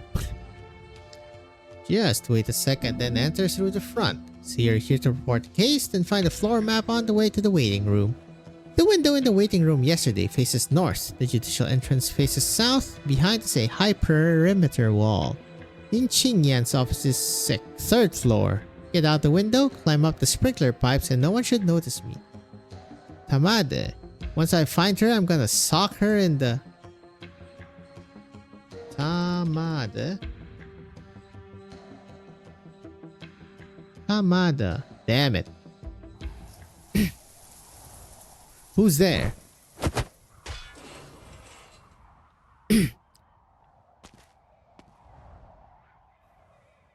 Ling Qingyan? Blaze! What are you here for? What am I here for? I'm here to get you back. Where'd your old court uniform go? I resigned. Then went back to the restaurant, couldn't find you, and worried you might be up to something stupid, so thank you for confirming that fear. Now let's find somewhere else to talk. Classic Blaze. You're telling me that all those years Gu Quan was staying at the Ning Manor? But how did you find out? Never you mind that. Now, can you tell me exactly what that means? Minister Ning's involvement in the Gu Quan case runs deeper than I ever thought. He was clearly hiding something in his previous testimony. I did suspect he was the perpetrator, but going by Mo Bufu's testimony, when Gu Quan was sent to death row in the fallout of the old case, Ning Shu was the one who got him out. Knowing that, he wouldn't have a motive to try and get him killed again. And the most key thing, I had no idea before that Yi Cheng had contact with Gu Quan so early on. Whatever's connecting this string of events, it's likely more complicated than anything I've imagined. See, I'm still curious. All those years ago, my dad came to Bai Cao on his own and what the hell for? Yes, that's the key question. Blaze has no clue about the two lives Gu Quan lived. If he was the fall guy in that incident, then why would he return to Bai Cao 1,000 years after the fact and planted himself in the middle of the maelstrom? Ning Shu's position, Yi Cheng's scheme, still can't run an outline around any of these questions. How should I let Blaze know? Hey, you know I can tell from... You know I can tell that look on your face? Come on, what's our next move exactly? Blaze, about yesterday. Forget about it. I know you, it's my duty types get the urge to do a little weird stuff now and then. Not my circus, I'm not arguing. Just don't ever tell me any stupid crap like, I'm sending you back for your safety again because... You're still trying to ditch me? Blaze, trust me, I will see this case through to the end, but you can't stick around in Bai Cao any longer than this. Do as I said, leave within 2 days. Head to the Lungmen office first, but you can't stay there for too long either, so once you're reorganized, get back on the road straight away and leave Yan as soon as... Over my dead body. You don't trust me to keep investigating. I mean, I do, but you're out of a rank, you're out of a job. How are you gonna investigate? I'll think of something. If Yi Cheng can resign and investigate in secret, then so can... I have an idea. Let's do this thing a little more thoroughly. What's your plan? Oh god. Blaze pulls a letter from her pocket. It's the chance Mo Bufu gave her, and now it's both of their chances. Not like we're gonna get anywhere just running around town. We'll head to the Feast of 100 Delicacies, go straight to the True Lung and ask him to explain all this. Atmosphere? Look at this. So pretty. Your Imperial Majesty, the Ministry of Rites has drafted the official list of attendees for the Feast of 100 Delicacies. To mark the occasion, Victoria, Lythania, Latrana, and other such nations have sent out their envoys with letters of celebration. For your Imperial Majesty's perusal? Your Imperial Majesty, the Ministry of War and Suya Regulator have finished drawing up joint battle plans. Also for your Imperial Majesty's perusal. The Ministry of Revenue was not consulted on this battle's drain on labor and fiscal resources, nor on the post-war reparations. How were these battle plans drafted? I know you and the Ministry of Revenue are both very busy. The Ministry of War simply went to some small pains working out the manpower, the funding, the ration, and even the Ministry of Engineering's post-war repair expenses. Now you can read together with His Majesty since we're having an audience and all. Logistics are calculable, but how many of Yan's people will bleed in this war? Is that the bill can work out so easily? So the Grand Tutor means to say, if you can't work it out, then no need to try? Oh my god. Currying favors, imagine. Are we finally gonna see his face? It's autumn. How are the harvests in the north? Huang has resumed production ASAP following the disaster. Our harvest this year is more or less on par with previous years. In that case, what about next year? Your Imperial Majesty. Life measured in years, yet the stress feels ancient. We're running out of time. This involves the livelihood of all Yan's people. I ask that your Imperial Majesty reconsider. Grand Tutor, the ministries have long discussed everything worth discussing. It's about time we made our minds. His Majesty's decree is made. We simply await his proclamation at the Feast of 100 Delicacies. It's growing late. Looks to rain. The two of you can leave. May we be excused.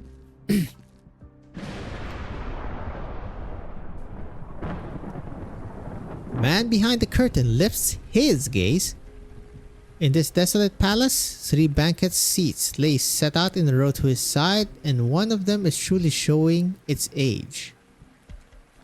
I mean, these don't... Is it a banquet? Looks like an arch bridge thingy. Faintly, a sigh. Nope, they're still not showing the true lung. Ayo, ayo. Trust this rain to come from nowhere. I'm soaked.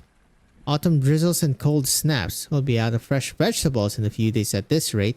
I didn't even get to rustle up this year's winter clothes. Chef, I think we're forced to start our winter pickles now. Get your mess of stuff out of the storehouse as soon as... Yeah? Blaze? Shu? Where'd everyone go? Well, you're the man of the house now.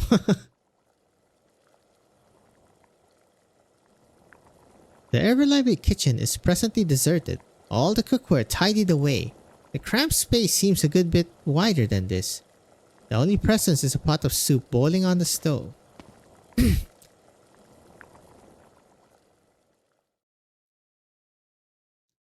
Ends it there.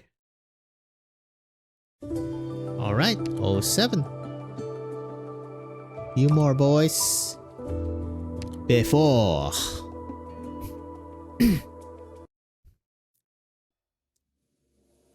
Hey. It's the one that Ferdinand is in. Well, technically also Saluzzo. You sure are lucky. All my years at the Judicial Review Office, and you are the first I have seen who has the chance to get out of this damn prison alive. I myself never expected it to turn out this way. That's what's wrong with all you clerical types. Always living for the day, never thinking about the consequences.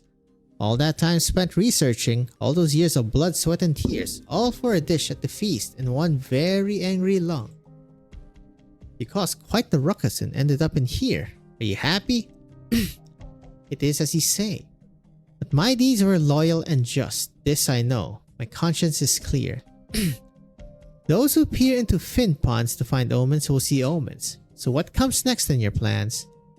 The order to transfer has already been issued. I will be joining the diplomatic mission to Victoria in 3 days. Is this one really just an accident though? Because we know there was that elite guard following. After all that happened, I can no longer stay in Baitsao. These arrangements are the fruit of Minister Ning's efforts. Victoria? How are you supposed to get to Victoria with a body like yours? To be favored with the pardon is all I need to ask for. Besides, I can consider going to Victoria returning home. Can you really? I remember you say your wife and child already passed away, no? Yes, it has been many years since that day. Even if I did believe you, do you think other people will? If you can remember things that happened back then, so can others. Do you know how many eyes will be watching you when you return?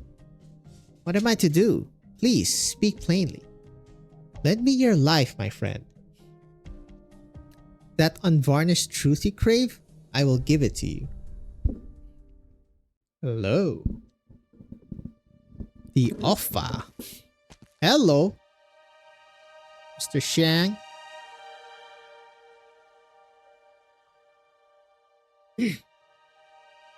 Haven't seen you in a while. First time I came to Baitsao to further my studies left a deep impression on me. Skyscrapers that blotted out the heavens, an unending sea of brilliant lights, and in the center of all those lights was the Forbidden City. 1,000 feet it teetered, its lofty heights unseen from the ground. My teacher said that this was where every policy was decided, where every decree was handed down, each one affecting the lives of untold commoners, a duty heavier than mountains. and thus it is here that every student can put to use all they have learned, serve the lands and the people. But when I stood here in the flesh, facing that palace of edifice and high walls, I felt the chills sap away my breath. Liangxun. Okay, let me... God, am I terrible with Chinese words?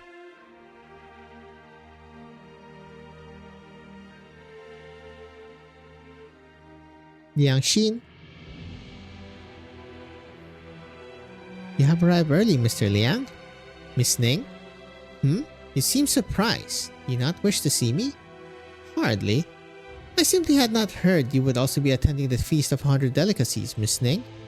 Minister Ning is ill, so for this year's feast, the Ministry of Rice had no choice but to send me to attend in his stead. It was a rather last-minute decision, so I did not have the time to tell you, my lord. I suppose that leaves us equals in silence. It seems you never planned to tell me you were attending either. I'm merely here as part of my work. I did not wish to bother you, Miss Ning. I am suddenly reminded of how, aside from Shangshu, we have not met for the better part of a year. Several of my letters to you during that time received no answer. It can be hard to put words to paper, and I find myself often mired in official business. I have been negligent in maintaining my side of the conversation. Cannot deny your blame, Miss Ning. Where have I mentioned blaming you, my lord?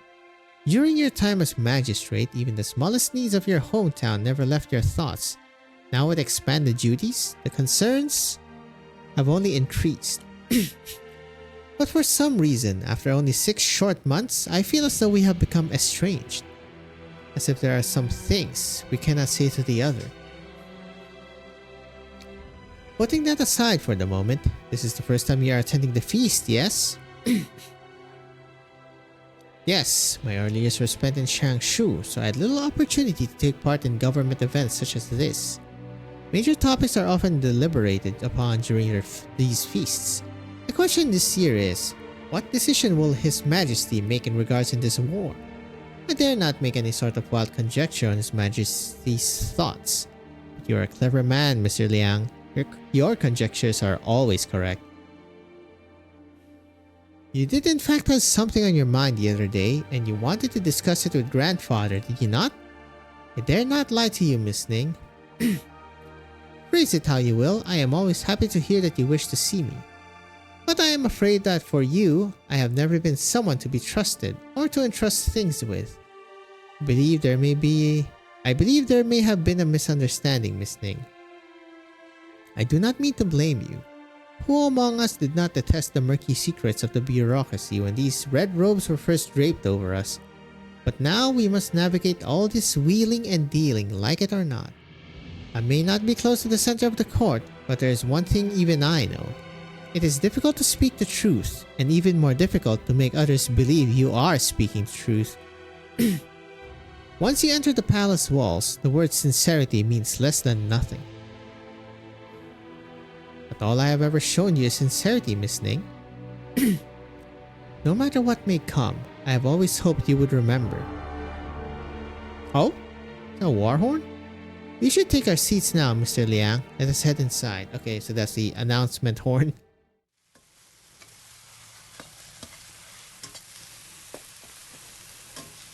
Come on, step on it. Check over your ingredients one last time when you're done. The guests are already seated. We need to start serving as soon as the order comes in. Inspect all your ingredients. Check on the stews and soups while you're at it. The bliss soup on stove number 90. I don't know how, but the color seems to be a bit off. What? How many times did I say to cut the ingredients into finger-width cubes? No more, no less. It's supposed to be on the fire for 20 hours, no breaks. Someone must have screwed something up. Alright, move aside. I'll come have a look. Don't explode. Quietly. Hey, over here. Why are you still wearing those clothes? Scared people won't notice you or something? Formal dress for formal occasions. I'd kept these clothes at home just in case. But this is the kitchen. Don't you have anything more suitable to put on? No. You. Hey. Is disguising yourself not something natural for judicial officers? What nonsense are you talking about? Deputy Minister at the Judicial Review Office is not some undercover ghost. Though I have found myself sneaking around a lot lately for some reason. Alright, enough muttering. Change into these clothes. You follow the army of waiters into the banquet area as they're serving up the dishes. Then change back into your fancy robe when you can. Fine. Huh. This kind of infiltration really does make me a little nervous. You said you were going to stand up to see justice restored. So if you make True Long mad, is he going to just arrest you right away, or is he going to... There's a tradition of remonstration during the Feast of the 100 Delicacies. Besides, we're just going to request a reopening of an old case due to inconclusive evidence. Why would a True Long be mad at me? Although there is one thing. Which is... Have you ever thought about what if? What if the truth we managed to dig up on this case turned out to be the complete opposite of what we thought? What if you found out everything around you was one big lie? What are you talking about? Didn't we do all this to get to the truth in the first place? If it's a lie, we'll smash it to pieces. Why the hesitation? We've come this far already. What choice do we even have? Okay. Blaze. I think your father, he was likely a good man. Huh? Why this all of a sudden? Promise me this. If something unexpected happens, you must take care of yourself first.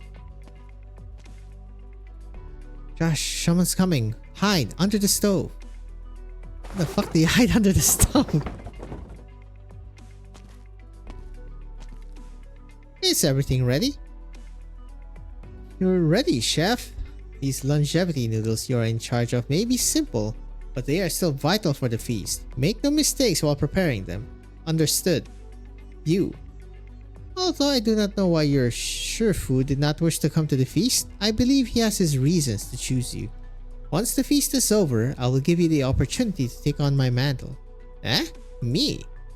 Not happy to hear that? Haha. There's a lot of chefs who would pinch themselves awake if they were told they were going to be your apprentice. But I don't understand. Why are you entrusting all the skills you've learned your entire life to only one person? Nonsense. Do you know just how many examinations a Ding Feng Lu head chef puts their prospective students through before they choose an apprentice? Not to mention the fact that my own Shifu was the one who penned the Book of Foods with recipes from all 4 major cuisines and has served us well for decades worth of feasts. Out of the hundreds of chefs in this Ding Feng Lu kitchen who have honed their craft for many years, Shifu chose me to take the reins. Just me. Generations of exquisite artisanship in these hands. You'd let anybody smudge it? But no matter how exquisite the artisanship is, you're making the dish for people to eat. What I mean is teaching a single apprentice who's as good as you really more important than teaching a bunch of chefs who can do a decent job? The more you teach, the more can cook, which means even more of Yan can enjoy tastier food or something. That's enough of your disrespectful rubbish. Focus on your noodles. And ignored. Denied.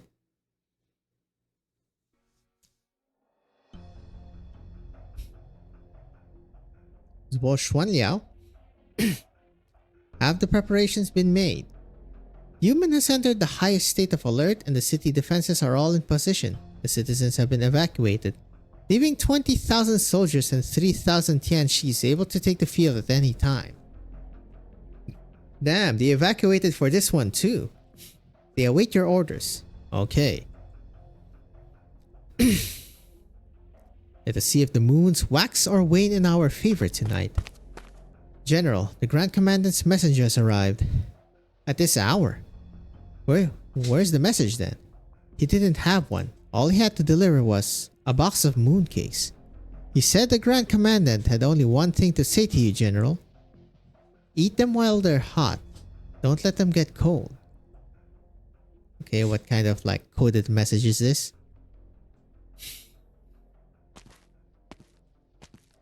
Are they usurping? You received my notice, Lord Zuo. Oh wow. This is definitely a team up of the ages. It has been a while. Are you faring well? You. No need to be so tense. This pawn shop has long since closed its doors. No one will be bothering us. Why meet me alone? Shouldn't I be asking you that, Lord Zuo? What did you mean? I opened this pawn shop on a whim during my stay in Baizhou, and for a time business was booming. Every day would see customers bring in all sorts of curios, scrolls, precious baubles, and odd gemstones. In the end, many of them were taken by my wandering younger brother and placed within his garden. The most curious thing was that all the customers who came by the shop had one thing in common. They were looking for me. Huh, you think far too highly of yourself? Well, since you have come to see me, does that not mean you have something to discuss, Lord Zuo? Perhaps I could answer one or two questions plaguing you. Oh, what happened there? All I want to know is, why have you come to Baizhou? If that convict has decided now is the time to declare war on Yan, all that awaits him is death and destruction. But I'm sure he already knows that. He knows that already. Indeed, my elder brother is skilled at the art of the gridded board and naught else. Though it is a formidable and well-honed skill at that. You still remember the Shanghai Zong who appeared in Human, Lord Zuo? During the Sui regulator's analysis of the incident, we noticed traces of another Ferranmut's proxy's actions. Wang is suspected of being involved. What are you trying to say? I'm sure you remember, Lord Zuo, that during that hunt 1,000 years ago, the Ferranmut of Yan was either put to the sword or banished. Has the Sui regulator ever wondered, considering my brother was able to find one of them? Could he perhaps have found more than just one? During the many years since the incident, the Sui regulator have watched closely his every movement within Yan's borders. But have they never considered the possibility that one of his Weiqi stones might leave the country? Don't underestimate our intelligence network. The Sui regulator has never stopped keeping an eye on the Ferranmut outside. If they make any sudden movements, our Ferranmutologists will surely sense something. I'm sure they did. They should be on their way back to Yan right now. Please treat this information as my humble gift to you, Lord Zuo. How you use it is for you to decide. Why are you telling me this? You're one of the convict's conspirators, so why tell us his plans? In truth, though I am indeed in collaboration with my brother, our hearts are not as one. We have our differences. He insists on seeing a victor decided. I, on the other hand, prefer doing my business in a more amicable fashion. As for why I chose you, Lord Zuo, I feel like we are kindred spirits. What? I profess I have some skill in reading people. My intuition tells me we will have the opportunity to do business once again in the future. It is possible that the fate of us siblings will lie in your hands, Lord Zuo. To be able to chat with you on this festive day, even but for a moment, is destiny at work. I hope that in the future you can see me as a man you can discuss things with.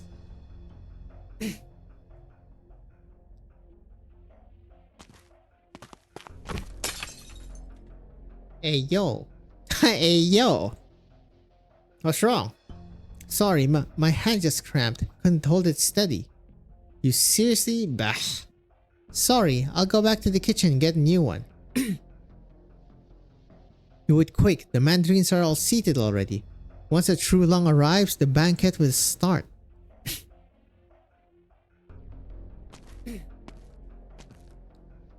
Do you need help, madame? Madame? I'm here for the feast of 100 delicacies. All the mandarins have already been seated. May I ask why? Forgive me, I was delayed on the road here. I will head in right away. Please wait a moment. Madame, please show your invitation to the feast. Why? Is me standing here not invitation enough? A routine inspection? I beg your pardon, madame. My lady, you dropped something of yours. You left in such a rush. How could you not have noticed you dropped something so important? Good thing I spotted it. Ah, Madame Tang of the Ministry of Revenue. Please forgive my earlier impertinence. There are no further issues here, but the feast is about to begin. Please take your seat as quickly as you can. That's so funny. That invitation is a forgery. It'll only work that one time. Do take care when you're inside. I know you. You're one of the ladies at the Ning Manor. I'm also a friend of Blaze. I spotted her name on the chef roster and guessed at your plan. The rest, you will simply have to beg forgiveness from the true Long after meeting him. Don't you know, if this case is reopened, you'll be ruined. The one most heavily implicated by this case would be Blaze, no? Did you already agree to help her find the truth? What else is there to worry about? Besides, if you really do manage to pull back the curtain on all this, well, that's what I was after in the first place. Thank you. Alright. Hey yo, animated! Yay! Despite all my years as a Mandarin, I rarely set foot in the Forbidden City. I see towering palaces pressed up against the sky, majestic and stately. I see a banquet of incomparable bounty, each and every seat filled. The lamps are as bright as day, even as the moonlight envelops them. But what I cannot see is who hid away these names, who does not want to see the truth come to light. I suddenly recall the words. Will he be able to handle the truth?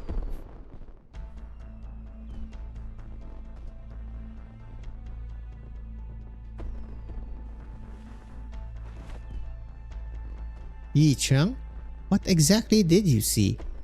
How strange, the feast has already started, so why has His Imperial Majesty not yet arrived? No need to panic, His Imperial Majesty is busy. Something urgent might have come up, all we can do is wait. I heard he's been ill for a while now. What if it's something to do with that? Shush, stop blabbering. Preposterous. Simply preposterous. Don't you know where we are? What right have you to obstruct court Mandarin? What's all this noise about? This man says he's Assistant Minister Tang Jian of the Ministry of Revenue, but we've already checked, and every seat under the Ministry of Revenue is already accounted for. I am Tang Jian. None of this, he says. Rubbish. Look, do you see the seal in my hand? Whose name is on it?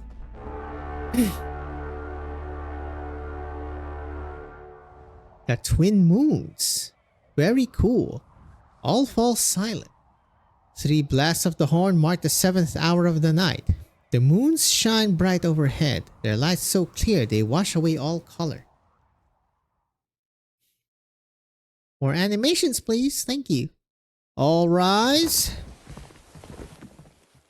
One by one, the Mandarins stand, looking towards the center of the feast with bated breath, waiting for the one meant to be seated at the head of the table.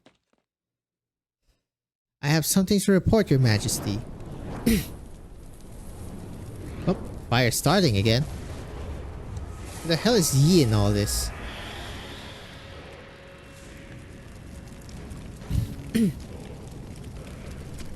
Fire.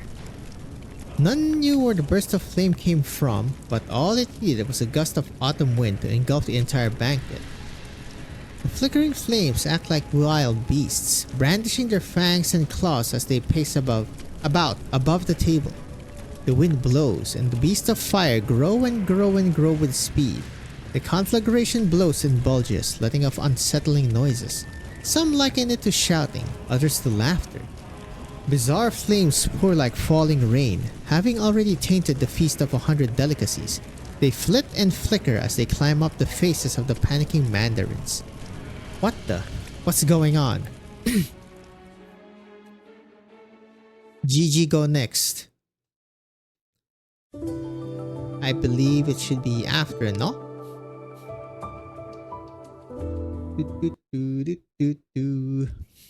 Fire! Fire! Assassins! Protect His Majesty! Guards! Guards! Put out that fire! Lock the dining area down! Take care! Source of this fire. Everyone, stay away from the wine in the cups! A fire that does not burn hot. Who did this? And what are they up to?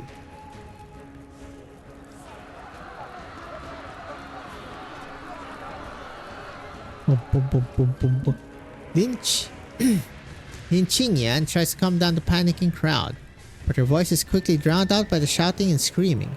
In the midst of the chaos, she spots a familiar face. Uh-oh. Their eyes met for only a moment, but she is more sure than anything. That person saw her attempt to cross the line of propriety in front of all. But the target is not her. Blaze.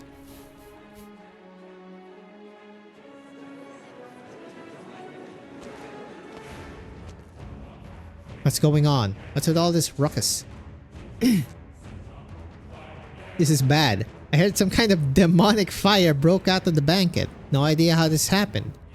The guards have the dining area surrounded. No idea what's going on inside or if His Majesty is hurt. They're talking about cutting the feast short. Not under my watch. Ling Qingyan. We've been notified of unknown persons infiltrating the feast. We will now be conducting an inspection. I ask that everyone stay where they are and not move. Please cooperate. Damn it. What the hell happened over where Laitzi is? This is bad. I can't leave her to fend for herself. I need to go take a look. You there! Stop moving! What do I do? What do I do? I can't get in a fight here. No time to think, damn it. Well, there goes Blaze. Jesus. After her! Yep, just fucking send all the utensils packing. 1st Battalion, 5th Battalion, seal off the southern entrance. 7th and 9th, close the northern gate. Everyone else, sweep the palace from south to north. If you find anyone suspicious, arrest them immediately. Our intel says there are at least 2 culprits working together to ruin the feast, so take care.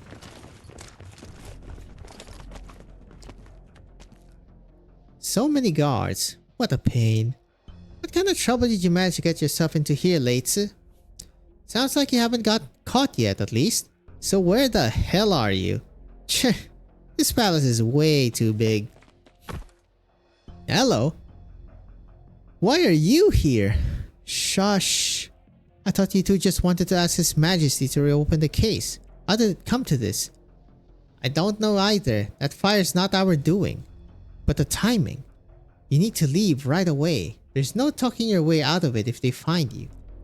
What I need to do is save Ling Qingyan. Let me go look for her. Hold up.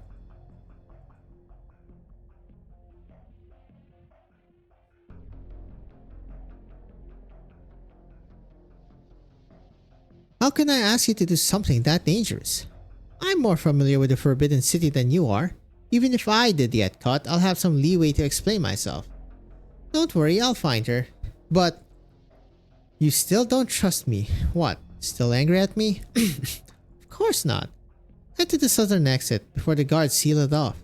We'll meet up at the restaurant once we're all out of here. Okay. You take care too. Wait, did the soldiers manage to get a good look at you? Yeah, I think so. That's not good. Oh, I know. Let's swap clothes. Come on, get them off. Wait, does she even wear that? Is the sprite even gonna reflect that? Okay, it kinda does. Well, the easy way to do it. I saw someone running way up ahead over there.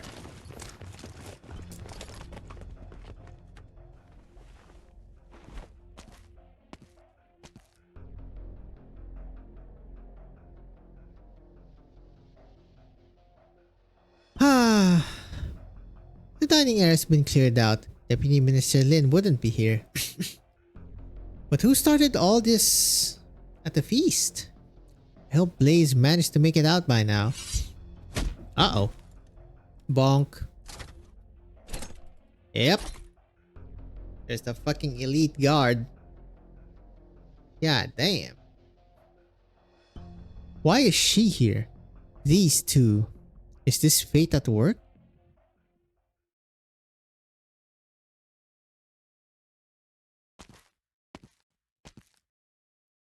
Looks like it's not too far away now. Wonder how things are going over on their side. Found you. Who's there? Yep. The drill master. So it was you.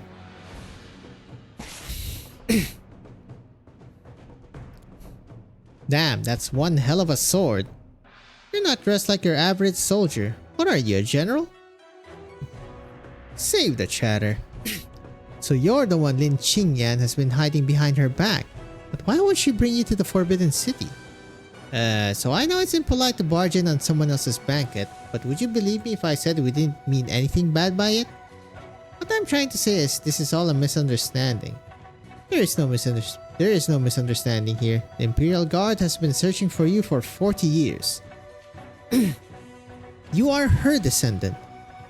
What are you talking about? Whose descendant? Who's her? You really don't know. No, it seems you're not lying.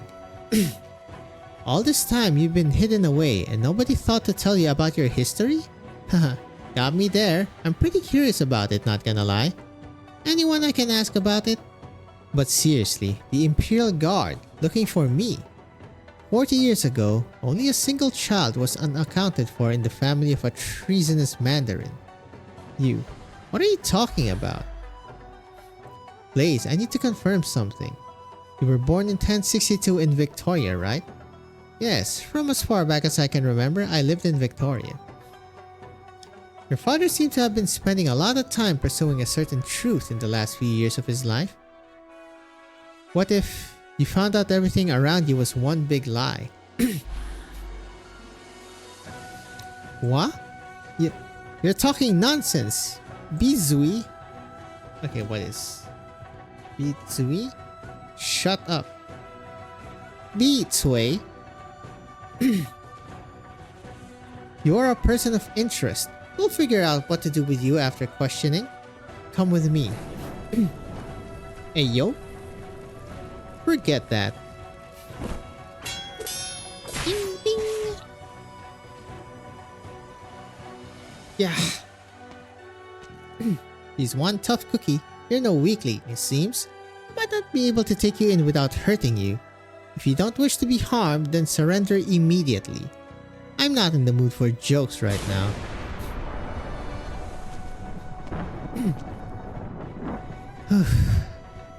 Did I tell you to save yourself if something happened? Lin Qingyan? Lin Qingyan's eyes meet Blaze's. She understands what has happened, but all she has to offer is silence. She turns around and stands in front of Blaze, shielding her. Your deeds at the JRO are worthy of my respect, Deputy Minister Lin, and I was kind enough to remind you before. It seems you have decided to completely ignore my warning. I am perfectly aware what I'm doing. I don't need your reminders. You know who she really is. Yet to go so far as to protect the descendant of a traitorous Mandarin. Why? For the truth. The truth you are all too afraid to talk about. Lin Qingyan? What are you two talking about? What do you mean I'm the descendant of a traitor? My dad. Who is he? Why did he die? Forgive me, I was planning to tell you everything after tonight, but it seems now is not a good time. I will make it up to you later however you like, provided we make it out of here alive, that is. She will be coming with me tonight. As long as I am here, she will not. Forget that. You will need 3 of you to simply obstruct me.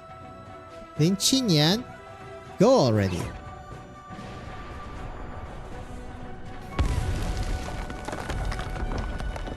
A burst of lightning blasts open a hole in the palace wall. Before the dust has even settled, a somewhat gentler blast of energy strikes Blaze. She is set flying out of the Forbidden City, falling towards a distant patch of ground. Blaze has done these sort of high-altitude leaps countless times before as a form of dynamic entry into the battlefield or wherever happened to need her. She has never once felt fear. She believed in her own strength and in her many friends. There was never any confusion in her mind either. She knew who she was. She knew where she must go. She knew what she believed in. There is no plot that can hold her back her heat, just like how the mist of dawn cannot hide away the sun. But now, what awaits her is no longer solid ground, but an endless abyss. She closes her eyes.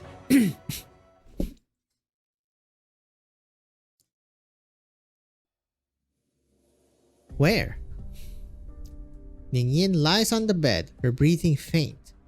crutch in the old man's hand shudders, and he nearly falls over.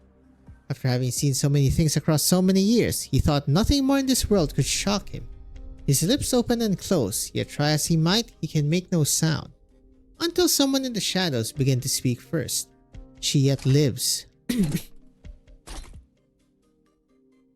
It's you. Stay your steps, Mr. Ning. Come no closer. You never saw me tonight, and she never left the house. She? But why? She intruded upon the feast of 100 delicacies. She was with that girl when I discovered her. If she had run into anyone else, she would not still be alive. Impossible. 40 years. I can't believe it's you again. 40 years ago, you left her here. Now you save her life once more. Save her from a terrible fate. Fate. This must be fate. There's no escaping it. There never was. I did not leave her here for her sake. It was you who saved her, Mr. Ning. You once swore an oath to never let anyone know the truth of this case in exchange for her name. But it seems you are now wavering when it comes to past vows. The true Lung will know of tonight's events. The choice is yours, Mr. Ning. A gust of wind, and it was like nobody was even there. The old man stands in stunned silence. His daze is interrupted as he hears a sound coming from outside the courtyard walls. A sound like roaring, like weeping, like admonishment. I must be going mad. It's autumn. Why do I hear cicadas?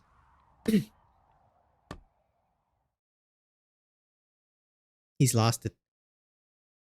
Where the fuck is Yi? Ah! Where? How did I get here? Hello, sir.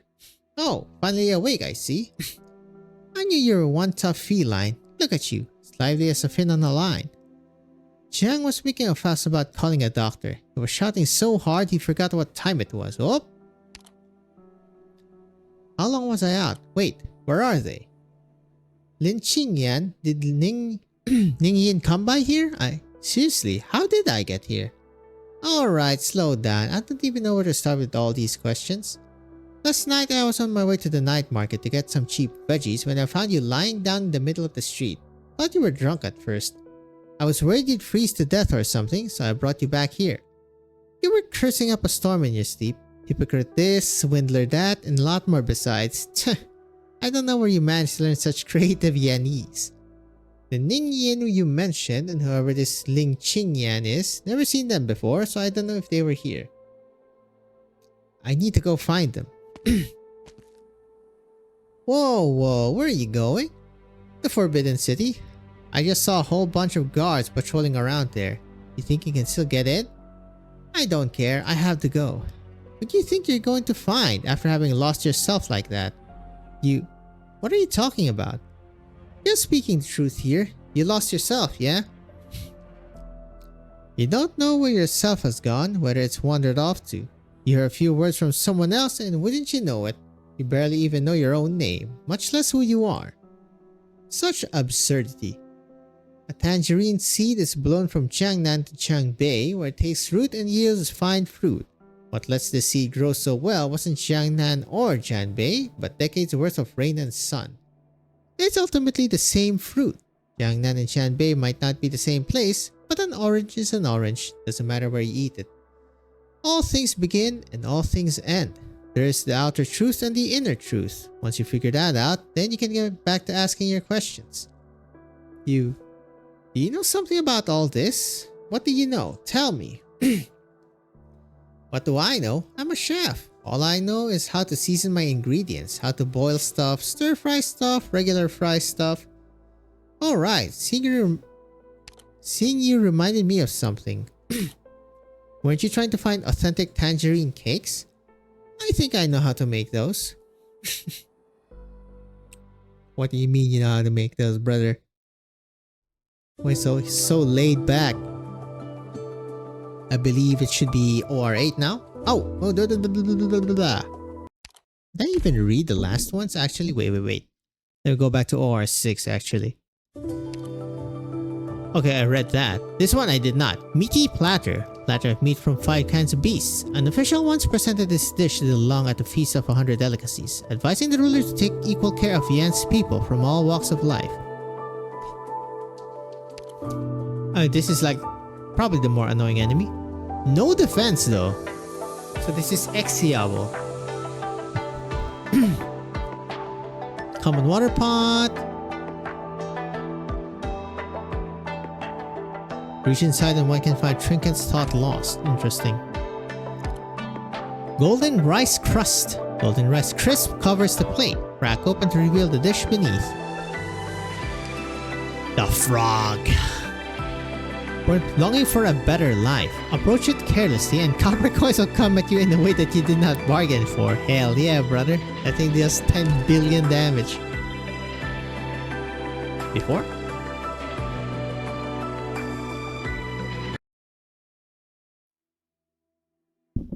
Where, in the resto?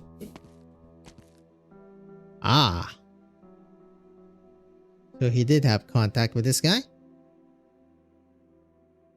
1 tangerine cake to go, please. Oh, you're here. Sending it to Victoria this time as well? No, not sending it. I need to go back right away. Though it's hard to say if I even can go back. This time? Just a snack for the road. Wow, your cup's gotten pretty bad. I don't think you should be eating sweets right now. I'll bowl you up a bowl of loquat soup. I'm fine. It's just not... But it's not to do with my lungs. Doesn't matter what the problem is, you've got to take care of yourself. Seen a doctor about it? Yes. I don't have much time left apparently. I'd say I'm beyond having to mind what I eat. Huh? It's fine. Everyone has to die someday. Jesus, man. I've done pretty much everything I needed to get done. How can you say something like that? Didn't you? Didn't you say you still have family in Victoria? They're waiting for you to go home. Yes, I held on to hope that I could see them again, but it seems... that won't be happening. Might have been a useless good for nothing my entire life, but at least I can say I haven't disgraced what little ideals and righteousness I still have in me. But only now that I'm at the end have I realized I owe them far too much. Isn't that just how people are? Things like this happen from time to time. If you try and be the perfect people pleaser, you're a fool. But surely you still want to go home, right? I want to see them, but if I don't, they'll have easier lives. That's just how people are. You want to get something done, you need to put something down. Everyone else has put their things down, and so I should too. I've been in your care for so many years now, young chef. Even my final few words in this reverie of mine are for your ears only. Then, is there still something you want? I want... Cut me off, damn you. You need to pay more attention. Look at the spot you swept. It's still covered in ash. Make sure not to miss any corners either. Anything dirty has to be cleaned. We are moving out soon and cannot leave behind any trouble for the house's next owner. It is rather late, Mr. Ning. Where are you headed off to? Oh, don't mind me. Just going out for a walk. To this forbidden city? Mr. Ning's been acting really odd today. Why is he spending his Mid-Autumn Festival watching us clean the house instead of gazing at the moon? That's enough questions out of you. Focus on your sweeping. With such brilliant moonlight tonight, we should give it a pristine spot to land on.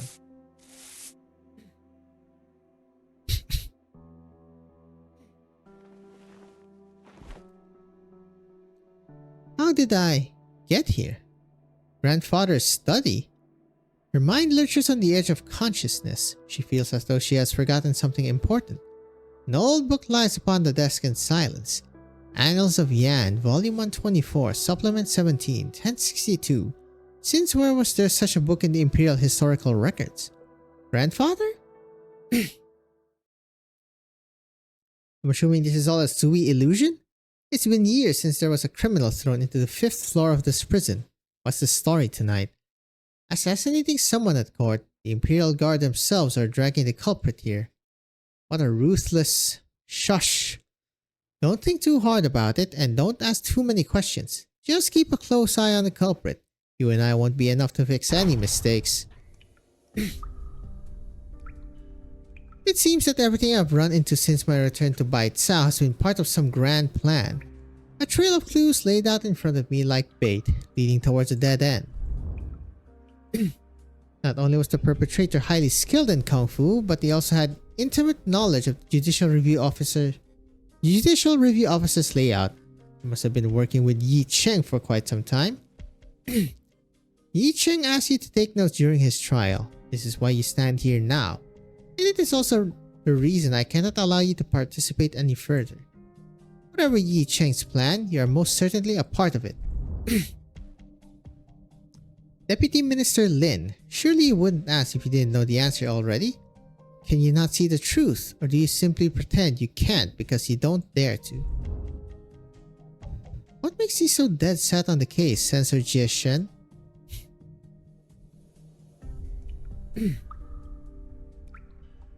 As the moon slowly sinks into the west, their light passes through the barred window and scatters on the far wall of the cell.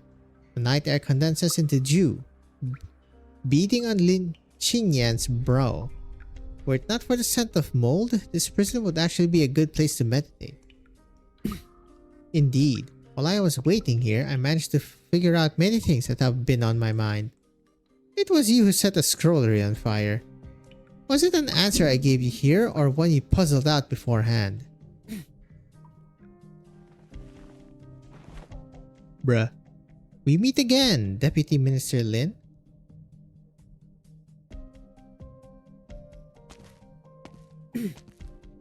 Hey, I'm not in the mood to discuss snacks with you right now. Got people to save. Calm down, take it easy. Is it any use being so high-strung when you have so much to do?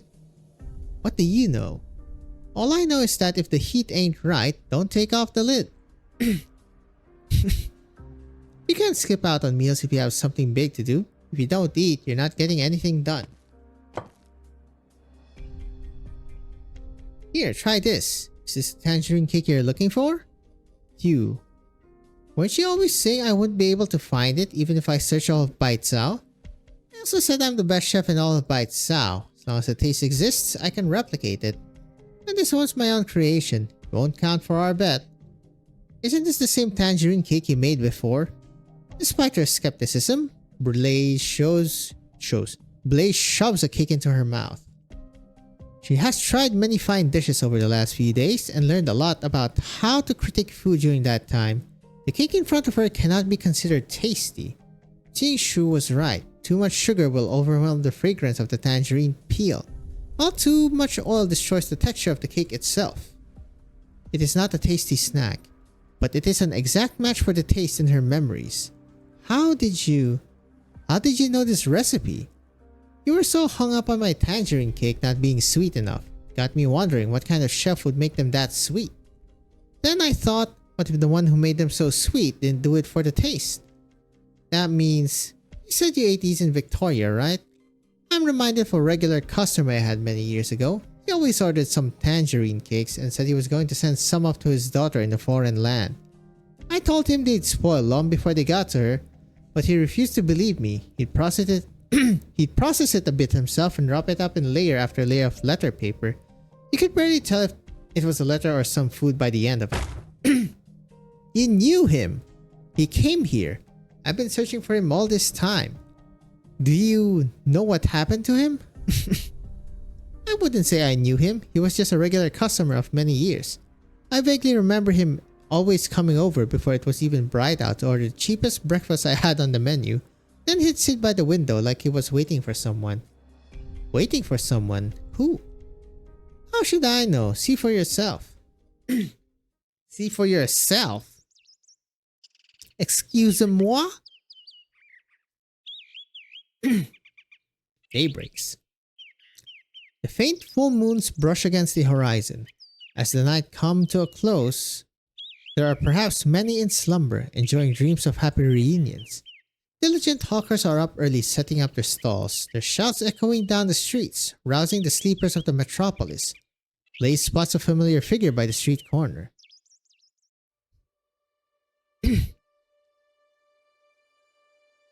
The fuck?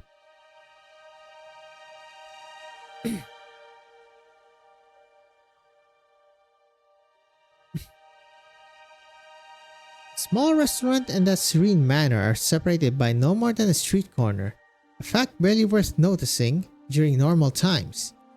Was this what he was looking at year after year?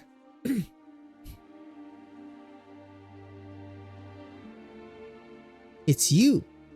It's really you.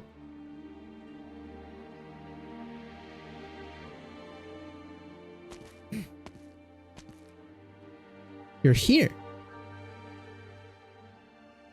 I never thought I would see you again in my lifetime.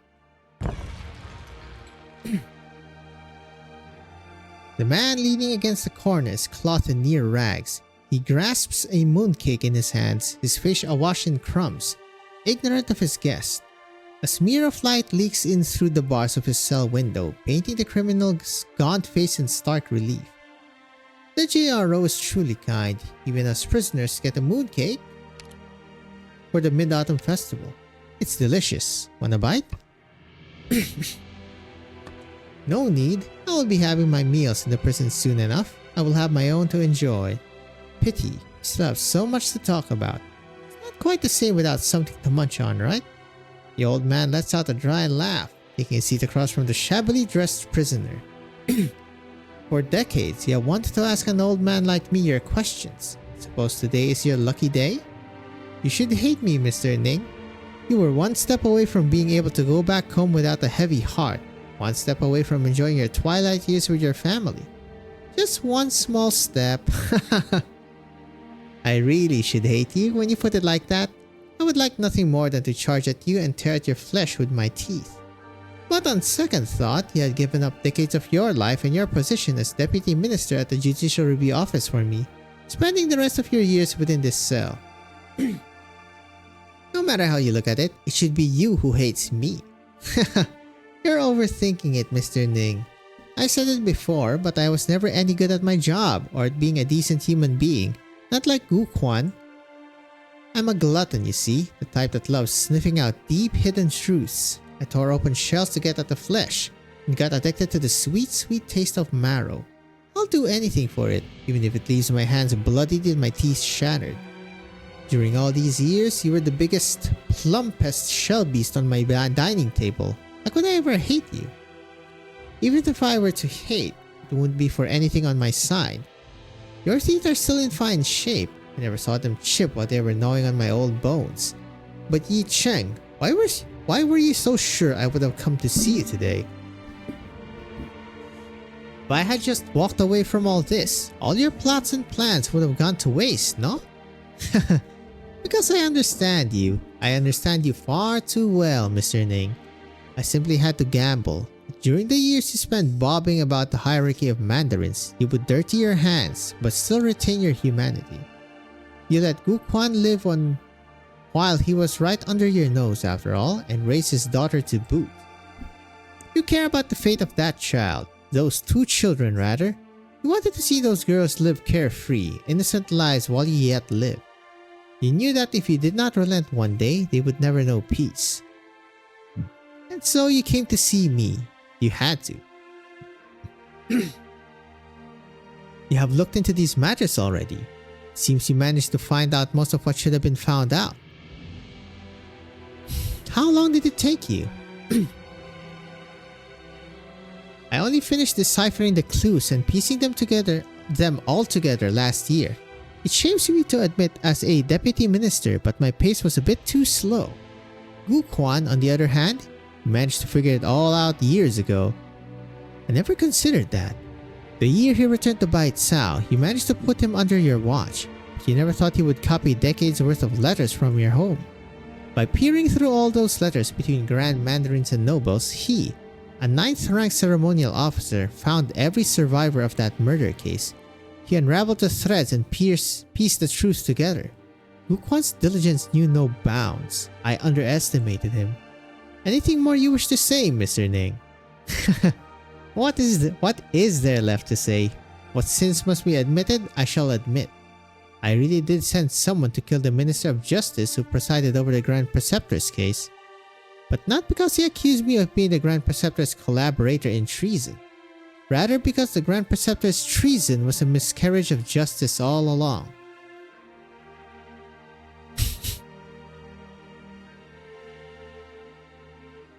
Indulge me my curiosity, Deputy Minister Lin. When did you figure it out? I suspected it was you who set Ding Feng Lun alight. Why?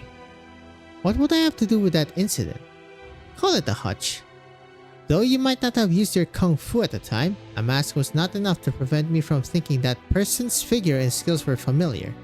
Very familiar. Afterwards, at the Judicial Review Office, he sought me out and managed to cement this particular suspicion in my mind. Come to think of it, you must have been in close contact with Yi Cheng as early as when I was preparing to impeach him. I never considered the possibility you were already cooperating with him at the time. From the scrollery fire to the hanging scroll in the Ning Manor, and then onto the fire at Ding Feng Lu, this recent string of mysteries was you trying to lead me along a trail of clues, wasn't it? I was rather rushed and sloppy now that I look back. And the fire at the Feast of 100 Delicacies? I must regret to inform you that was not my doing, truly. Merely an unexpected turn that happened to align with our goal. Why did you two do all this? Ridiculous as it may sound, this all started with an old case, not a large one, yet not small either. A case I happened upon by chance after I joined the Department of Discipline and Supervision. The Minister of Justice, assassinated by a beggar in the middle of the street. Case I could barely believe. Yet one hastily closed without meaningful build-up or a satisfying conclusion. I almost forgot about this one. Though the assassin had been executed, his identity, his motive, there were simply too many vague unknowns in the file. As I dug deeper, I noticed that every thread led towards an even bigger case. Case that had snipped all those threads short. The Grand Preceptor's treason.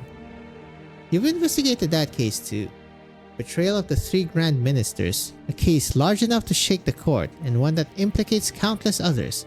Forget finding the truth, even just mentioning the Grand Preceptor's name at the time was the greatest of taboos. The Grand Preceptor incited the Prince to regicide. This was all the history books had to say on the matter. But nobody knows the truth of what happened the night the old Shulang passed away. Who was it who mobilized the city guard, who went into the palace? Only later did I realize I was not the only one looking into this case. Was this how you got to know Yi Cheng? Should I rather call it foul beast of a feather or friendship at first sight? You said the two of you weren't able to follow the trail, so how did you determine the Grand Preceptor was wrongfully accused? It wasn't our research that led to this conclusion. Whoop. The one who brought everything to light was Gu Quan. Said by the old farts themselves. Why? Do you seriously not know why? Of course I do. I just wanted to ask you how this why tasted when you said it aloud. The people cry out, their hearts uneasy. Only those who have experienced the struggle know that Yan's current peace and prosperity were hard won. It was a very, very long time ago. The old Shulang was diligent. At the time, original industries were beginning to change the structure of this great land. Even during Yan's turbulent times, he did not allow her to fall behind the other nations of Terra. And so it was that a great hero was infected with oropathy in his twilight years. Believing his days were numbered, his many policies began to stray into bias and imbalance. At the time, the prince wished to stop the true Long, and the Grand Preceptor stood by his side. His supposed support was her urging the prince to seize the throne?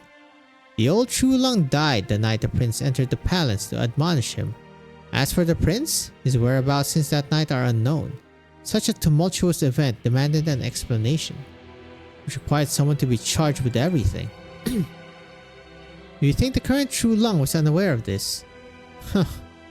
Changes in the court naturally lead to unrest among the masses. The purge of traitors, a very fitting slogan. The then young Shulang acted with an iron fist to sweep away many courtiers with evil intent, stabilizing the situation as quickly as possible. This ensured the spell of court intrigue never made it outside the walls of the Forbidden City. For 40 years, I assume I was the only one aside from the Shulang himself to still remember what transpired. Until 10 or so years after that case ended, that young man stood in front of me once again. I fear I speak of that time too lightly, Mr. Ning. It was not only traitors who were swept away, it were also the entirety of the Grand Preceptor's family, 28 in all. They were all sent to prison. Some committed suicide in their cells to prove their innocence. Those who lived were exiled. I tried to find some traces of them, but it was no use. Couldn't find a single one, except Blaze.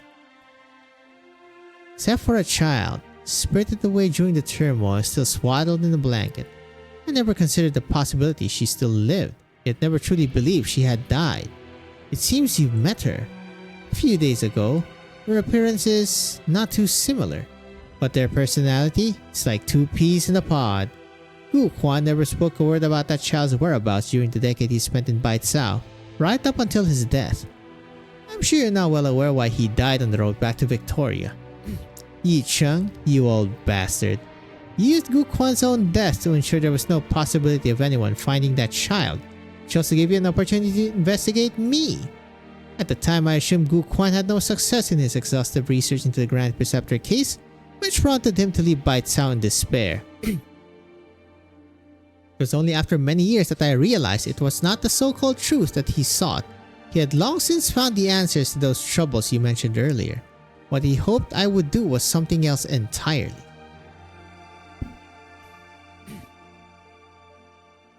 Yep, this is why you should not have old farts in government. I don't understand. Are you telling me you two knew all along that Blaze was the orphan from that case? Your investigation should have already revealed that Gu Quan and Yi Cheng knew each other. After taking the child away, Gu Quan kept the secret of her whereabouts to himself for decades. But before he met his untimely end, he confided in the only friend he had, Yi Cheng. After his death, Yi Cheng immediately began to search for her. However, he was unable to personally act as Deputy Minister at the Judicial Review Office. He entrusted the task of performing discreetly inquiries to me, far from the center of court politics so as to not attract attention. Hush hush!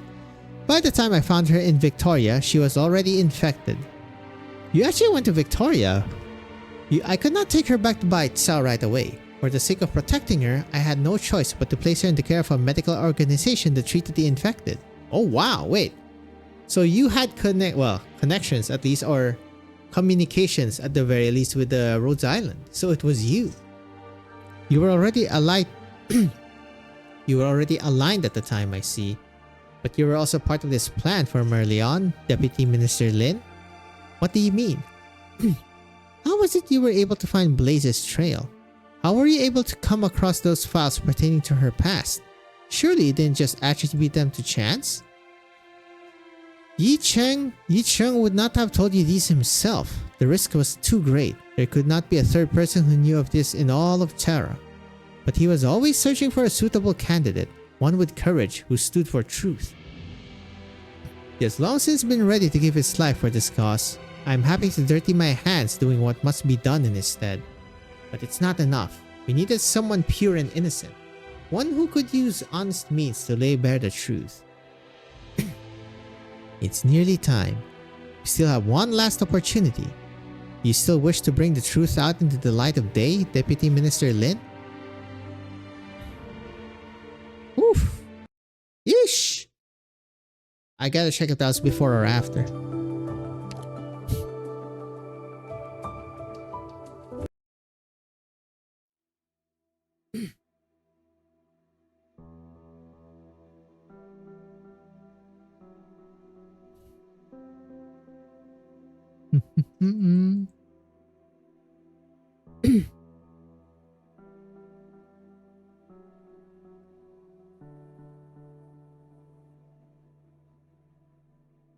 Is this new?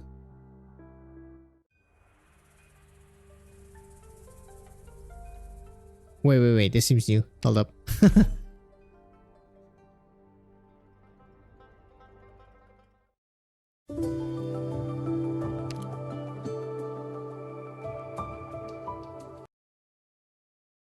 Actually, we start. Alright, after.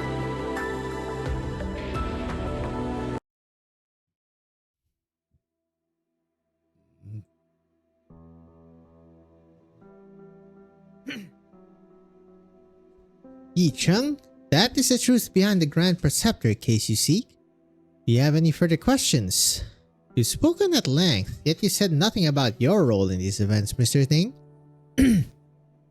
Why do you send someone to kill the Minister of Justice? Do you not already have the answer, Deputy Minister Yi? Was it not you who accused me years ago of having the Minister murdered to stop him from investigating and save myself in this chaos? You need not be in such a hurry to discredit yourself. There was one question that perplexed me for a long time. Why did Wu Quan stay at your house when he returned to Baicao nearly a decade later? It was not until I saw that girl at your house did all the puzzle pieces fall into place. He narrowly escaped with his life, yet he still returned to Baicao, not only to find the truth of what happened, but also to search for the daughter he left behind. It seems he did not tell you much. Yes, most of what follows will be mere speculation. If I'm wrong, feel free to laugh in my face. I heard that after the Grand Preceptor's suicide following accusations of treason, the entire nation was in uproar and mandarins distanced themselves from her. Yet one academy student dared to honor her in public. It was thus that he stumbled onto the Grand Preceptor's home as the belongings within were being confiscated. In his hurry, all he could take away was a baby girl just born into the family. As it so happened, his own daughter was recently born as well. At his wit's end, he tried to flee Baicao with his wife and the two babies. As a scholar with no background, he didn't get far before an Imperial Guard captured him. Perhaps out of compassion and wanting to keep the Grand Preceptor's bloodline going, the Imperial Guard spared the scholar and the Grand Preceptor's child, instead taking the scholar's daughter. Hold up. Okay. I did not know what Gu Quan was thinking at the time, but it was most likely he had no other choice. This child fell into the hands of the Minister of Justice, her bloodline obvious with a modicum of research, but as it turned out, how to handle this child of an outsider was a delicate conundrum indeed. It was around this time that you, Mr. Ning, long dissatisfied with the minister's extreme methods, decided to take the ultimate risk: assassination. Grand Preceptor's case implicated many, and it seemed fitting that the blood-stained Minister of Justice met his hand through retribution. With the court's turmoil resolved, the True Long allowed the blood-stained curtain to finally fall in this fashion. The only unresolved question left is that child. Based on how things are now, she was taken into your care. What this entailed is not hard to guess, but as for the why of it, if I recall correctly, Mr. Ning, you enjoyed the tutelage of the Grand Preceptor as well, correct? Oh, Yi Cheng, had you not been absorbed in judicial work or confined to this cell, I shudder to think what that meticulous mind of yours might have accomplished. It's terrifying, truly terrifying. You flatter me. Nothing more than a fool compared to Gu Quan. It is simply because I have met far too many people in my capacity as Deputy Minister of the Judicial Review Office. The more one sees, the more one learns. Now that I think about it, the dish Gu Quan offered to the True Long at the Feast of 100 Delicacies wasn't merely an act of suicide. It was him reconciling with the truth. Before he passed, he did not tell me the truth, but he did divulge the whereabouts of the Grand Preceptor's orphan. He must have hoped that once I found the truth for myself, I would also choose reconciliation. Yet I could not. All I could do was use my methods to find the people still left, the ones you care for, and force you to spit out the truth. All things considered, Mr. Ning, you are no villain, perhaps just a coward. Hate me all you want. To see that child once more has always been a wish of mine. I will go and seek an audience with His Majesty.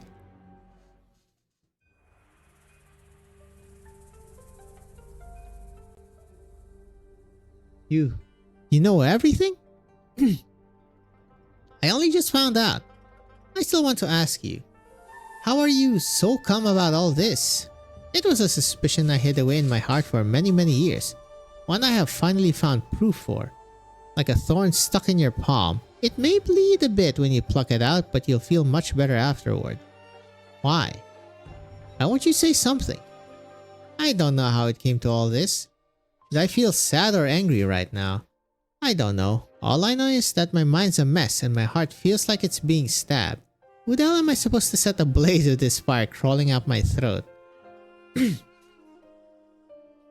Well, I have a question for you. Blaze, can you tell me about Gu Quan? My father. What sort of man was he? He was an idiot, a nerd, and a liar. I hate lies. I've seen too damn many of them. Greedy lies, cowardly lies, sneaky lies, but never one that demanded a lifetime of commitment. One that cost him his own daughter and himself, all to protect someone who had nothing to do with him. How? How could he be so stupid? Reminds me of a story I once read. There once was a guard who watched over a rest station by the river. One day he saw a flood coming from upstream. He wanted to run upstream and tell the people there to close the sluice gates. But he had only run halfway when he saw the river was rising too quickly. It was too late to close the gates, so he immediately decided to turn and warn the villagers downstream to flee. Back and forth he ran until finally he was consumed and swept away by the flood.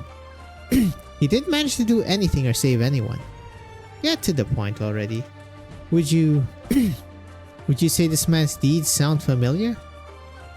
Fine, I get it.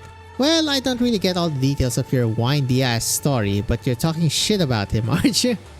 He wasn't a bad guy, okay? He was just... I know you got good reasons to blame him, duh. But if he was the one who threw you away, why would he spend so much time coming back to look for you? I thought I would be the one consoling you, not the other way around. Blaze, you're infected, right? Wait, when did you figure that out? Man, you're too damn clever by half. Sorry, I didn't mean anything untoward. I was just thinking that it really should have been my fate to be. The hell are you even talking about? What? You think you've done something wrong and deserve a worse fate? Please, my life is awesome. I got lots of buddies and I found a dream of mine. If anything, you're the one who got it bad, growing up all by yourself in that big old mansion, alone and miserable.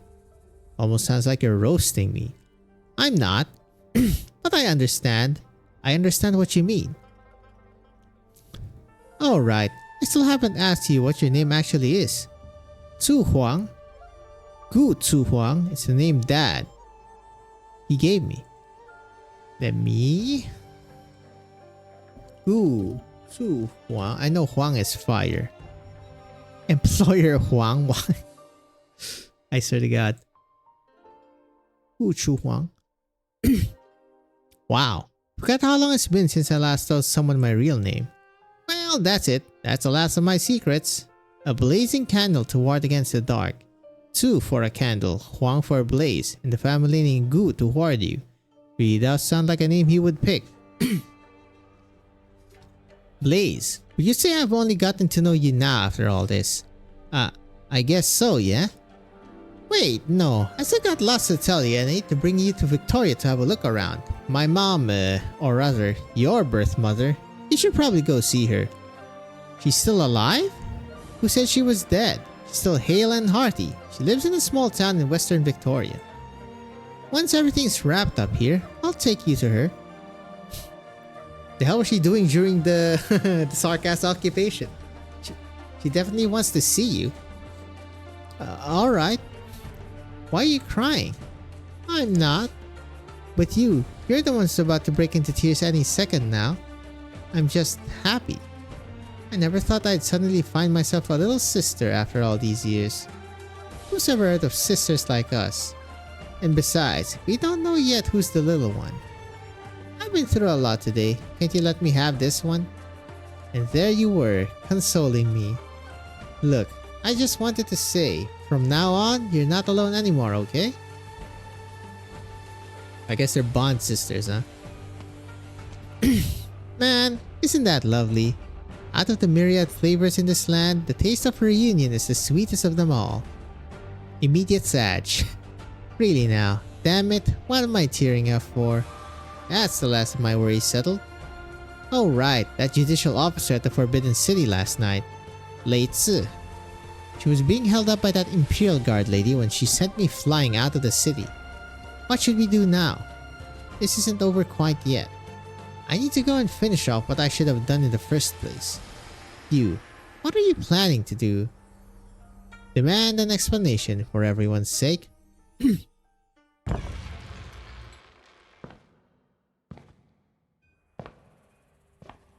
100 years it has been. He returns once again to where this game of wait cheese started. The board is covered in cobwebs and dust, a single black stone at the center. He extends his hand to brush away the grime.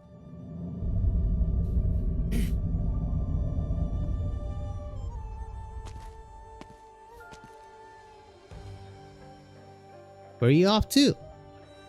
Got a meal to deliver. You're going, then who's going to mind the restaurant? At this hour? It's past closing time. Can I open tomorrow? That depends on my mood tomorrow. Hard to say right now. Why do I get the feeling that you want to call it quits? Fine by me, but you'll still owe me 6 months of wages. Settle that and I'll let you go. Tch, you're so money-minded. How about all those staff meals I cooked for you? They must be worth a few months of debt. Fine, fine. On the right of the stove in the kitchen, the third brick from the corner, the last of my spare cash is under the brick. Take it. I've been with you for quite a few years now. Yep, 15 whole years. That's not few, my brother. You stuck around the longest out of all your associates, candle holder. Means we were really fated to be, huh? If I kept reminding myself that I was a candle holder of the sewer regulator, I'm afraid I wouldn't have stayed that long. To be honest, it's been years since I reminded myself who I really am too. Not like I was trying to remember or not, mind you.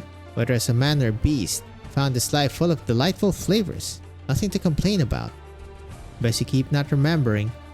I fear if you do, you'll forget the tastes of man. Your palate will grow dull and numb and your cooking skills will go to waste.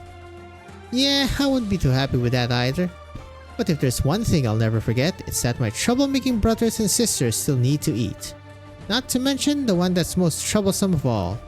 Though considering how long it's been since we last saw each other, it's hard to say what he's like now. You know the consequences of delivering this particular meal today, right? Yeah, more or less. It's obvious, like not keeping cotton by the stove. Sewer regulator's not going to be happy if we have a family reunion. Also, if a fight breaks out at such a delicate moment, you might not be seeing me tomorrow. I made a lot of food and met a lot of people these past few years. My wish was for every customer who walks through those doors have a tasty meal and a life with fewer regrets. 4 flavors of the kitchen, 4 emotions of the heart. Sorrowful partings and joyful reunions. They're not that much different. But just as fresh fins have their bones and malices have no scent, this land is filled with regrets. Eat when you're hungry, sleep when you're tired, and when you miss your family, maybe it's as simple as going to them. Are you really willing to let this go? There are a lot of things I don't want to let go of, but I can't hold on to them forever either. Chang, mind looking after shop for me while I'm gone? You've been watching me cook for so long, you must have picked something up by now. If any customer come by, look after them for me, will you? Savors at Yeast, the House of Aftertaste. It ended up being a fitting name. The mortal realm really lingers on the tongue. Well, there goes the cook. And we are here, presumably with that crap ton of guards. Well, there's the guard. Captain, my report. Patrol battalions dispatch all their men and sweep searches are underway in 8 districts. Still no sign of the target. It's been an entire day. Before day breaks, we must. Heard you were looking for me. Who's there? Ouch, my finger. Well, yep, that's Blaze. She just waltzes in. Out of the way. What's this? Here to surrender. Good, you saved me the effort of searching the entire city for you. I don't care if you want to take me in for what I did at the feast or for who I am. Now's not the time for it. I've got urgent business, so best you move it. Ha! I've never been this pissed off before. If you really want to get in my way, then come and try me. What are you going to do? I'm here to deliver a bowl of longevity noodles to the true lung. Bam! Scene. There it is. On to 9. 3 left, eh? I mean, if this has 2, which it should usually do. Because we're nearing the end game. Hello? Where this? Victoria is so close. It's snowing again. They should be wearing their winter garb now. Wu Quan? Is that you, sir?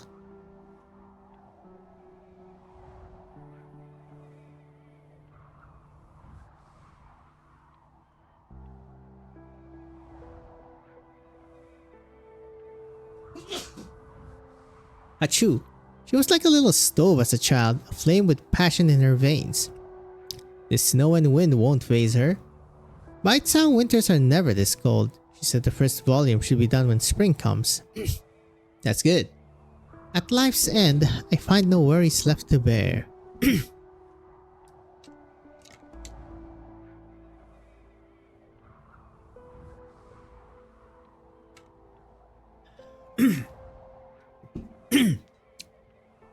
The man takes off his Mandarin garb, folds it carefully, and places it down next to the books he used to carry before bowing 3 times to the east.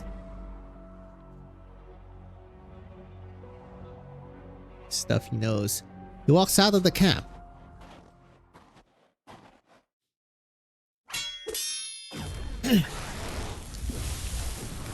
This is Blaze, yep. Your flames are indeed hotter now. Your arts are greatly burdening your body, infected. Scared of the heat? Heh, it's just my blood. Though I knew I'm standing here only because so many others have shed their own blood. Seems like you already know a lot. Not much at all, but there's just one thing I need to know. Those who had their names erased, those who died dubious deaths, they need an explanation, an answer. To be honest, I didn't think my life would have such a complicated backstory or that I'd fight for something other than the infected. But now I realize that injustice is the same for everyone, and I will spill my blood and every injustice I encounter. Burning ablaze with your blood, infected, you resemble the righteous of old. But don't rush to conclusions about justice when a single leaf blocks your view of the entire forest. In any case, I've been ordered to bring you back and you absolutely cannot be let free. I know. I met your type before, plenty of times. I guess I can't paint you all as bad guys. You've just been trained to shed no blood or tears, so you stop caring about anyone else's. Whatever, I won't argue. You sure can try to stop me though. You are the enemy, but your courage deserves praise. Careful now. I'll spare your life, but I can't guarantee you won't lose a limb or two. Zhong Guan Bai Lei Zheng Fa Cleave. Okay, hold up. Zhong Guan Bai Lei Zheng Fa.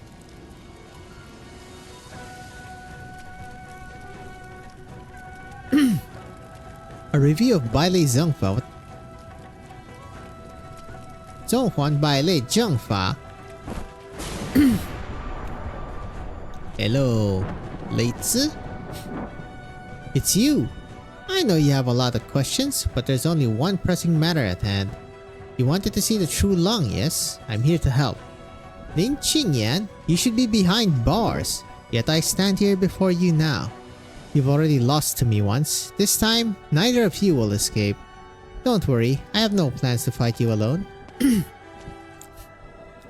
I know I asked to tag along, but this opponent will be hard to handle. An accomplice even. So you were the one who freed her from prison.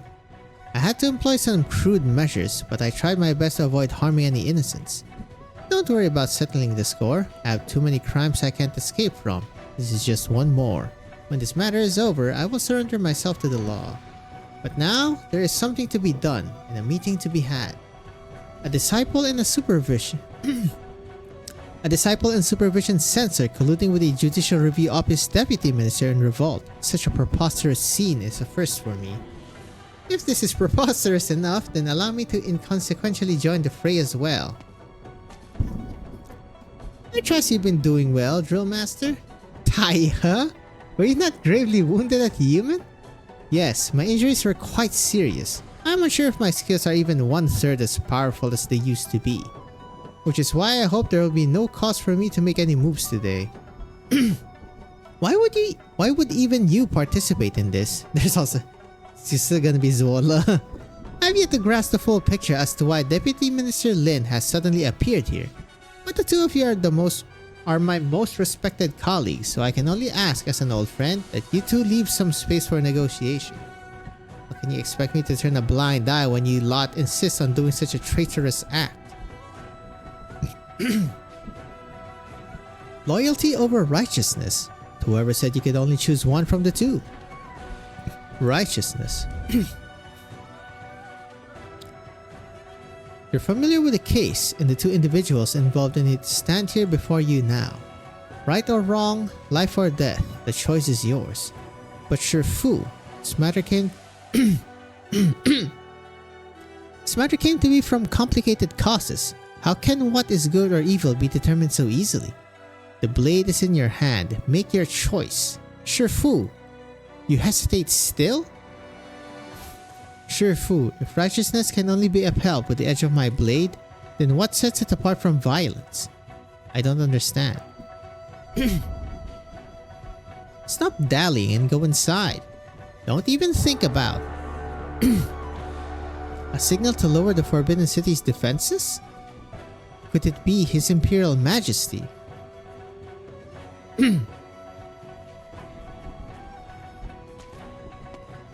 Hello, sir. You can see the Forbidden City from here. It was still spring when I last set foot in this tower. Much has happened within the last 6 months. The chill has come and the wind atop the city walls is strong. You take care of yourself, Grand Shooter. I imagine only a few from the court have seen bites south from this angle. Even from great heights where the view stretches far, one's sight will sometimes be obscured by clouds. All the more reason that one should see and think before one acts. Do you know why I asked you to become advisor of Human? My thoughts were that you wanted me to broaden my horizons and see the big picture. An opportunity, but also a test. A test for what exactly? To see if I am worthy. So you know I have summoned you here today. Yes, Grand Shooter, you are disappointed in me. An excuse or a genuine emotion? I understand what I did during the Feast of 100 Delicacies was a terrible idea, but there was no other way. Suspending the feast will prevent the Grand Commandant from acting in drastic haste and also allow the True Lung an opportunity. Since your involvement in this slew of disputes, thrice have you been forced to make a choice and each time you cast the riskiest die. You place your friends and even yourself onto the chessboard. Have you never once felt hesitation? I dare not claim it never crossed my mind, but I have always considered the choice most beneficial for all. A capable plotter, but the same cannot be said for your decision making. My plan was to select a young talent, ambitious but not greedy, resourceful but selfless, and give them many chances to hone themselves. If the chance arose, I would entrust them with significant responsibilities. I thought you were a suitable candidate, but it often does not end well when the chess player uses himself as a piece on the chessboard. You remind me of a colleague who is no longer with us. I am humble. Yang Shun, given another chance, would you willingly leave Shangshu? When I started my studies, I was determined to apply my life's learning to the benefit of the people, regardless of whatever position I've gotten for mere chance. My original ambition remains and I hold no regrets over the choices I made. The incident at the Feast of 100 Delicacies cannot go unpunished. I will submit myself to the law. That was him. The Sky Mirror Pavilion's archive is lacking a transcriber. You will begin your duties there tomorrow morning. You have my gratitude, Grand Shooter.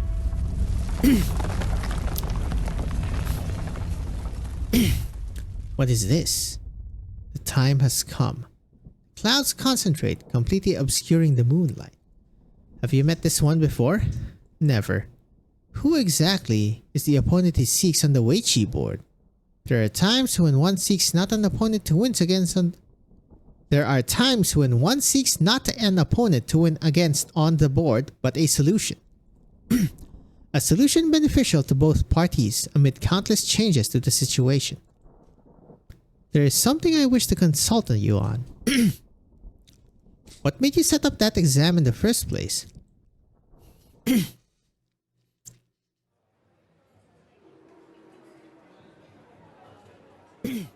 Who boy? Of course he's here. I mean, he knows he is here. Shop's not closed yet, is it? You've come at the right time. I'll close right after I'm done with your order. It's late, so we don't have much left, but what would you like? Anything to fill up my stomach on the road will do. You happen to have half a steamer of meat buns here from the morning. You can have it for free. Won't you be making a loss like this? I only know how to cook, not so good at business stuff. Why not earn a name and riches with skills like yours? Is this new music? I've never heard. I don't recall this music at all. What for? Both nobles and peasants eat the same 3 meals a day. Well, I hate to break it to you, buddy. I might as well make more buns than money or fame. You don't mind under question. How much does a meal normally cost here? Not much at all. The usual soup and 2 dishes just cost a few coins. Anyone who works here in Bites Out can eat their fill here. I see you have a kind heart and compassion for others. Ah, stop that.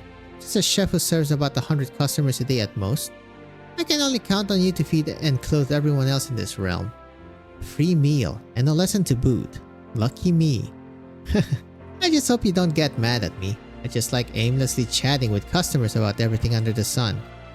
Your restaurant has been here a long time, if I'm not wrong. How are your finances? Now that's a headache. You see, this little store of mine can barely make even. It's all thanks to the abundant crops from Ta Huang and the fast deliveries from the Cheetah that I can keep my store running. Otherwise, I'd have to raise my prices. Are you sure you're not trying to give credit to your siblings? But it doesn't stop here.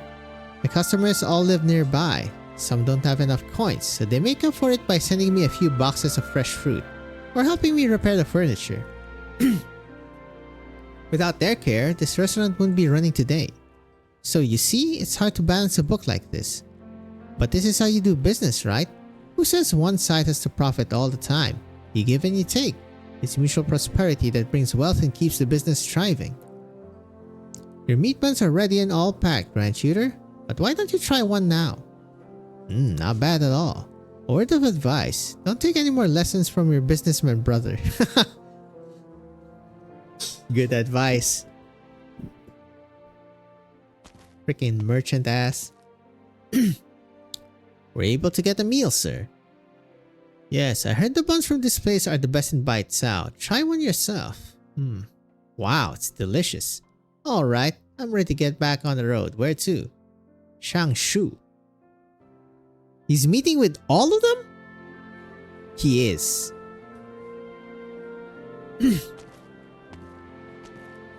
How do I get there again? 7 streets and 5 lanes in the east of the city. I remember having to pass a dye workshop and a kiln first. My head hurts. It's been so many years. I wonder what changes. Oh? This calligraphy and painting store is still here. Surely their signs... Excuse me? Surely their store sign can nearly be considered a historical relic.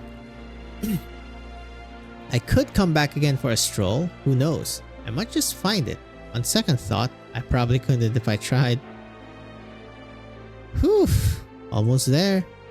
This ancient temple hasn't changed at all. No one's been here in years, but it hasn't been torn down either. Just who is feeling nostalgic for it? The lock's already open. Oh, you're back. You cut me there? God damn it. Was that before or after? Oh god, I'm just gonna check real quick here. My memory is kaput. Okay. After. Dong dong dong. Less sad music. Wait, did I even read the description? Oh my god, I am losing my touch. Oh, we're back at the banquet. Why should anyone be born destined to bear all this? I remember when father was alive, he often stood atop the palace tower, my brother beside him. Father often said this, water can carry a boat but also sink it. Likewise, this great height where we stand can also be the start of a plunge into the abyss. Love this music.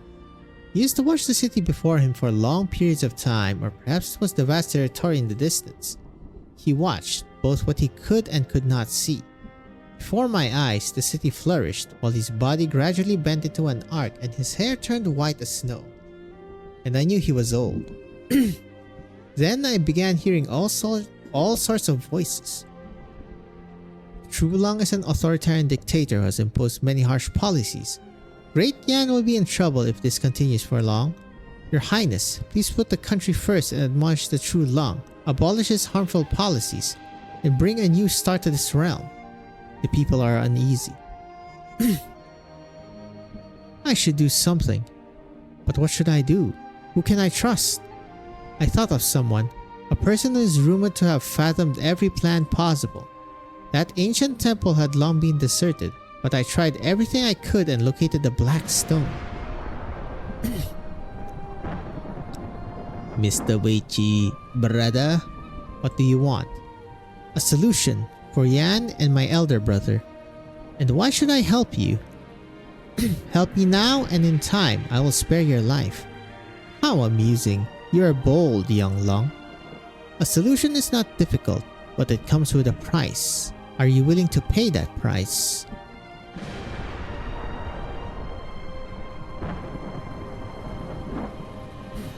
The pitter-patter of rain. With the Grand Preceptor's help, Brother ended up entering the Forbidden City with Chi Shao in hand.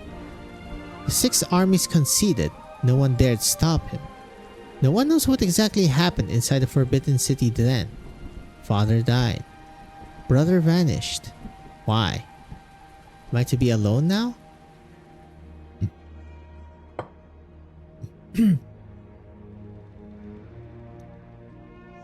What is the meaning of this bowl of noodles? I made some longevity noodles just for you. Aren't you going to try it? Why? Because today's your birthday, right? A little squirt told me the Trulong's birthday is the day after the Mid-Autumn Festival, but he celebrates his birthday together with the festival out of humility. I know a little something about hiding your birthday myself. I just thought I was so sad for a man of such high status to not get to decide when to celebrate his own birthday.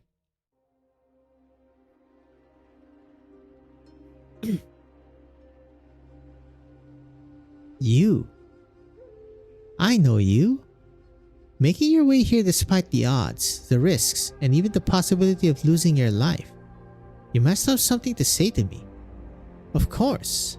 To think that my life is so closely connected to someone I haven't even met before, that feeling is just so surreal. So I had to come and meet you. I was planning to offer this to you yesterday during the feast, but a whole bunch of things messed up my plan. Now's a good time as any though. I know it's Yanese custom to discuss important matters over a meal. So dig in. When you're done, I have a load of questions to ask. And I want answers.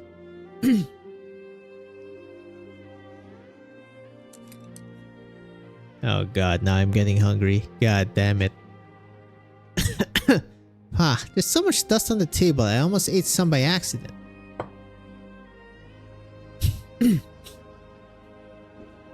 You. It's me. What's with the attitude?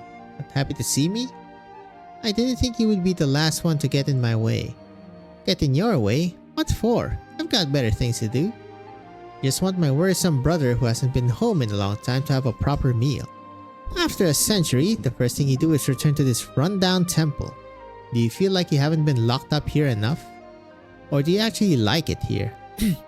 I started this round of Weichi here, and likewise I will end it in this temple. Alright, but first, clear up the table. There's no space for a bowl. Why? To eat, of course. What else? You know what I'm planning to do?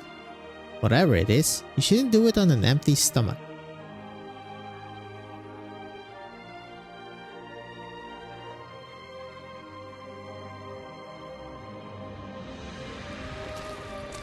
Very nice.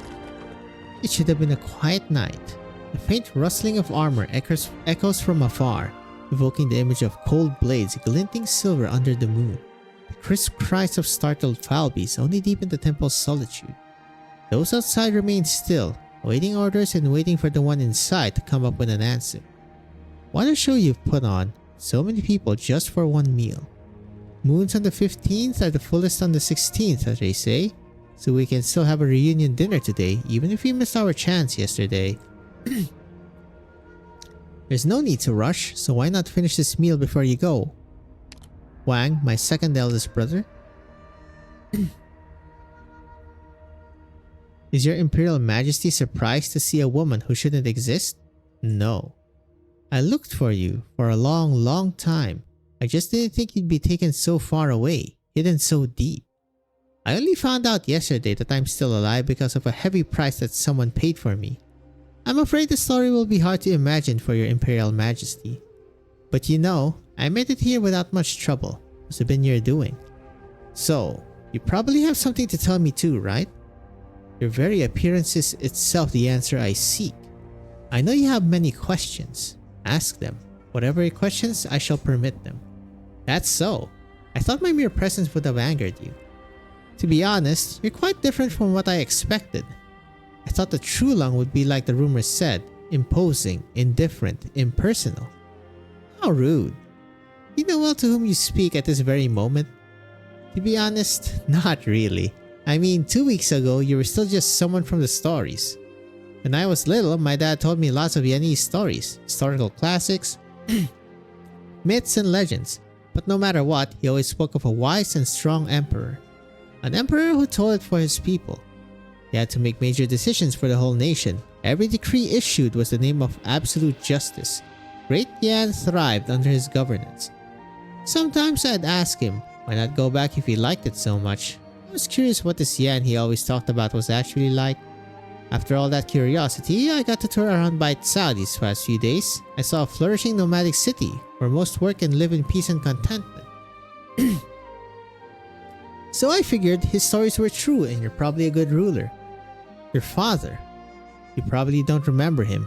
He was just a nameless nobody to you. I guess it's even the dish that offended you a decade ago isn't worth remembering.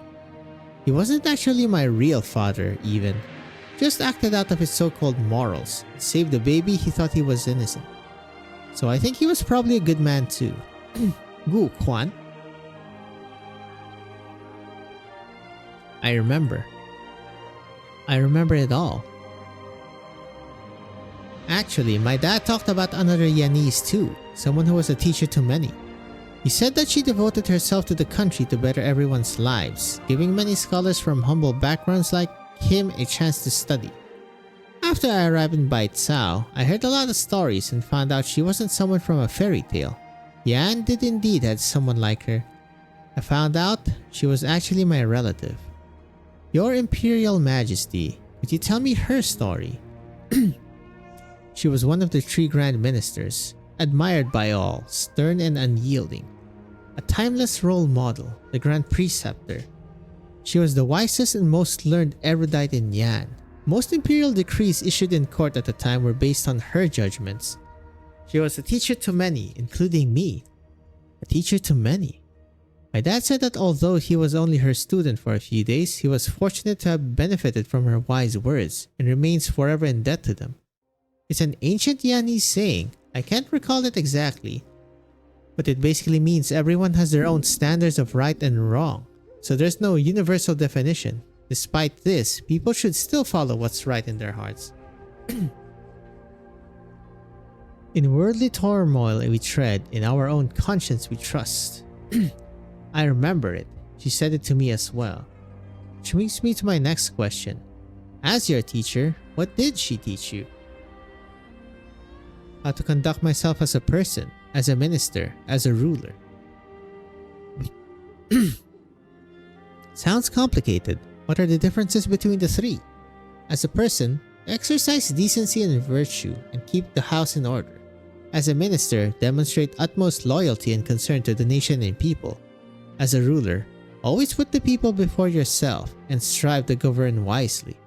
Make decisions for the sake of the realm. My words weigh heavy and can never be rescinded. Can I understand that as, you have all the power in your position, but you lose the right to admit any mistakes? True Lung of Yan, I want to ask you this. How did such a good person turn into a scheming traitor in everyone's eyes? Do you think she was falsely accused? No. No. This is wrong. Was she falsely accused? It was not the answer, but a solution.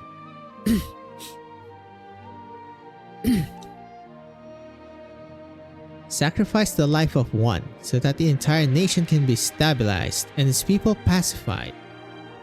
True Lung, how do the noodles taste? Why? I hear it's hard to get even good food down when you're feeling bad over something. Do you have regrets?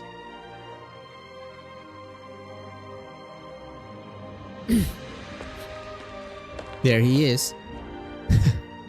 I heard you were here, Grand Tutor. I have an urgent matter to report. Zuala. I just consolidated the survey data from the Pheranmutologists who had just returned from outside Yan. In the northeast, north, and west of Yan, a total of 5 Pheranmuts have shown signs of awakening. Currently, this behavior cannot be explained by pure coincidence. Although it is currently unknown. 5. Currently unknown how this relates to the convict's plot. If we start a war against the bestial Sui now, I fear the situation may spiral out of control. You don't seem surprised at all. Was this within your calculations as well? He has been scheming for a century. This is but one of his plots. After all that he has done, it cannot be mere mutual destruction he seeks. But he's in Bai Cao right now, only one step away from the tomb of Sui. If he adamantly presses on. If he does, then Yan will not hesitate either. Was the capital like this also 120 years ago? Convict had sneaked into the tomb of Sui in a futile attempt to eliminate it by himself. This resulted in the death of a proxy and the bestial Sui began to stir. Here goes again, the death of a proxy. I mean, they're definitely talking about Jie. The tomb of Sui in a futile attempt to eliminate it by himself. I believe the sister died. The tomb of Sui, huh? I believe this is the first time I've ever seen this. I looked through the Sui regulator archives, but I never managed to figure out how he entered the mausoleum in the first place. Just who helped him enter the tomb of Sui?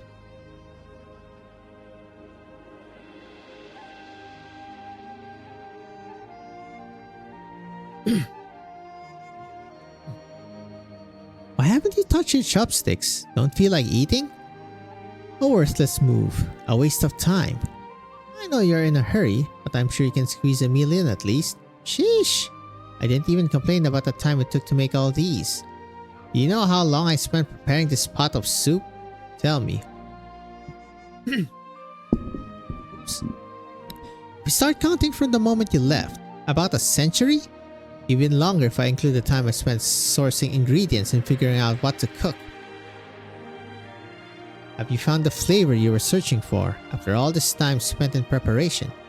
No, I haven't. How could it be that easy? But I came to understand something. There is no perfect dish in this realm. No matter how long I let this pot of soup stew, there's no way I could include every single flavor there is in it. It's just one dish. Even a banquet spread of myriad delicacies will leave some unsatisfied. But so what? People will always think about what to eat for their next meal. Saving what they didn't get for next time is what gives life hope, what keeps life going. I remember a phrase Jie. Oh, he remembers. My third eldest sister taught me, what is truly complete becomes incomplete. That should be the shorter version of what I just said, right? Water fills, then spills. Moon wax, then wane.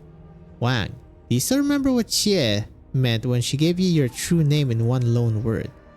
You came here to convince me. With all that I've said, am I not also convincing myself? When I walked out of that tomb, I couldn't tell the difference between how a human should live compared to a beast. I've watched the people around me, both nobles and peasants alike, no matter the time or age. The people in this realm are mostly unhappy, miserable. Yes, this land is flooded with suffering. Mortality is inevitable, meetings are fickle, requests go unfulfilled, and love will leave one day. What happiness and joy there is seems so minuscule in comparison. Humans seek happiness and satisfaction, but they are no gods from the legends with their remarkable powers. Most times they find themselves helpless, powerless. My curiosity continued. What's the point of living when there's so much hardship everywhere? Only after a long time did I come to discover. There is no happiness without sadness. How can one feel the joy of birth without knowing the grief of death? Can one rejoice over a meeting without experiencing the reluctance of separation? I finally realized every taste in this realm begins from the flavor known as regret.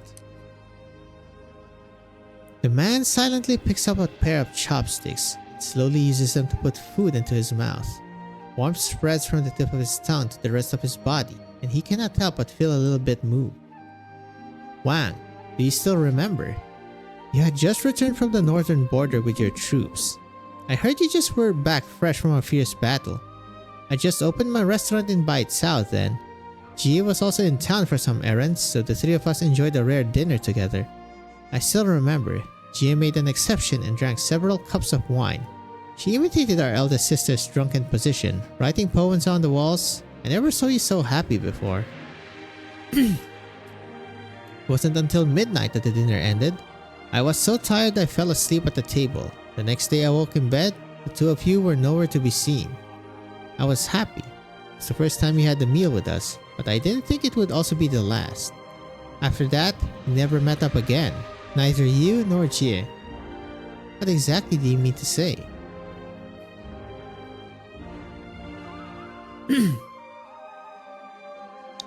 At first, I didn't understand why humans insisted on having meals together. Afterward, I slowly realized a will to eat well also means a will to live well. People who eat together can help each other and live on together. It's hard, but I've always been hoping to eat together as a family again. I've imagined many times how my big brothers and sisters would come back. I was looking to Bite Sao one day. They keep not showing the other guys, goddammit. Maybe Nian and Dusk would squabble on one side of the table. Shu would bring back some fresh greens while Ji would show off some mysterious treasures he's gotten from who knows where. Maybe you're sitting together with our eldest brother and sister talking about the view from a frontier fortress I've never seen and the strange stories that happened over there. I know our eldest brother is busy with official duties and our eldest sister seems so freewheeling, but they're always thinking about their younger siblings, same as you. I remember all your favorite flavors. I racked my brain thinking about what dishes to make out for a feast. Even if I knew deep down the day might just never come. But I still keep on hoping, because this is what keeps me from feeling hollow inside. It's what keeps my life going.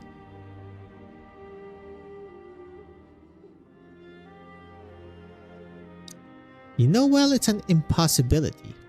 Harboring those unrealistic ideas will only increase your burden. I know, but deep inside, I just can't stop thinking about it. It's just human nature to do that. To be honest, I miss Jia pretty deeply too. When she vanished, I spent every day thinking about her. I would think about her when I woke up, when I prepared meals. I remember how she taught me to read and write, and now she'd taste my cooking. And every time I would cry. That was when I learned how eternal separation tastes to humans. Of course, I knew you feel the same. So, the regret and pain inside you, I can sympathize too. Sympathize? How exactly do you plan on sympathizing with what I've gone through? You forget, we are all I. I know you hate how the Sui regulator watched Jia die. You hate our eldest brother because he stopped you from taking revenge. You even hated Jie, resented her for paying the price on your behalf. But the one you hate most is yourself. I know you, Wang. You're off to do something you have to do and there's no way I can convince you to give it up. I just want to say, you don't need to go in there ready to die. I can't bear to lose any of you. Ji gave you a brocade. Shu gave you seeds. The only thing I can give you is this bowl of soup. What is this? It's a power I've never used before. I combined it with everything I've seen and experienced over 100 years outside the tomb to make this bowl of soup. Just take it as a helping from me to you. Wang, my brother, I really want you to come back safe. The haggard-looking man is silent for a time. He raises his hand as if wanting to wipe the tears off the young man's face, but ultimately his arm drops back down feebly. I didn't want you to get involved in this, you especially. You've forgotten who you are, forgotten the difference between man and beast, and even forgotten the answer you sought, which is fine. You could have just lived on as you were. So why? Why did you remember and come here? It's fine if I forget who I am, but I can never forget the flavors deep inside, the feelings for the people I care about. You have all dwelled in the mortal realm for too long and resembled humans too much.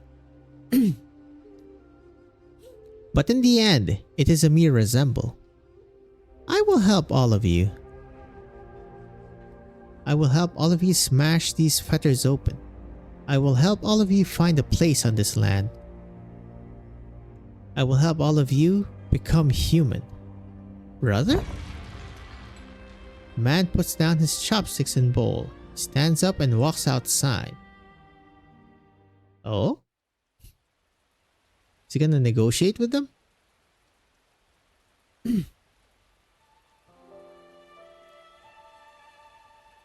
It was only later that I realized what the price he spoke of truly meant. It was a consequence I had never imagined before, even though my elder brother with the Grand Preceptor had long foreseen this outcome. Or perhaps it was a way out. Riddling a guilty Grand Preceptor and leaving a legitimate and innocent prince to succeed to the throne was the best result Yan could have, also the choice they expected me to make. Which I did. But what for? Is this the only way? Through a path paved with lies? Is this fear? New again. Am I afraid of making a misstep and stirring unrest in the state? Afraid that history will inscribe my name with infamy for eternity? Is this resentment? Do I resent her for causing me to lose all that I had? Resent him for not staying behind to face all of this together? Or do I resent myself for not doing more? Why am I feeling like this? How long have I not tasted such flavors? Is this regret? All he needed was soup. You know well it was a critical time. The True Lang had just died from an unknown cause. The court was in panic and powerful foes were waiting just outside. If the situation had been stabilized in time, the bloodshed would have been more than 1,000-fold greater.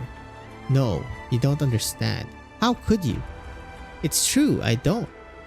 All these considerations you've mentioned are leagues away from me. I can't even begin to imagine what it feels like being responsible for the fate of so many people. The most noble sacrifice I've seen was just a few idiots who shed all their blood on the battlefield for their ideas.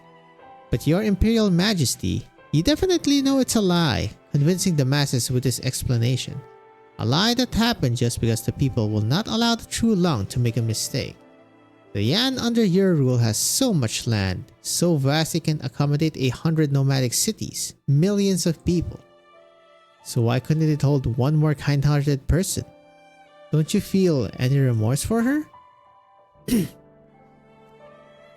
What choice should I make? What choices did I even have? How do I explain these principles to the one before me?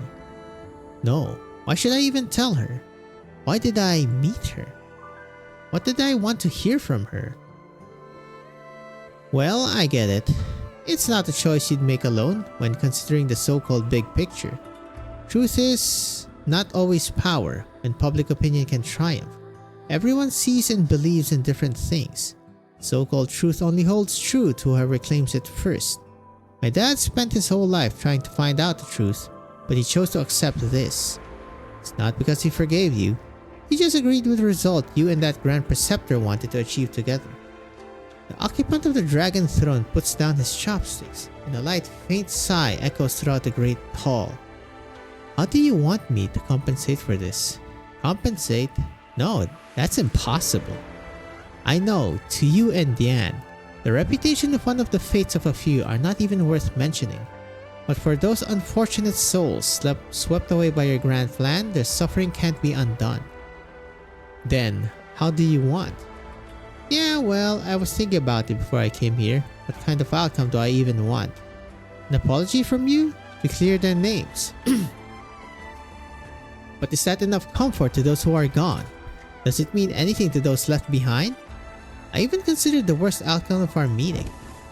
Ball of flame ignites and extinguishes within Blaze's palm, illuminating the palace for just a moment. I just want you to promise me one thing. Don't forget them.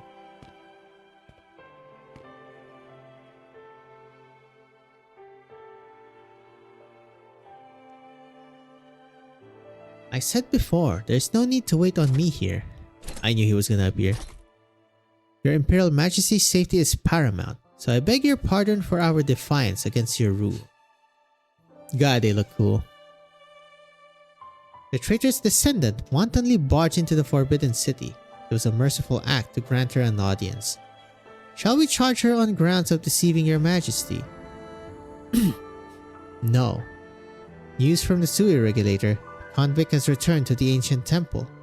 Both Tianqi's and Imperial guardsmen are already in position. Yumin is also ready for battle. Shall we give the order to slay him at once? Pass on my decree. Okay, what's this decree?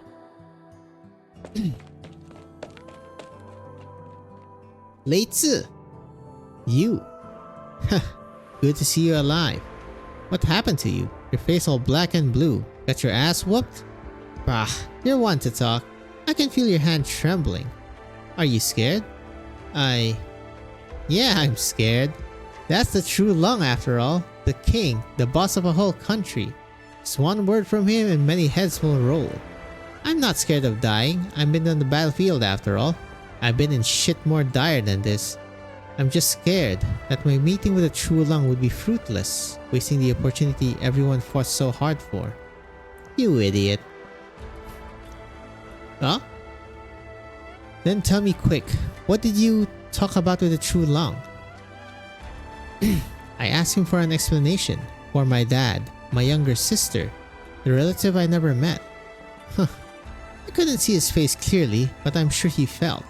What's wrong? Hello? It's snowing.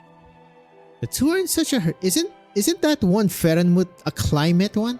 The two are in such a hurry that they only notice that now the surrounding air has gradually gotten colder. The energy poles scattered throughout the city gradually power down. It is mid-autumn, but the temperature plummets as if it's winter. In contrast to the dimming city lights, the twin moons shine ever brighter. Snow starts to fall. Back to your cell. Time's almost up. We should go, Deputy Minister Yi. Put it on me. But, Deputy Minister Yi, we are all aware of the man you are, so why not? All criminals should walk with a kange and chains. Even suspects should be clapped in irons. And this is how you conduct yourself as a warden? Put it on me. As you say, forgive my dereliction of duty. Go slow. Let us savor this moonlight. Snowflake floats through a window, landing on the prisoner's face. What the? Weather like this in the middle of autumn, and we even have snowflakes? Gu Quan, I've done what I promised you, brother.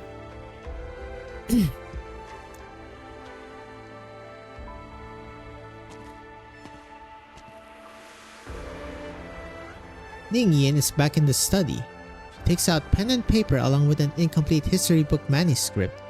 The story of the past, the hidden names. She knows them now and should be able to finish the final chapter. Yet she hesitates, her pen still.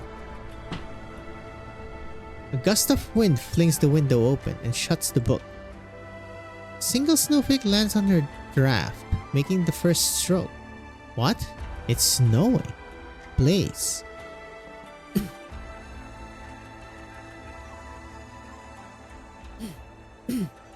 Is your shopkeeper still not here? He's really not here this time. It's fine. I guess I'm bound to never meet him. I vowed to show everyone a feast of 100 delicacies never before seen, but it turned out to be a joke in the end. I'm a joke myself as well. I'm ready to let go, be it Ding Feng Lu or my culinary skills. Chef Mo told me to give this to you when you showed up looking for him. He knew I would come. Jiang brings out an empty bowl where a wooden plate lies within. Carved on it in firm strong strokes are 4 Yanese characters. Tian Sha Di, First Under Heaven. I was told this title weighs heavy, but it cannot feed the hungry. He also said that while culinary skills can be compared, hunger treats kings and paupers alike, and that it didn't matter if there would be future top chefs or just common cooks among those people on that snowy night, he would have made that pot of noodles for them anyway. The old man is struck dumb and then immediately bursts into hearty laughter. Snow buffaces his face. He's not felt this awake or elated for a long time.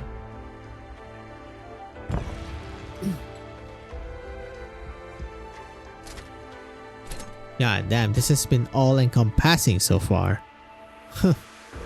Heed the True Lung's decree. Okay.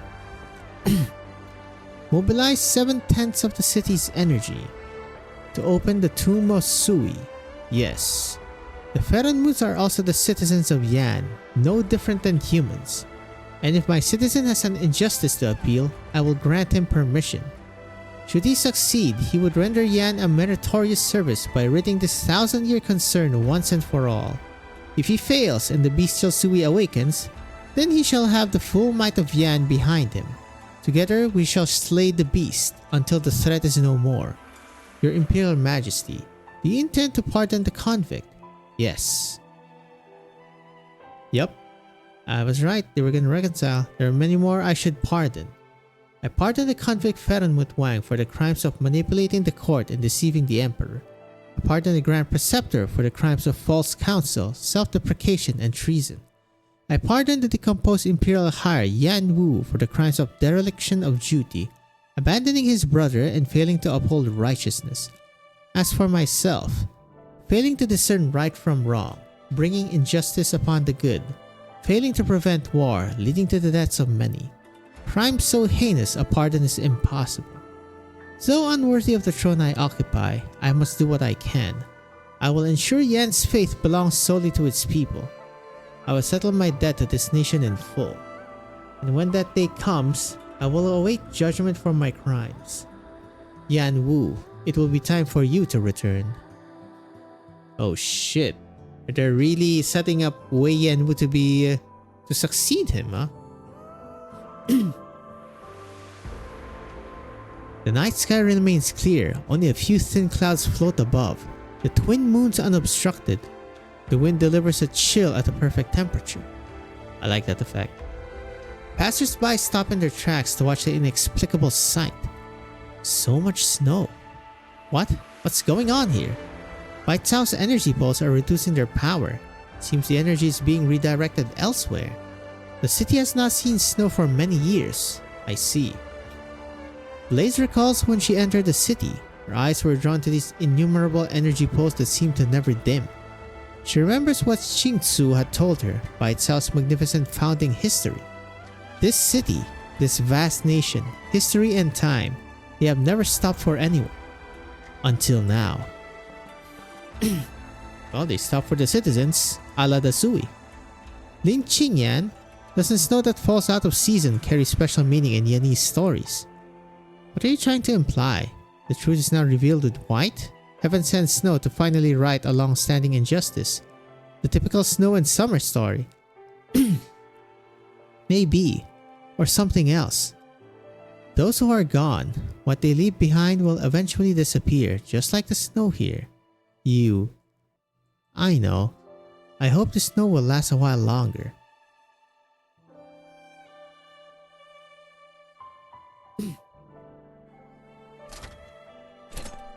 Oh, they're escorting him.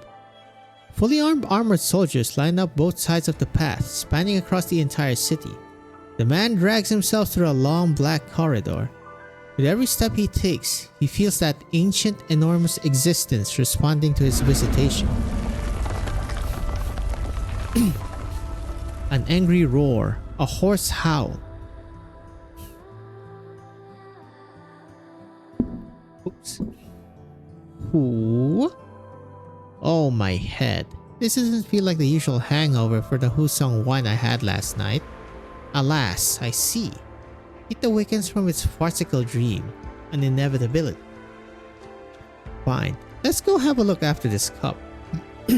Let's see what scenes await at the end of this millennium-long dream. Oh, they're all on the move now, huh? The poet looks into the distance.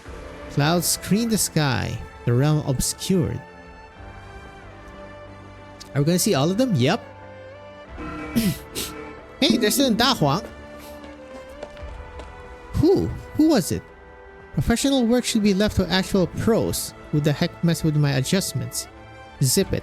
I've been here the entire time and no one's come. I sneaked out for just 2 rounds of mahjong with the Nongye Tianchis next door. How did his heart get hypertension again? Do you still not get it? I'm afraid they've arrived. Arrived? Would those old fellows at Bite Sao let him go in that easily? Did you forget? A century ago, he walked into the tomb the exact same way. Afterward, Ji vanished, and we still don't know what even happened. Okay, so even they don't know what happened. So someone has to clear this crap up. I mean, there's IS-6. This time. Dusk. You scared? Yes, I am. This is it. Only someone without a heart or brain wouldn't be afraid. I have no intention to just vanish. Ooh, it's rare we agree on something. Then what are we waiting for? Let's hurry before those old bones realize what we're up to. You want to? With how things are, there's no way we're just going to sit here and wait to die. The Sui regulator is the least of our concerns now. Let's go back home and hold a real family reunion. To the tomb of Sui.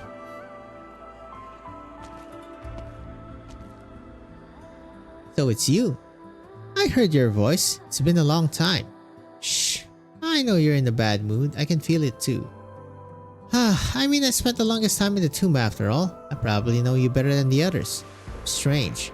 We're all I. So what's the point of going into this one side must perish situation? There's no explaining it, so I can only reluctantly accept it. You're strong, but I don't think I don't think we will lose to you.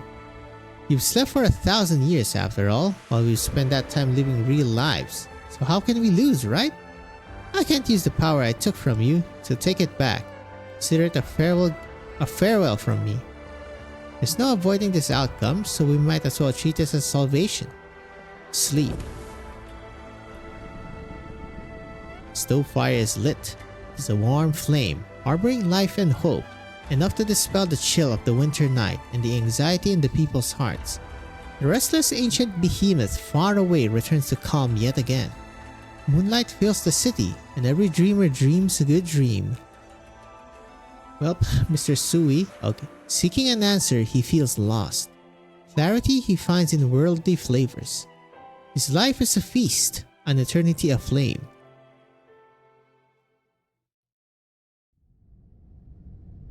There's the tomb of Sui.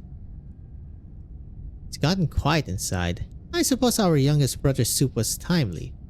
We ended up troubling him a little. Was you visiting him earlier not part of your plan? Truly, nothing gets past you. This is it. Shall we go in together? No. Hand me the items. With this blade and what we got from our dear sister and youngest brother, our strength still pales in comparison, but at least the odds don't seem insurmountable. What now?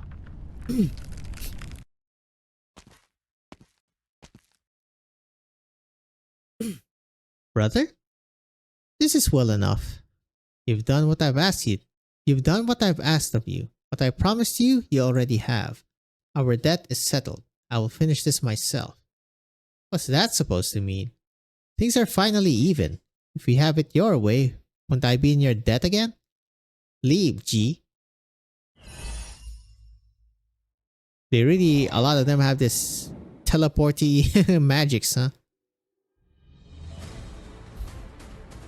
Oh, hello. What happens next is between us. You gonna solo it?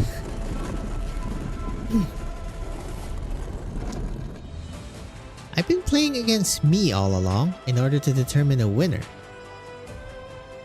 We have long since ceased to be your vassals. Now we must fight, for victory or death.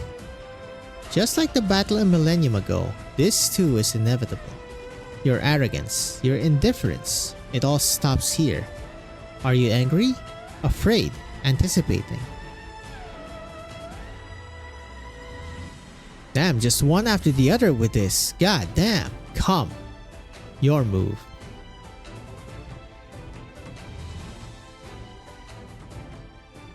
Woof! And we're still not done. God damn, bro. Fantastic. Or SD3. Oh, wait.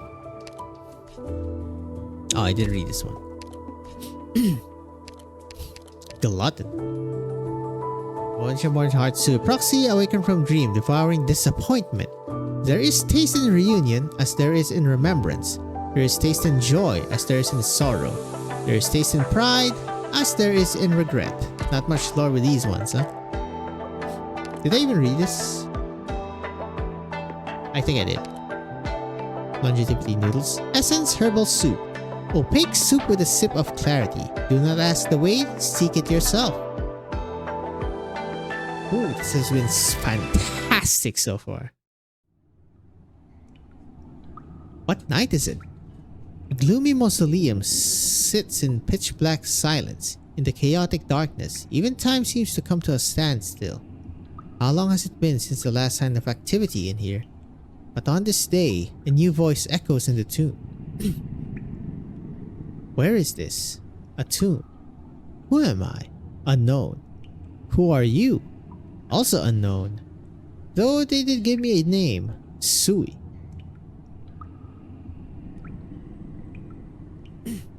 Oh, hello, sir. Have you been here for a long time?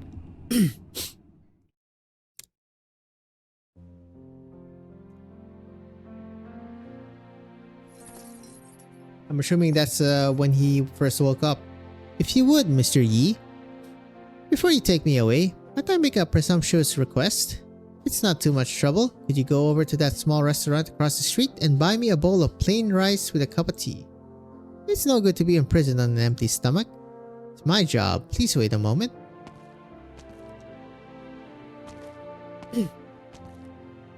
Hello. Are you going? The sentence has been passed. I can't very well dally around the Judicial Review office.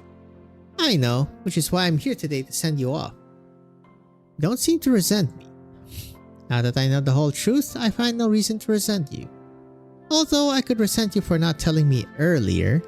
If I did, I fear you might be clad in the same fetters as I have on me right now. I had to leave a few worthy successors for the JRO. I raise an objection to your conviction. In truth, if you feel this unjust, you can request a review at the 3 organs of justice. Could you possibly think what I did is unworthy of a decade behind bars? But all that you did was ultimately for... What difference does it make? The law is the law, not a mere guide to what is moral. If I refuse to comply with the law today, how many more like me will there be in the future, and how much chaos will they create in the name of morality? It is unlike a disciple of mine to be spouting such words. I've been careless in my words. It's up to young people like you and those who follow to steer the law closer to what many deem is right. I'll be waiting for that day, and since that pine tree on the mountain still stands, I'll also be waiting for you to cut it down and craft me a coffin from its wood. By the way, why have you come here today not dressed in the JRO uniform? I resigned. A thunderclap can illuminate a moment, but it cannot distinguish what is good or evil, true or false for everything. There are many things I cannot perceive clearly. The pine tree remains on the mountain, but it is merely a tree. What the mountain climber sees in the tree depends on their intentions. I will return to the Tianchi Bureau and practice my craft for a while. Very well. Doing something you don't understand with muddled eyes will never bring you any achievements.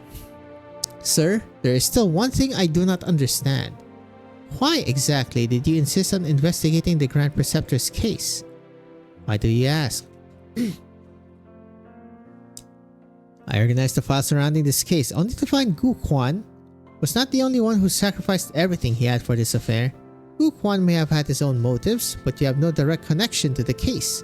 Save for being under orders back then to bring this unresolved case at the Judicial Review Office to light.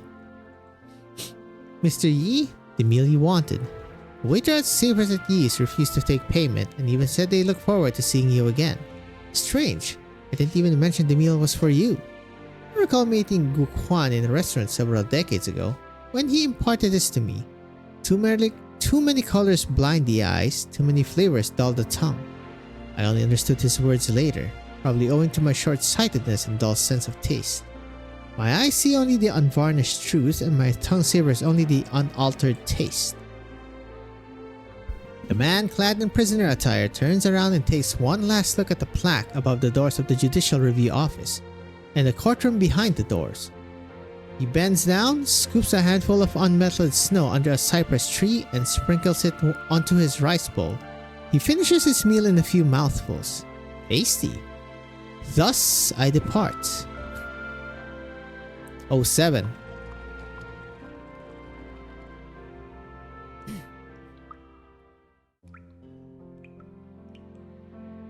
Why are you here?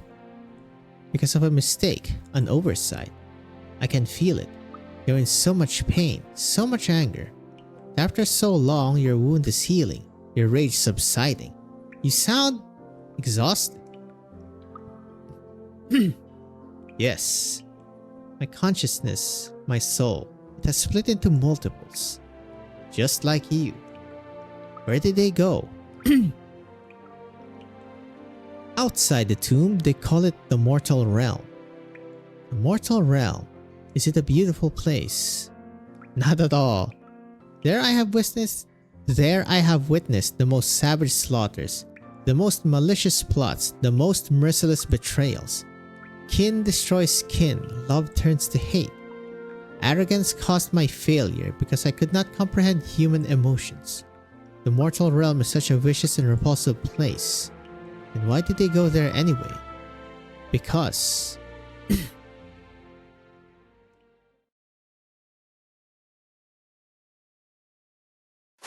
Oh, hello. Yeah.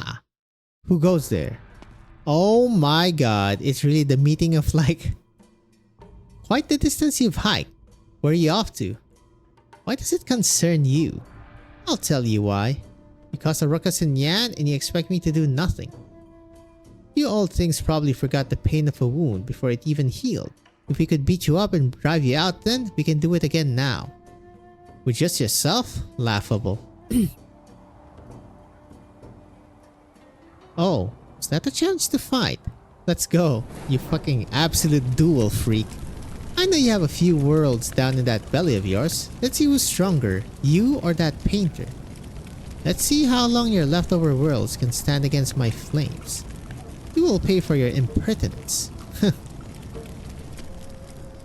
Oh. Forget it. There's no use in killing you. You'd only mold another body to life just like before. If this is your excuse for backing down, I accept. I can't be bothered to argue with you. But before I locate your true form and off you for good, there's a question I want to ask. I'm curious. What exactly did that Wei Qi failure promise you to make you obey his orders so willingly? No, not just you, all of you. His plots do not concern me, we only share some common goal. The one I seek is that disgraceful traitor imprisoned in the tomb. If you only wanted revenge, you would have just killed its proxies one by one and then wait for it to die in war with Yan. So many years have passed, your so-called kin on this land surely only numbers a few now. You're just feeling nostalgic.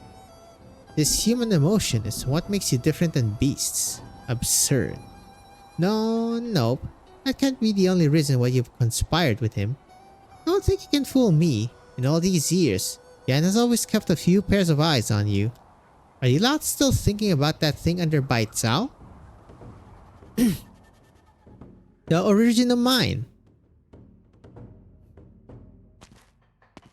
Lee! Oh my god, what are we doing here, brother?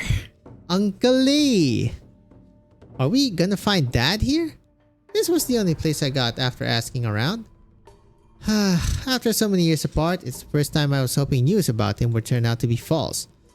But I can't think of anyone else who'd fit the bill. Someone so obsessed with martial arts that they fought everyone worth fighting and even intentionally injured others on multiple occasions. How did it end up like this? No clue. His obsession is unmatched, although the stronger the obsession is, the harder it usually is for the mind to break. What was that? Waifu. We'll find him soon, but be careful. You might be the only one who can wake him from his madness. Let's go, Uncle Lee. Was the blade falling into his hand truly a sleight of fate? Liang Shun. Oh, Liang Shun. If something were to happen to Huai Tianpei, it'll be on your head. That's the dad. From a distance, a burly body can be vaguely seen in the depths of the cave. Heavy fists repeatedly pound the rock walls, leaving bloodstains that resemble plume blossoms. Every punch shakes the entire cave. Only now did the visitors realize this cave has been carved out by the punches. 40 years, the first under heaven. When did I... The blade. I can't give it away. Throw. I better throw it away.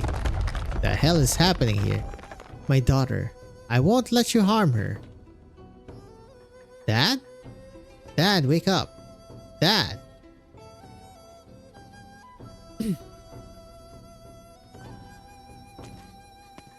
Okay, where the hell are you? You can almost see by itself from here. Visiting this post house has unexpectedly turned into a trip down memory lane. What? You lot insisted on following me, so why the silence now? All who died here are our brothers. All for loyalty. Lord Wei, someone's following us. Watch out. Whomst? Is it a guard? Impressive swordplay.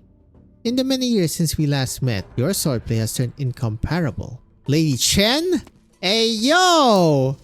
It's fucking Yan All Stars version 2.0. Long time no see, Wei Yanwu. Now we just need the rats. Well, technically they're in Lungmen right now, I think. Long time no see, Wei Yanwu. Uncle.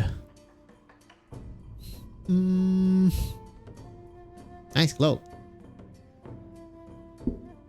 Hui Che. I thought what you did in Lungmen was the stupidest decision you could make. You and these men, what are your plans now even? You shouldn't be here. Would it be Fumizuki? She told you. I made this decision myself. Nothing to do with anyone else. This affair likewise has nothing to do with you. True. I've never asked about your past, considered it your private business, and felt like I had no right to pry. I've been to many places these past few years and seen many things I never saw or even thought of before. I think I've come to understand, despite all the contradictions in this land, righteousness still exists. What happened to my mother and my sister? You can't say that they have nothing to do with your past. So I want to see for myself how you plan to unravel this past you've been entangled in your entire life. Oh my god, hold up. The next Sui event? We got the Wang in the Tomb of the Sui and potentially a Wei Yanwu? Ain't no way. I seem to suddenly remember many things. Things I saw within an enormous body through eyes that can see through the mist. You are a part of this consciousness, so it is only natural you possess the same memories. But the mortal realm I saw is different from what you described. So what did you see? A fire. At the very beginning, people congregated to fend off ferocious wild beasts and started a fire to light up the cold nights. They gathered around the flames, forged all sorts of tools, and cooked all kinds of dishes. Their faces bore many expressions I cannot comprehend. I really want to know what those feelings are. Such a thought is very dangerous. Dangerous? Your kin, the proxies who are already roaming about the mortal realm, entered it with similar thoughts. But the only thing awaiting them was endless torture. Did they all want to become human? Before I became one, first I want to know. What is humanity? Where should I go to look for my answers? Just go. Take a walk in the mortal realm. A cacophony of emotions and desires will bring endless suffering. Give a thought form and it will resemble the dawn of chaos, Fall into its fetters and you will never break free. You're not afraid. I...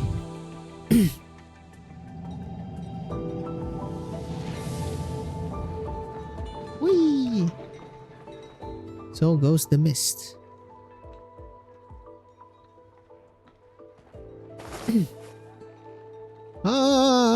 Just woke up, I guess. Oh, just a dream. I guess it's not so strange to dream about it. Where's everyone? The young chef leaps off the couch, stretches himself and rubs his eyes hard. The kitchen before him remains the same, pots and pans all in place. Seems to suddenly think something and hurriedly opens a cupboard, taking out bottles of oil, salt, soy sauce and vinegar. Carefully, he drips a drop from each bottle into his mouth one by one, his brows tightly knit, deep in thought. Only after a long time does a smile appear on his face. Whew, thank goodness. Still tastes the same. Whether as man or beast, whether I remember or not, it doesn't seem to make much difference. Flavors of the land are endless, and I've discovered all the ones I've been seeking. As for what comes next, let's not talk about that right now. Enjoy the flavors of today and leave tomorrow's worries for tomorrow. That's all there is to it. Who this? Let's get cooking. It's gonna end with let's get cooking. That would be funny as hell. It does end with let's go. Absolutely fantastic. Yep, okay, so they're not blood sisters, but they're pretty much sister. And we still have the mom, apparently still in Victoria. Interesting. So I still wonder what happened with her during the Sarkaz takeover. I mean, this is way after now. God damn, this has been so good. And the teasers. I mean, what's the purpose of the Sui regulator now? I guess it's just for other Ferran moods, yeah? Because there's like, they said 5. That's insane. Not fragments. Well, I guess they're fragments, but there's at least 5 of the other Ferran moods, like the Sui. We got the Ya, which is like a beast that changes climate or something. And then there's presumably... I mean, if we include both of them, there's presumably 3 more, unless there's like actual 5 others. We're gonna get Wei, we're gonna get Chen. God damn, and potentially the other siblings. There's a really high chance that Wang might be the next Sui sibling. This was fantastic. See you, folks.